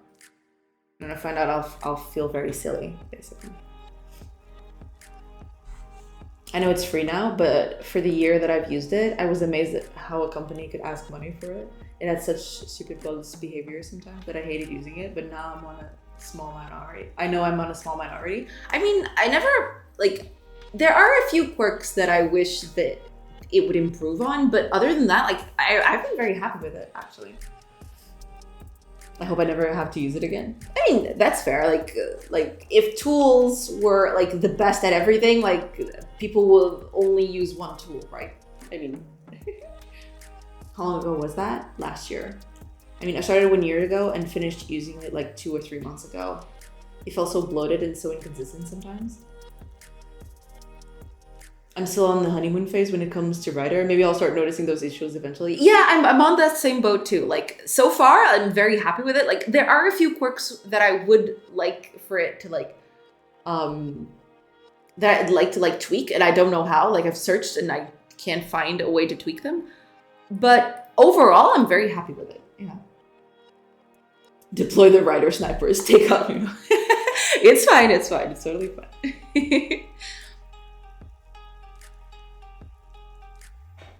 Different strokes for different folks. That's totally okay. Like, you know. Okay. What is up with you? That's what I want to figure out. Combat data, local terrain data, locations.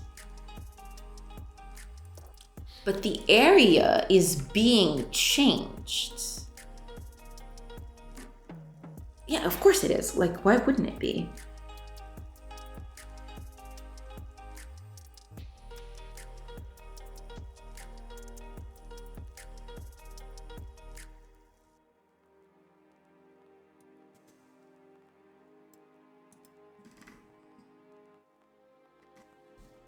That's what I don't understand.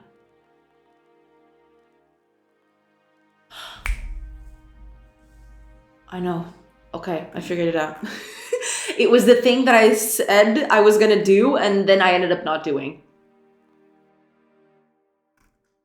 Cool. Okay, let me just fix that real quick. It's the offset. I'm not providing the offset here. So when I generate the... Right, I am feeding the correct values to this,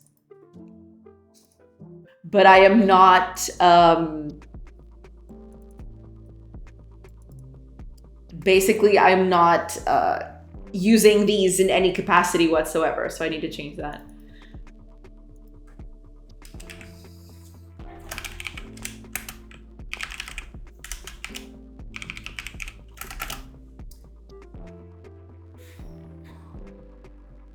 You know what grinds my gears about Godot? No expression evaluator when debugging. Really? They don't have that? I assume you mean GDScript, right?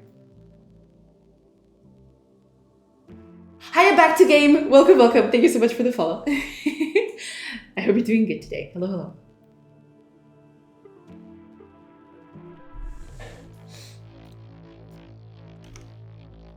Set times chunk. Don't I have access to the chunk size on this thing? Ah, okay, I can do area chunk size. Area chunk size. There we go. And then we do the final offset.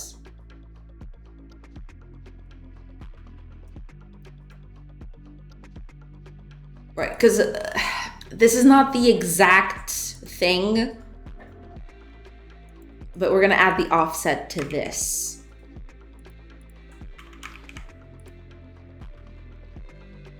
Okay. Hopefully that fixes that. You can inspect the scene tree, but you can't see the output of some command when at a breakpoint. Feels bad. Ah, I see. Yeah, that is helpful. Quite helpful sometimes. Yeah. How's it going? This is Godot, yeah? Yeah, doing good. And yes, this is Godot. We're using Godot to make a game. Yes. This is C# with Godot.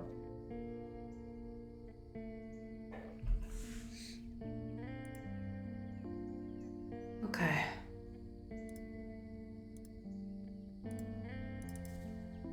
Moment of truth.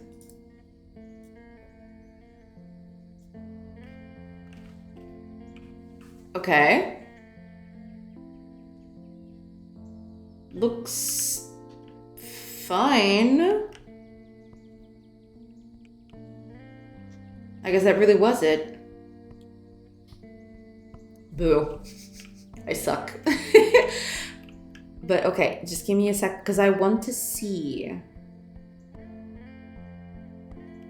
Okay, I want to check this segment right here. I want to see if this is like correct right here.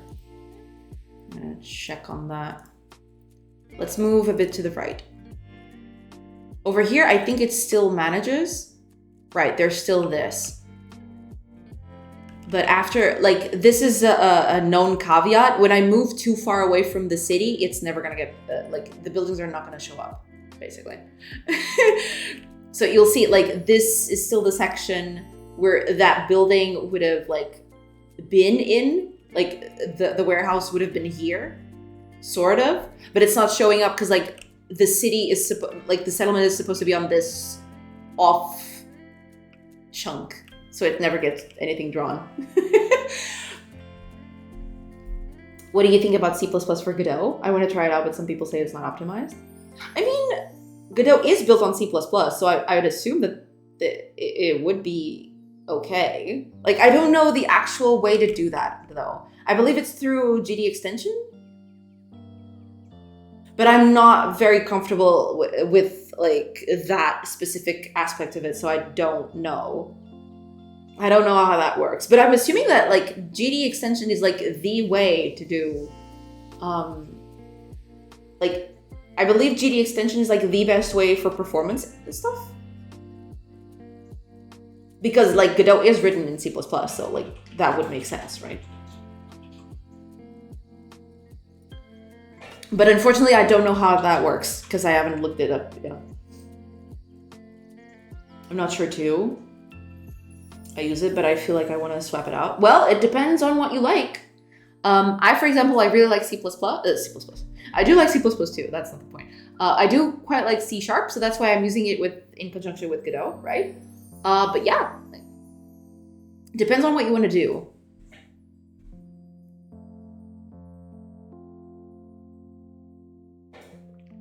You're too good. I suck. Don't. You should see the kind of stuff the kind of errors I get sometimes. I'm not too good, as you put it. Lately using a lot of GDScript. Well, yeah, it depends on what you want to do. Like GDScript, as with everything, has its pros and cons, and some people will prefer using it, some people won't. That's just the nature of it.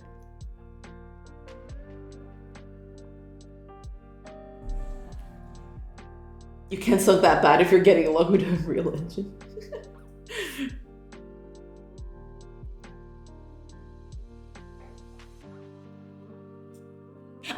Okay, I totally misread your message back there. Now that Fire mentioned it, yeah, I use Unreal Engine, UE. Okay, I totally got that. No, but yeah, I think that's a good way to start it over. Like, you already know C++ from mixing up with Unreal Engine, right? So yeah, transitioning to Godot with C++ feels like a good way to go. Depends on what your types of games are, right? Because like Unreal Engine is like very heavy. It's very much for like top of the line graphics and stuff.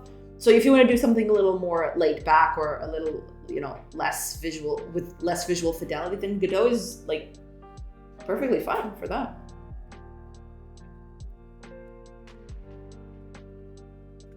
It always seemed like the hardest to get into. It has a different, what's the name for it? It has a different philosophy. Like Unity and Godot are very close in terms of like user experience and the philosophy and workflow. Yeah, workflow is a better word for it. In terms of workflow, Unity and Godot are like very similar. But like Unreal Engine like feels like something removed from that. Like it's like the workflows are completely different over there.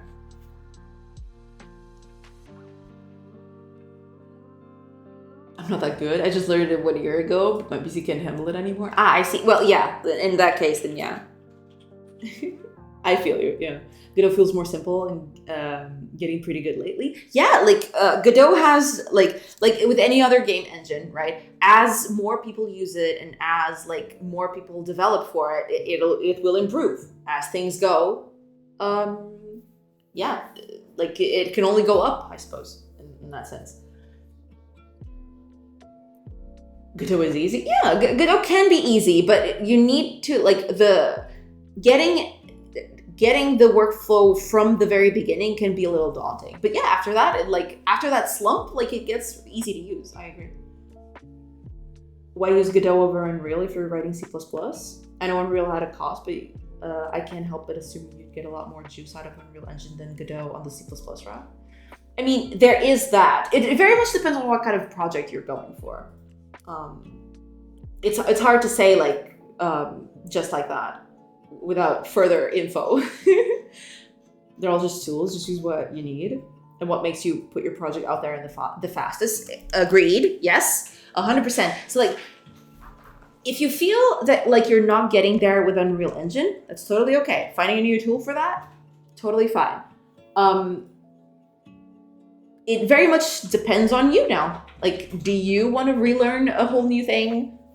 Would it be faster if you just like stuck with Unreal Engine, finished the thing, and then moved on to another engine after your current project? That's the kind of thing you need to like be aware of, basically. Yeah.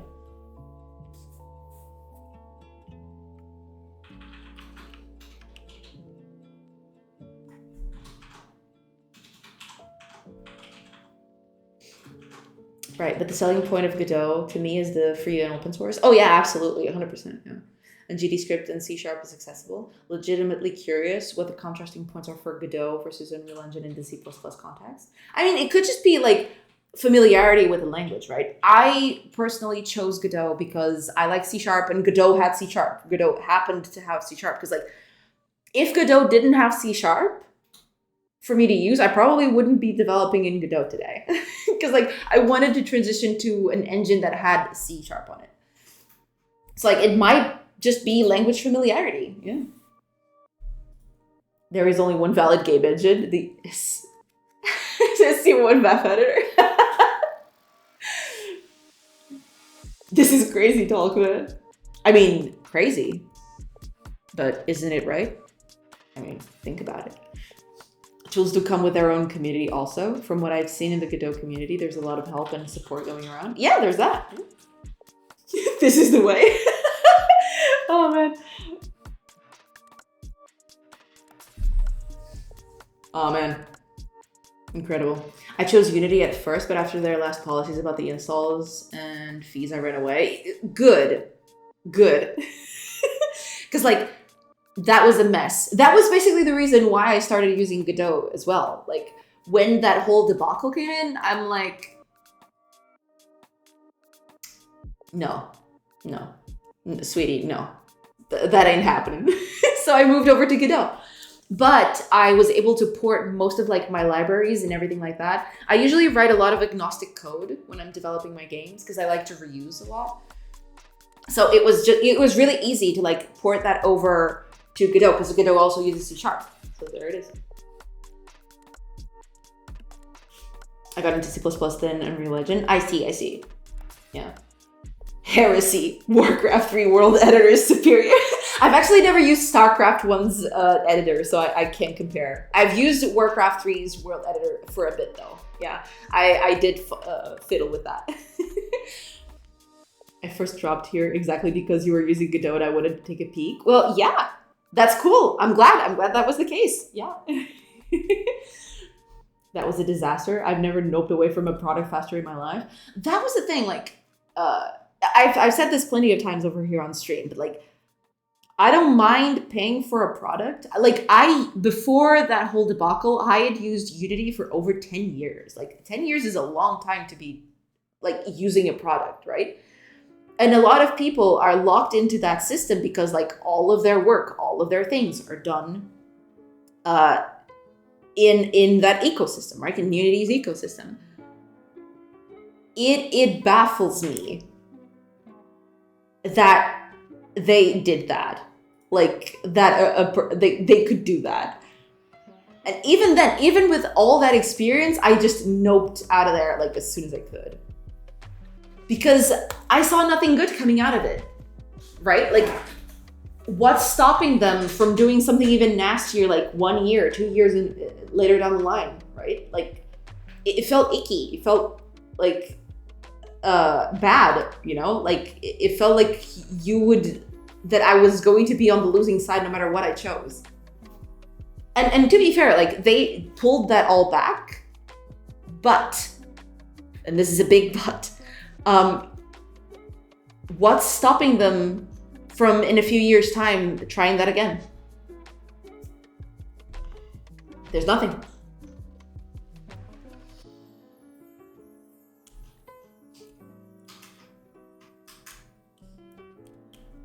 That was, okay. All the stuff I did before was in Unity, but even the Unity subreddit now recommends Godot for small 2D projects. I believe, yeah. In my case specifically, I like doing pixel art 2D games. I do believe that Godot has superior tooling in that sense. I rolled a lot of my own tech because I was doing pixel art games on Unity. I basically scrapped all of my custom pixel tech because Godot already came prepackaged with it. It's like, in that sense, it's really good. Like Unity's 2D package, especially for pixel art games, is really, really good. I do stand by that. Like in Unity, I rolled a lot of custom tech for it. Here, I don't have to do any of that. Like it's really, really good. I love that you're doing what you love. I couldn't do that. I was always thinking like, what is the best engine currently? And what kind of questions did it? Was not a fun journey, but I'm glad it happened. It teaches the person a lot. Oh yeah, like there is that, yeah. But you shouldn't look at best engine as in a best over everything else. You should look at it as like, what's the best engine for what I want to build right now, right? Because like Godot is a good engine for what I'm building right now, right? But I don't know, my next game, I believe I will still be using Godot in the future, but that might change, right? Like things change, like my priorities change, the stuff I want to do changes, right? You shouldn't look at like best engine as in an engine to trump them all. You should look at an engine that fits the kind of stuff that you're going to do. This is a procrastination ritual, like trying to get the perfect to-do list tool and only then working on your tasks. Exactly. Like you should look at it like find a tool, like assess that if it's good enough for for the project that you're doing, right? That's the first thing to go. That's what I did with Godot. Like I didn't jump immediately into Godot. Like when Unity did that whole debacle, I took like a few weeks like fiddling with Godot, and then I was like, okay, Godot feels like a good tool for what I want to do. So I moved over to Godot. But like if I found out that like, okay, Godot does not have what I need right now, I would have moved to something else. And that can happen at any time, right? But like sticking to a thing until the end and then changing based on experience makes you like finish the thing, not jumping around all that much. Fortunately, I was very little, like I had very little development on this. And even if I didn't, like the way I develop games is very detached from like the engine that I'm using. I was able to port like the project wasn't this complex, but I could port this back to Unity in just a few days by changing a few, or like maybe a few weeks, right? Because I did change a few things, but like I could port that very easily back, right? If I wanted to.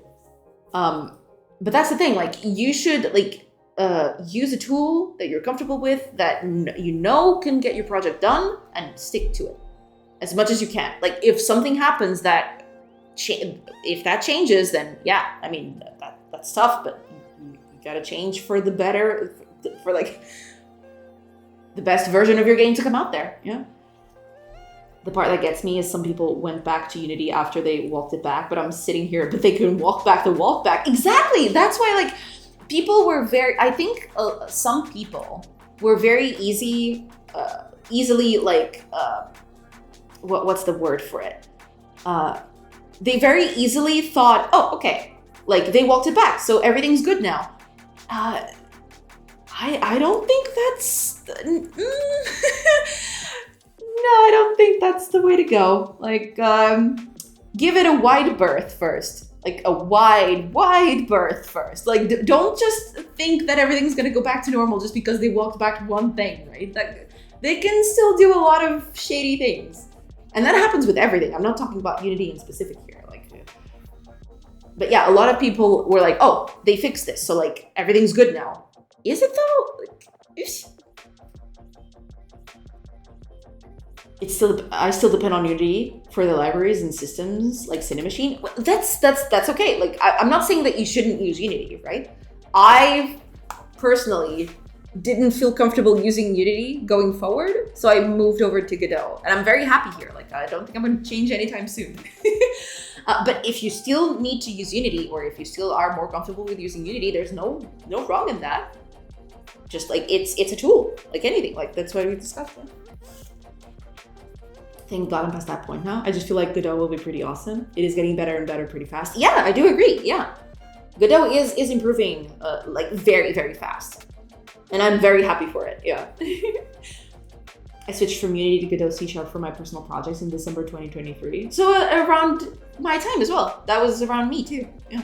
I don't see why I would ever come back. Me neither. Yeah. The developer experience is way better. I mean, there is that. Like, for the types of games that I build, Godot, as it is right now, is really good. Like, it can only improve from here. You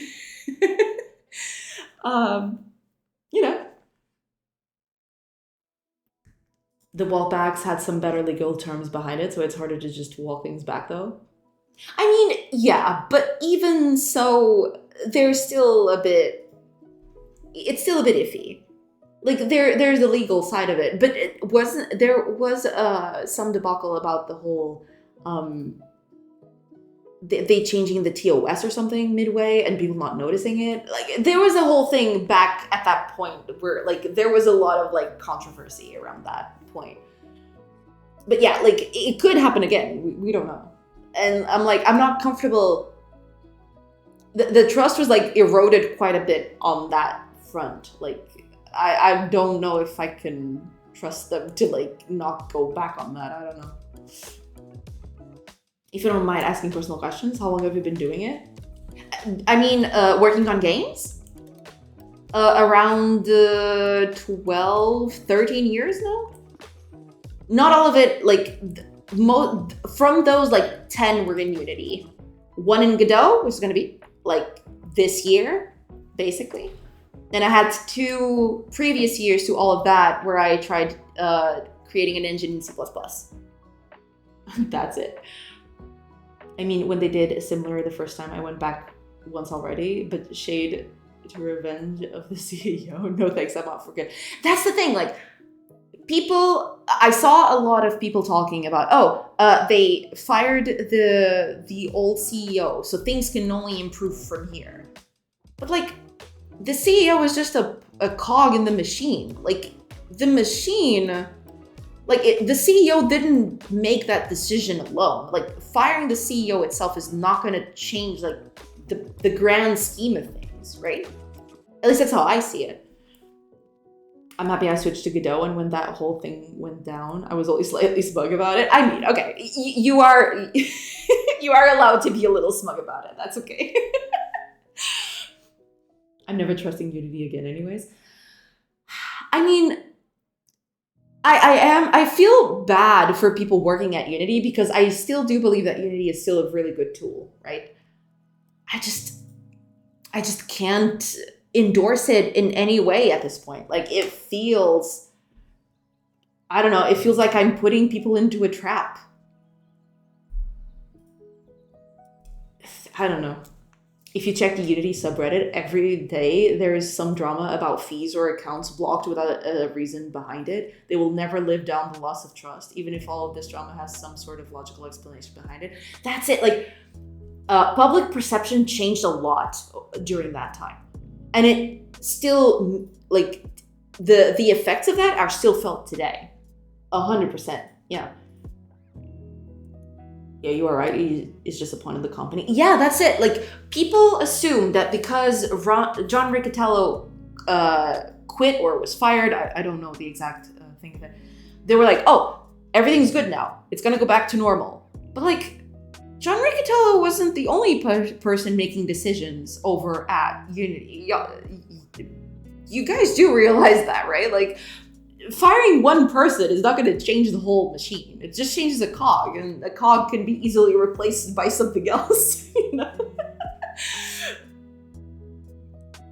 I don't know. A CEO has a lot of sway. No, I mean, 100%, to be fair. Like, the CEO has a lot of sway.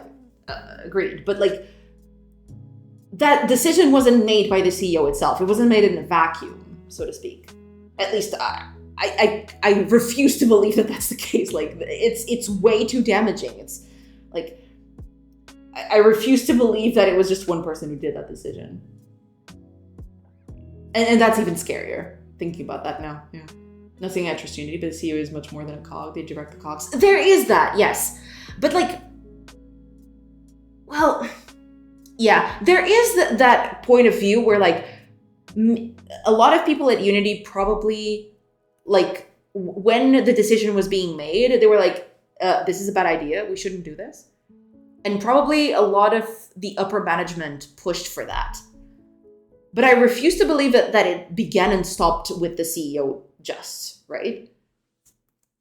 Like, upper management probably had something to do with that. I don't know. I mean, I don't work there. I will never know what happened there. I don't think any of us will know.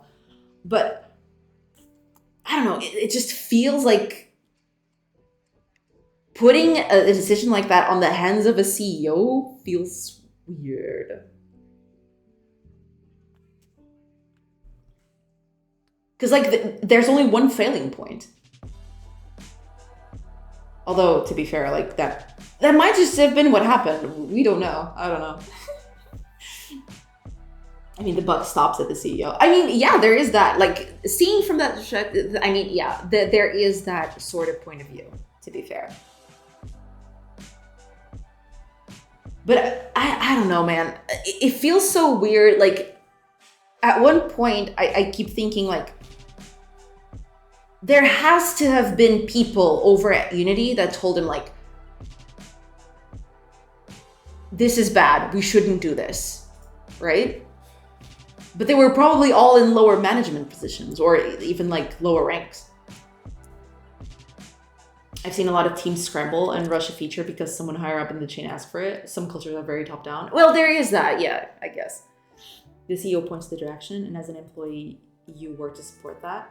A new CEO comes in, points a new direction, and an employee works to support that new direction. Yeah, I mean, there is that point of view, 100%. And it might have been what happened. Like, we don't know. But yeah, I can see it.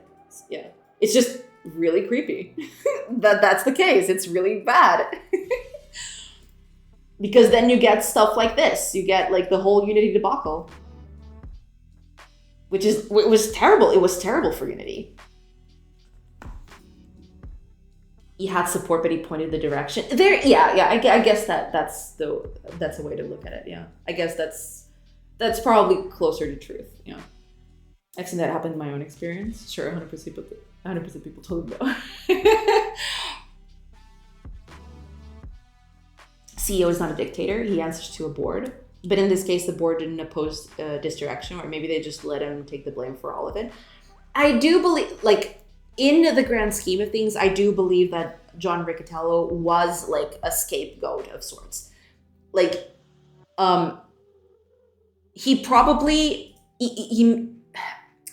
I don't want to speculate here. So like, but he probably did the decision under duress from like the board of, I don't know, like, what's the name of it? Like the board, right? But like, yeah, it really felt like he was a scapegoat at the end of all of things.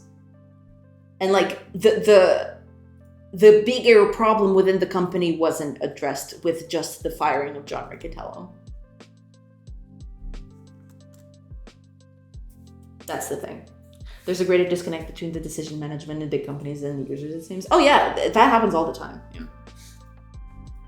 To be honest, the new Unity 6 is awesome. Their new physics system is boom. Only time will tell if it was the CEO problem. Oh no, like, I still do believe that Unity is a great tool. Like, make no mistake. I do still quite like Unity. I just can't recommend Unity because like of like the decisions that they make sometimes. It's weird. But like the tool itself, it's great. It's amazing. Like it has its faults like any other tool, but it's still really good. Yeah. Lots of times people are basically being told what they want to hear. Yeah. Board of directors and investors. Yeah, that's it. Yeah. The duress was improved profits as the road he picked. He could have picked other paths and didn't. Well, yeah. I mean, but what I'm trying to like get the point across is like, yeah, he did that. There was all that. It was probably mostly all of his fault. But didn't he consult with anyone?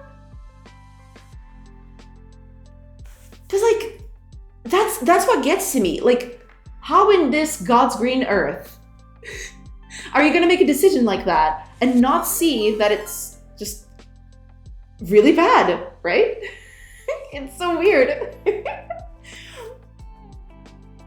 Oh, Rainbow Pikmin. Thank you so much for the raid. Welcome, everybody.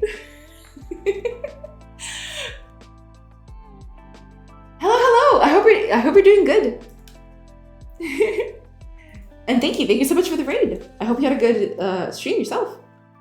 What were you working on? Tell us all about it. Hello. And hello everybody coming in. I hope you had a good time over at Rainbow Pikmin.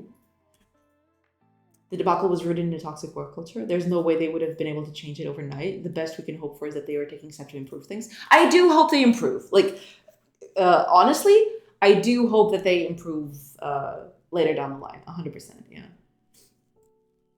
Having seen this firsthand in other companies, it's on the CEO. I think you're letting him off too easily. I mean, I suppose, yeah. Sure, it consults. But he still makes the decision. I guess, yeah. I guess there is that. Maybe I'm letting him off too easy. It's true. It's hard to tell because, like, we're not in it, right? So it's complicated. But yeah, you are probably right. Like I'm probably letting me off too easy. I don't know. I guess we'll never know. I guess we'll just live forever, like not knowing. Wasn't the EA guy? Was it he picked and hired for CEO? Did it surprise anyone that someone with his background would go for this path? I mean, not really. Yeah. In a sense, then yeah, like looking at his background, yeah, yeah. I think no one was surprised. It was long. I'm making a small 2D game engine in C. Ooh, interesting. What kind of games are you gonna do with it? Or for now, are you just considering like the game engine itself? Oh, let me give you a shout out. I'm so sorry. Like I keep forgetting that. Oh, hopefully I wrote that right. There you go.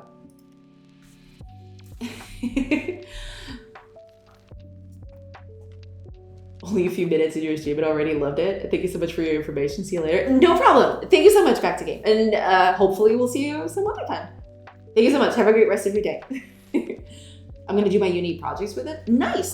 That's cool. That's awesome. Glad to hear it. How far along is it? Can you already do something with it, or are you still on the starting stages of it? Again, I'd be cautious blaming someone for just being from EA and saying they were terrible. And Unity was the indie darling for years until that issue. Yeah, no, like, yeah, like it wasn't, but you could see, what we know, okay, from everything is that John Riccitiello did do some very extreme stuff to get stuff afloat, to like keep increasing the profits of the company, right? How that materialized, I don't know. Yeah. I'm already making my own game with another engine that's 3D. That 2D engine I'm making is just for Unity. Ah, I see. Cool. You will see me again? Well, I'm glad. Yeah. Thanks again. No problem. I got a rainbow triangle and audio playing. Let's go. That's what you want to hear. I'm not on the contrary. I think it was an organization decision that when bad and blame fell on Gaia. It kind of feels like that. I don't know. It's weird. Oh, thank you so much for the follow, Rainbow Pigment. Welcome. The org doesn't make that decision. It's a top-down decision. The CEO pulls the trigger on that. I mean, yeah, it could have been. I guess like we'll never know the true like thing behind it. But yeah. Bottom line is, stuff went down. It was bad. We all moved over to other stuff. So, you know, or no, like sometimes like people just stayed on Unity, and that's okay too. Captain goes out with the ship, in a sense, yeah. In the end, he was the one representing that whole decision. So, like, getting him off, like, was not the what's the name for it, but like the foreseeable outcome, I guess.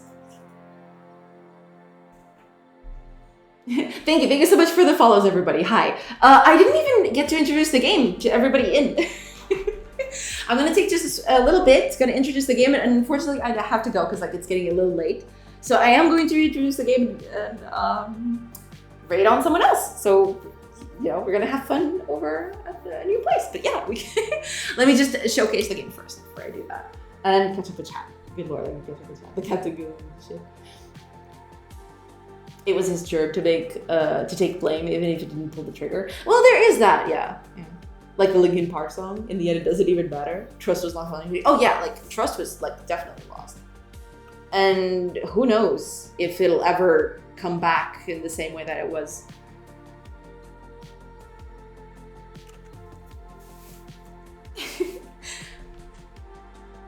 But yeah, besides all that, we're here. It's fine. It's cool. Like Unity did the boo-boo, and you know, I'm on Godot now, and that's cool. Like I like Godot. Godot is cool. So hello everybody. coming over from Rainbow Pikmin. I hope you had a good time over there.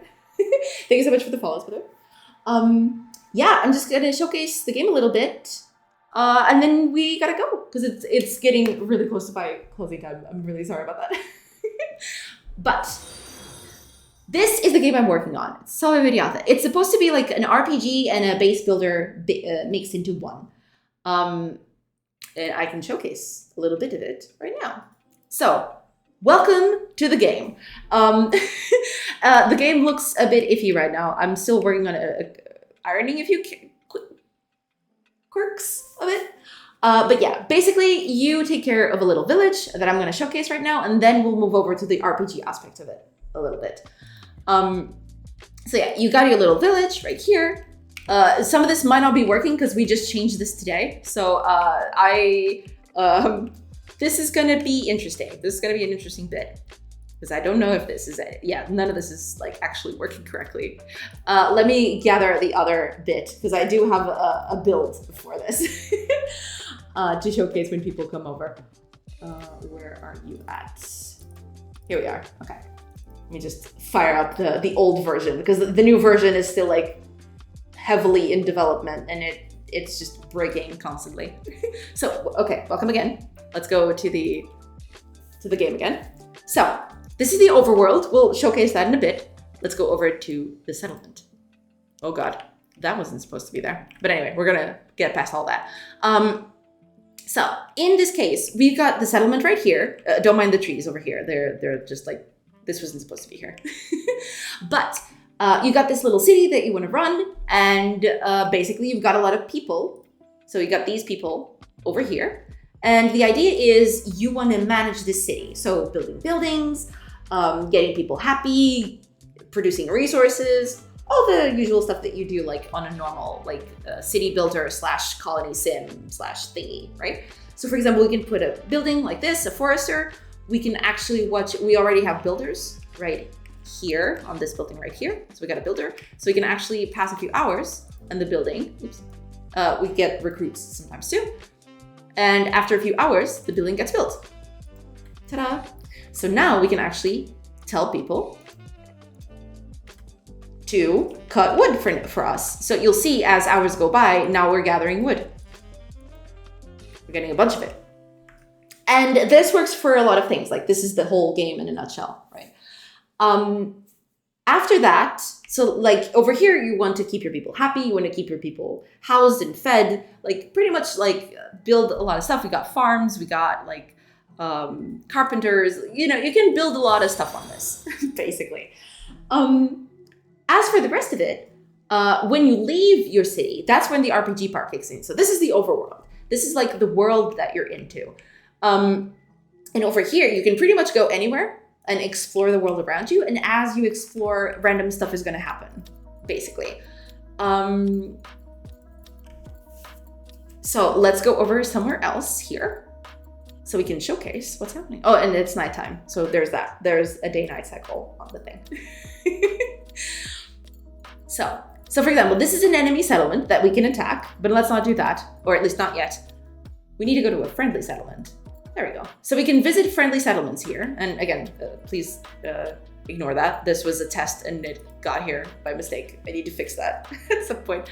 You can actually trade with other settlements. So for example, you can sell some of the stuff that you produce and get some of the stuff that you don't. So like, for example, if you really need a resource and you don't have access to it, you can just go over here and buy it like this. So now we got a bit of wood to come back with us over here up in the top. And as you move along, you can get random events to happen, like as you move through the world. So you can, for example, get attacked by bandits or find a merchant along the road and stuff like that. And that's where the RPG thingy comes in, because like you can get into combat. I'm going to manually trigger combat here because it's easier to showcase. Hopefully it doesn't like crash and burn, because if so, I'm going to have to find another way to do that. Like this thing might be like still a little broken. That's okay.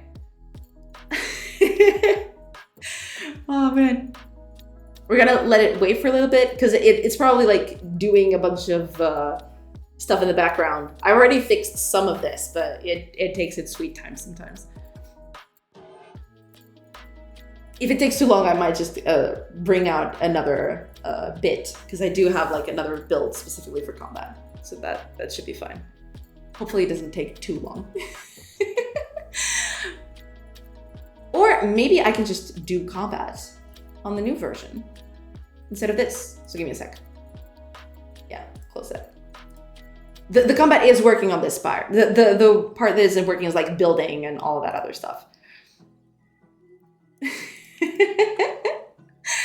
Oh man. Hi Miguel, welcome. Since we're waiting for it, how do you find working with the engine in C# as opposed to GDScript? Is the API more limited or anything? I don't think so. For all my for all the things that I've done, like I didn't find anything to be that different with GDScript or C#. Usually when GDScript does a thing, C# is like the exact same, only in C#, basically. I've never had any problems with that whatsoever, no. And I do quite like working with C# with Godot. I do like it. It's very nice. Lucella is sick, good job. Thank you so much, Vidoo. So, okay, last bit, because like the ads are gonna start. Oh God, this is terrible. But this is combat. Like, basically, it's like a turn-based strategy RPG. Think along the lines of like Fire Emblem or Final Fantasy Tactics, that sort of thing. So you got these characters, each of them with different characteristics. So some of them are melee, some of them are ranged, some are infantry, some are cavalry. And basically, right now, you just walk over to the enemy and whack them in the face. That's all you do. Eventually I do want to work on combat a bit more, but for now this is all there is. Basically you just go over to another character and you just attack them. You can choose where to attack from, like this. So you can be a little strategic about it. That's it. Oh gosh, I couldn't snooze the ads anymore. I am so sorry.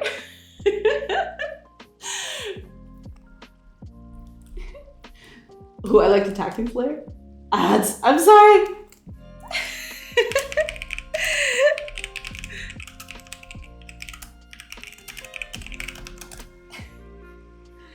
Oh man, I completely forgot to like to do the ads, like the ads thing. Oh man, that sucks. I wish I could snooze them a bit more, but unfortunately, like I could, like I already wasted all the snoozes. But we'll wait a little bit and then we'll finish like, showcasing it, and then we'll go over to like a new person.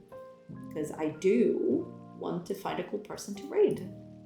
And so that y'all can keep good company to someone else. Yeah.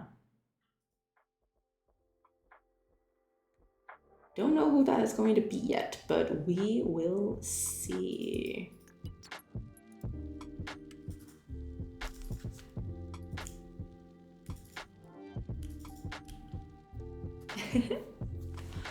Channels with less than 200 viewers shouldn't be required to have ads. It is pointless and it hurts small streamers.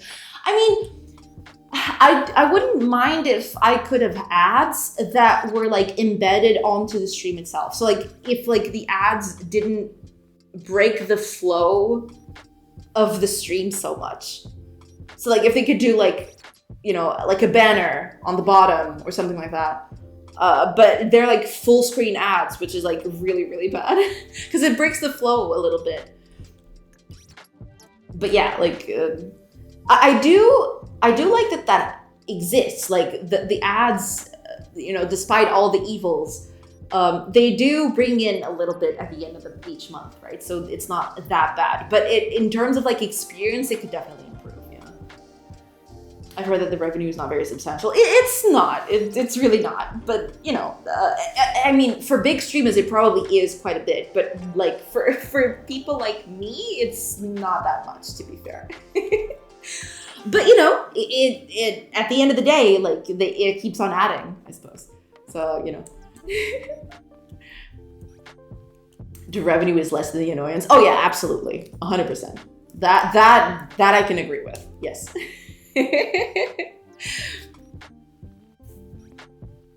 100%.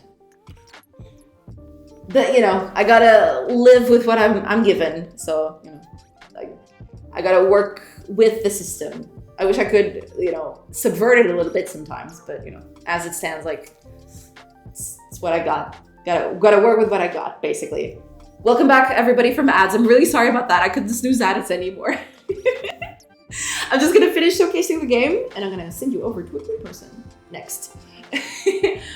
Okay, so as I was talking about, so there is some strategy involved with the game itself. So you can see here that you can choose where to attack from or where to go. And there's a lot in that sense of you can, position your characters in a specific formation to protect your weakest members and stuff like that. But right now it's just move over to the person, whack it in the face, and that's it. That's basically all there is to it right now. I do want to change that. I do want to provide some more options in the future, but as it stands, that's it. That's the RPG aspect of it is still very, very simple. But yeah, that's pretty much it. That's pretty much the game as it is right now. There's still a lot to be done. This week I'm working on world generation. Because all of this is procedurally generated. And but that's not the problem per se. The thing is you can see when I do combat over here, you can see every time if I retreat and then come back, you'll see that the layout is exactly the same every time, right? So I'm working on that basically. The world is procedurally generated, but I want it to feel cohesive. Every time you step into a place, it works the exact same every time. But that's basically it. That's the game. That's all there is to it right now. I'm still working on it quite a bit. Still needs quite a bit of work until it gets to a point where it's actually, nice. But yeah, that's pretty much it. That's all there is to it, at least for now. Okay. I think I'm gonna stay just for a few more minutes, and then I'm gonna find a person's raid. Very promising. Well, thank you so much. I do know that the game is quite a bit more complex than it should be. The release is next week. Lies. All of it are lies. Oh man. The release is not next week, unfortunately. I wish it was next week. I wish I had this a little bit more underway, but a game like this usually takes a bit of time. So, I'm working on it. That's the best I can go for it. For me, casual, simple games are not as appealing as a developer. I mean, yeah, I can see that. I am definitely in the camp of I like complex games that you play in a minimalistic sense. What I mean by this is games that are complex, but that the complexity is abstracted in a simpler layer, right? That's what I'm trying to do here. There's a lot of stuff going on underneath the hood, but in terms of the stuff that you can do, it's rather simple, right? But I do agree. I do like complex games for sure. I'm very faulty of that myself. Definitely easy to play, hard to master. That's something that I really wish this game could be. I don't know how that's going to work yet. There's a lot of moving pieces of the game that I'm not it still needs a bit of work in that sense. But yeah, for sure, I do want to have a game that builds a lot, has systems that feel cohesive, more importantly than anything. And that, make the game better as a whole. I guess that's the way to put it. Just next graphics. Well, yeah, that's gonna be for later. Graphics are not a thing right now. Graphics, will come at a point where I feel like the core mechanics are like good and everything feels a bit more cohesive than it does now. Right now, like there's a lot still up in the air, basically. Are you going to do the art? I'm gonna try. I mean, but that's the idea. Yes, I do want to do the art for the game.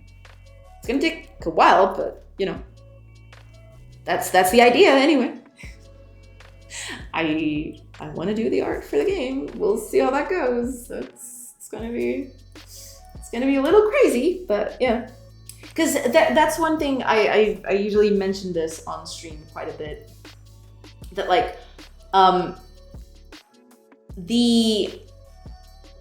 I don't think I can do the game justice with this size of sprite. This size of sprite is too small. I can't do characters and horses in 16 by 16 that don't look like sticks. And I don't want the game to be sticks. I don't want the characters to just be sticks, basically. And the music sounds? No. Music sounds, I'm like, I don't know the least bit about it. I do have someone lined up for it. I have a close friend that I've worked with before. I've already talked to him about making music and sounds for the game. It's just, we haven't talked about that yet because the game is still very undercooked. But I haven't, like, I do have someone lined up for it. But that's, yeah, probably the only thing I'm not gonna do myself. And even the art we'll see. But I can do the art, it's just gonna take a while, yeah. I like pixel art because it's easier to produce and handle, but I prefer a drawing-like style more. Oh yeah, like, I do quite like pixel art, like the aesthetic and because I can do it really, not really easily, but like easier than most other like mediums, right? The perfect version of this game wasn't even 2D. The perfect version of this game would be 3D with pixel textures. Low poly 3D with pixel textures. That would be like the absolute dream for this. But a game is complex enough as it is. So I ain't gonna touch that with a 10-foot pole. I'm gonna keep it 2D. Eventually, in the future, if it comes to that, I may make a version of that if, like, in the future, in the far off future, that opportunity presents itself, I might do that. If not, the game will just stay 2D. Are you thinking PS1-ish? Yes, absolutely. Actually, there's a cool game that I like to point out, like the kind of aesthetics. It's not exactly this, but it's kind of on the, like, close to it. Let's see if I can find it. Where are you at? Oh, here it is. I mean, this has a bit more anime aesthetic than I want to, in a way. But something like this. This would be the dream. Like stylized 3D with pixel art textures.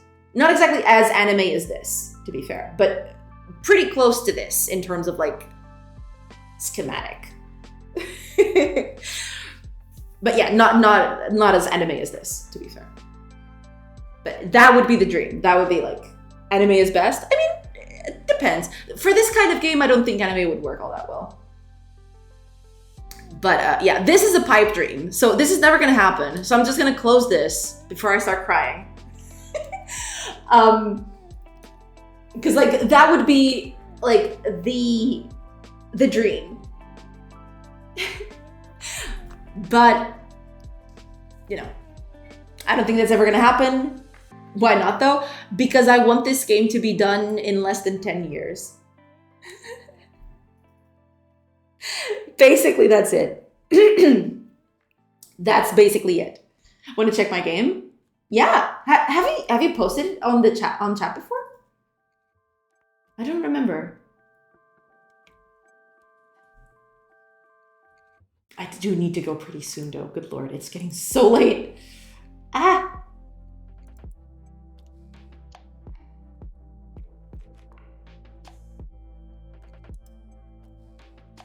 I don't think so. Let me upload a video. All right. Okay. Then we'll do that, and then I need to go because it's getting so late. It's super late. Holy crap. But yeah, that would be the dream, basically. But you know, I want the game to be finished in less than 10 years, so I guess that's never gonna happen. Unless, like, I don't know, the game would blow up in like fame or something. I get like a bunch of money that I could like hire an artist to do that for me. Maybe, I don't know. But even like the 3D would be like an order of magnitude, like completely different from what I'm doing now. Like this is like very simple. It's 2D, it's simple. Doing this in 3D would be quite a bit more work than this, basically, because I'd have to implement a bunch of new systems to like for rendering and stuff like that. It would be like insane.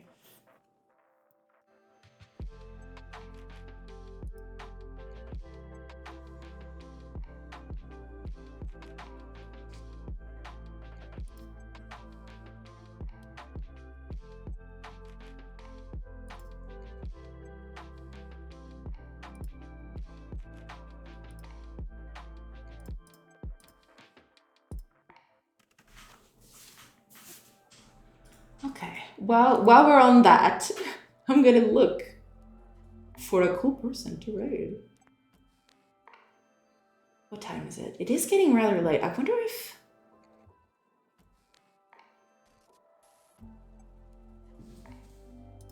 Okay, we're gonna wait a bit more and then we'll... I think I know who we're gonna raid today.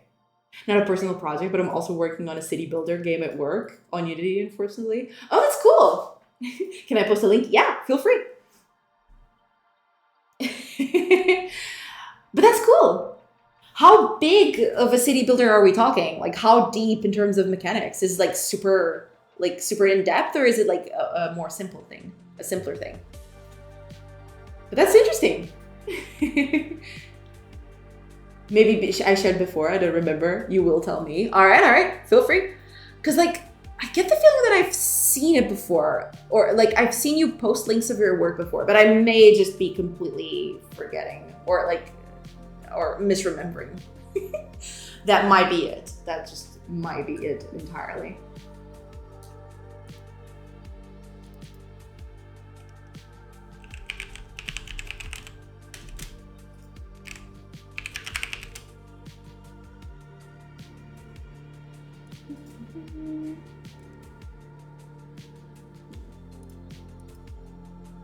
Let me see.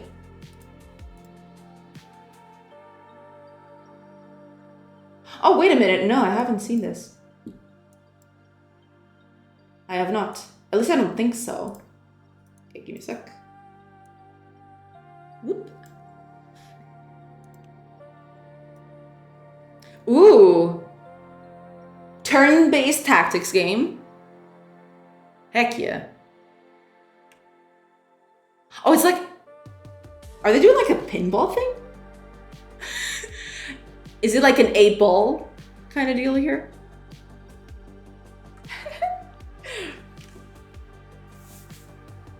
Maybe too many streamers to keep track. Yeah, I totally get it. It's totally fine. But yeah, that looks cool.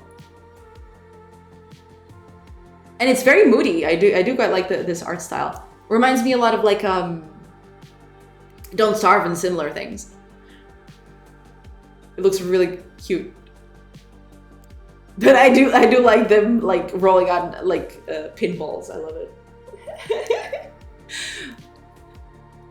Just like it looks really good. I'd say it's deep. It's a 10-person project. It's already in early access. It's very advanced. Oh, that's cool. It's actually pretty awesome. Nice. Do keep us posted. Like, I do like trying out city builders and stuff. So, like, if you ever want to drop a link anywhere, like, feel free. Physics-based, turn-based tactics game. That's so cool. I don't think I've ever seen anything like that. That must be so chaotic. Holy crap. I love it. I absolutely love it. It's pretty unique. Yeah, it is.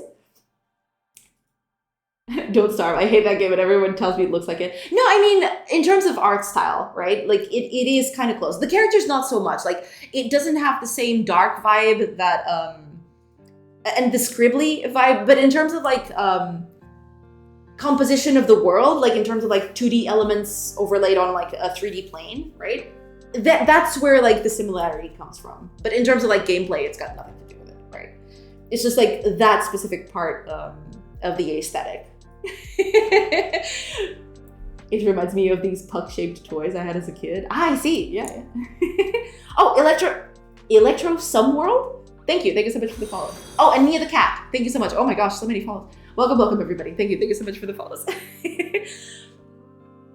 I understand the comparison. Yeah, it is like, it happens in a lot of other games, but I guess Don't Starve is like the go-to in, like, in terms of, like, that specific kind of aesthetic. Yeah.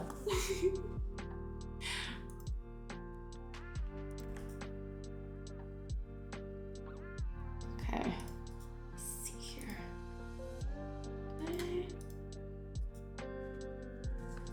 Oh, you already got a link for the game? Ooh. I'm gonna full screen this right now. This looks so cool. Are you kidding me with this? This isn't even the trailer, I don't think. Yeah, it's just... let me look at the trailer. Wait a minute. Are you kidding me? You're developing this? I have this on my wish list. I just realized. I do have this on my wish list. I looked at this and, like, this is so cool. I need this in my life. Well, that's awesome.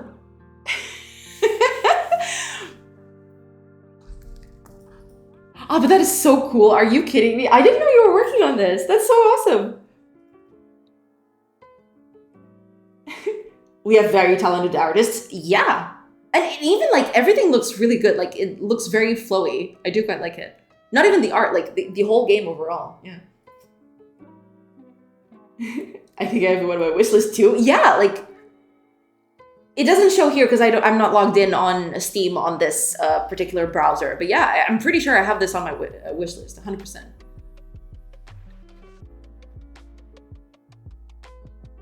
Oh, man. This looks so cool.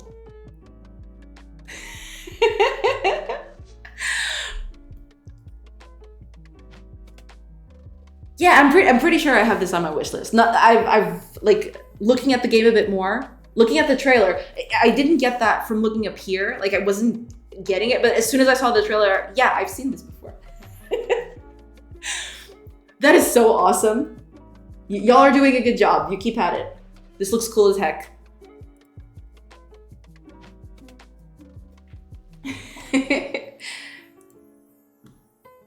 You have my seal of approval.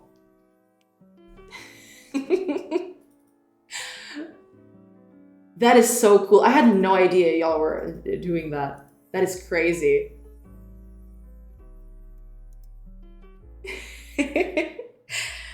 All right. I'm really sorry, everybody. I think I need to cash out now. Cash out as in, like, I need to bail. Because, like, it's getting super late and I still haven't checked on dinner and everything else. Thank you. No problem. Like, that is really cool. Like, your game is really cool. Yes, I do approve. All right.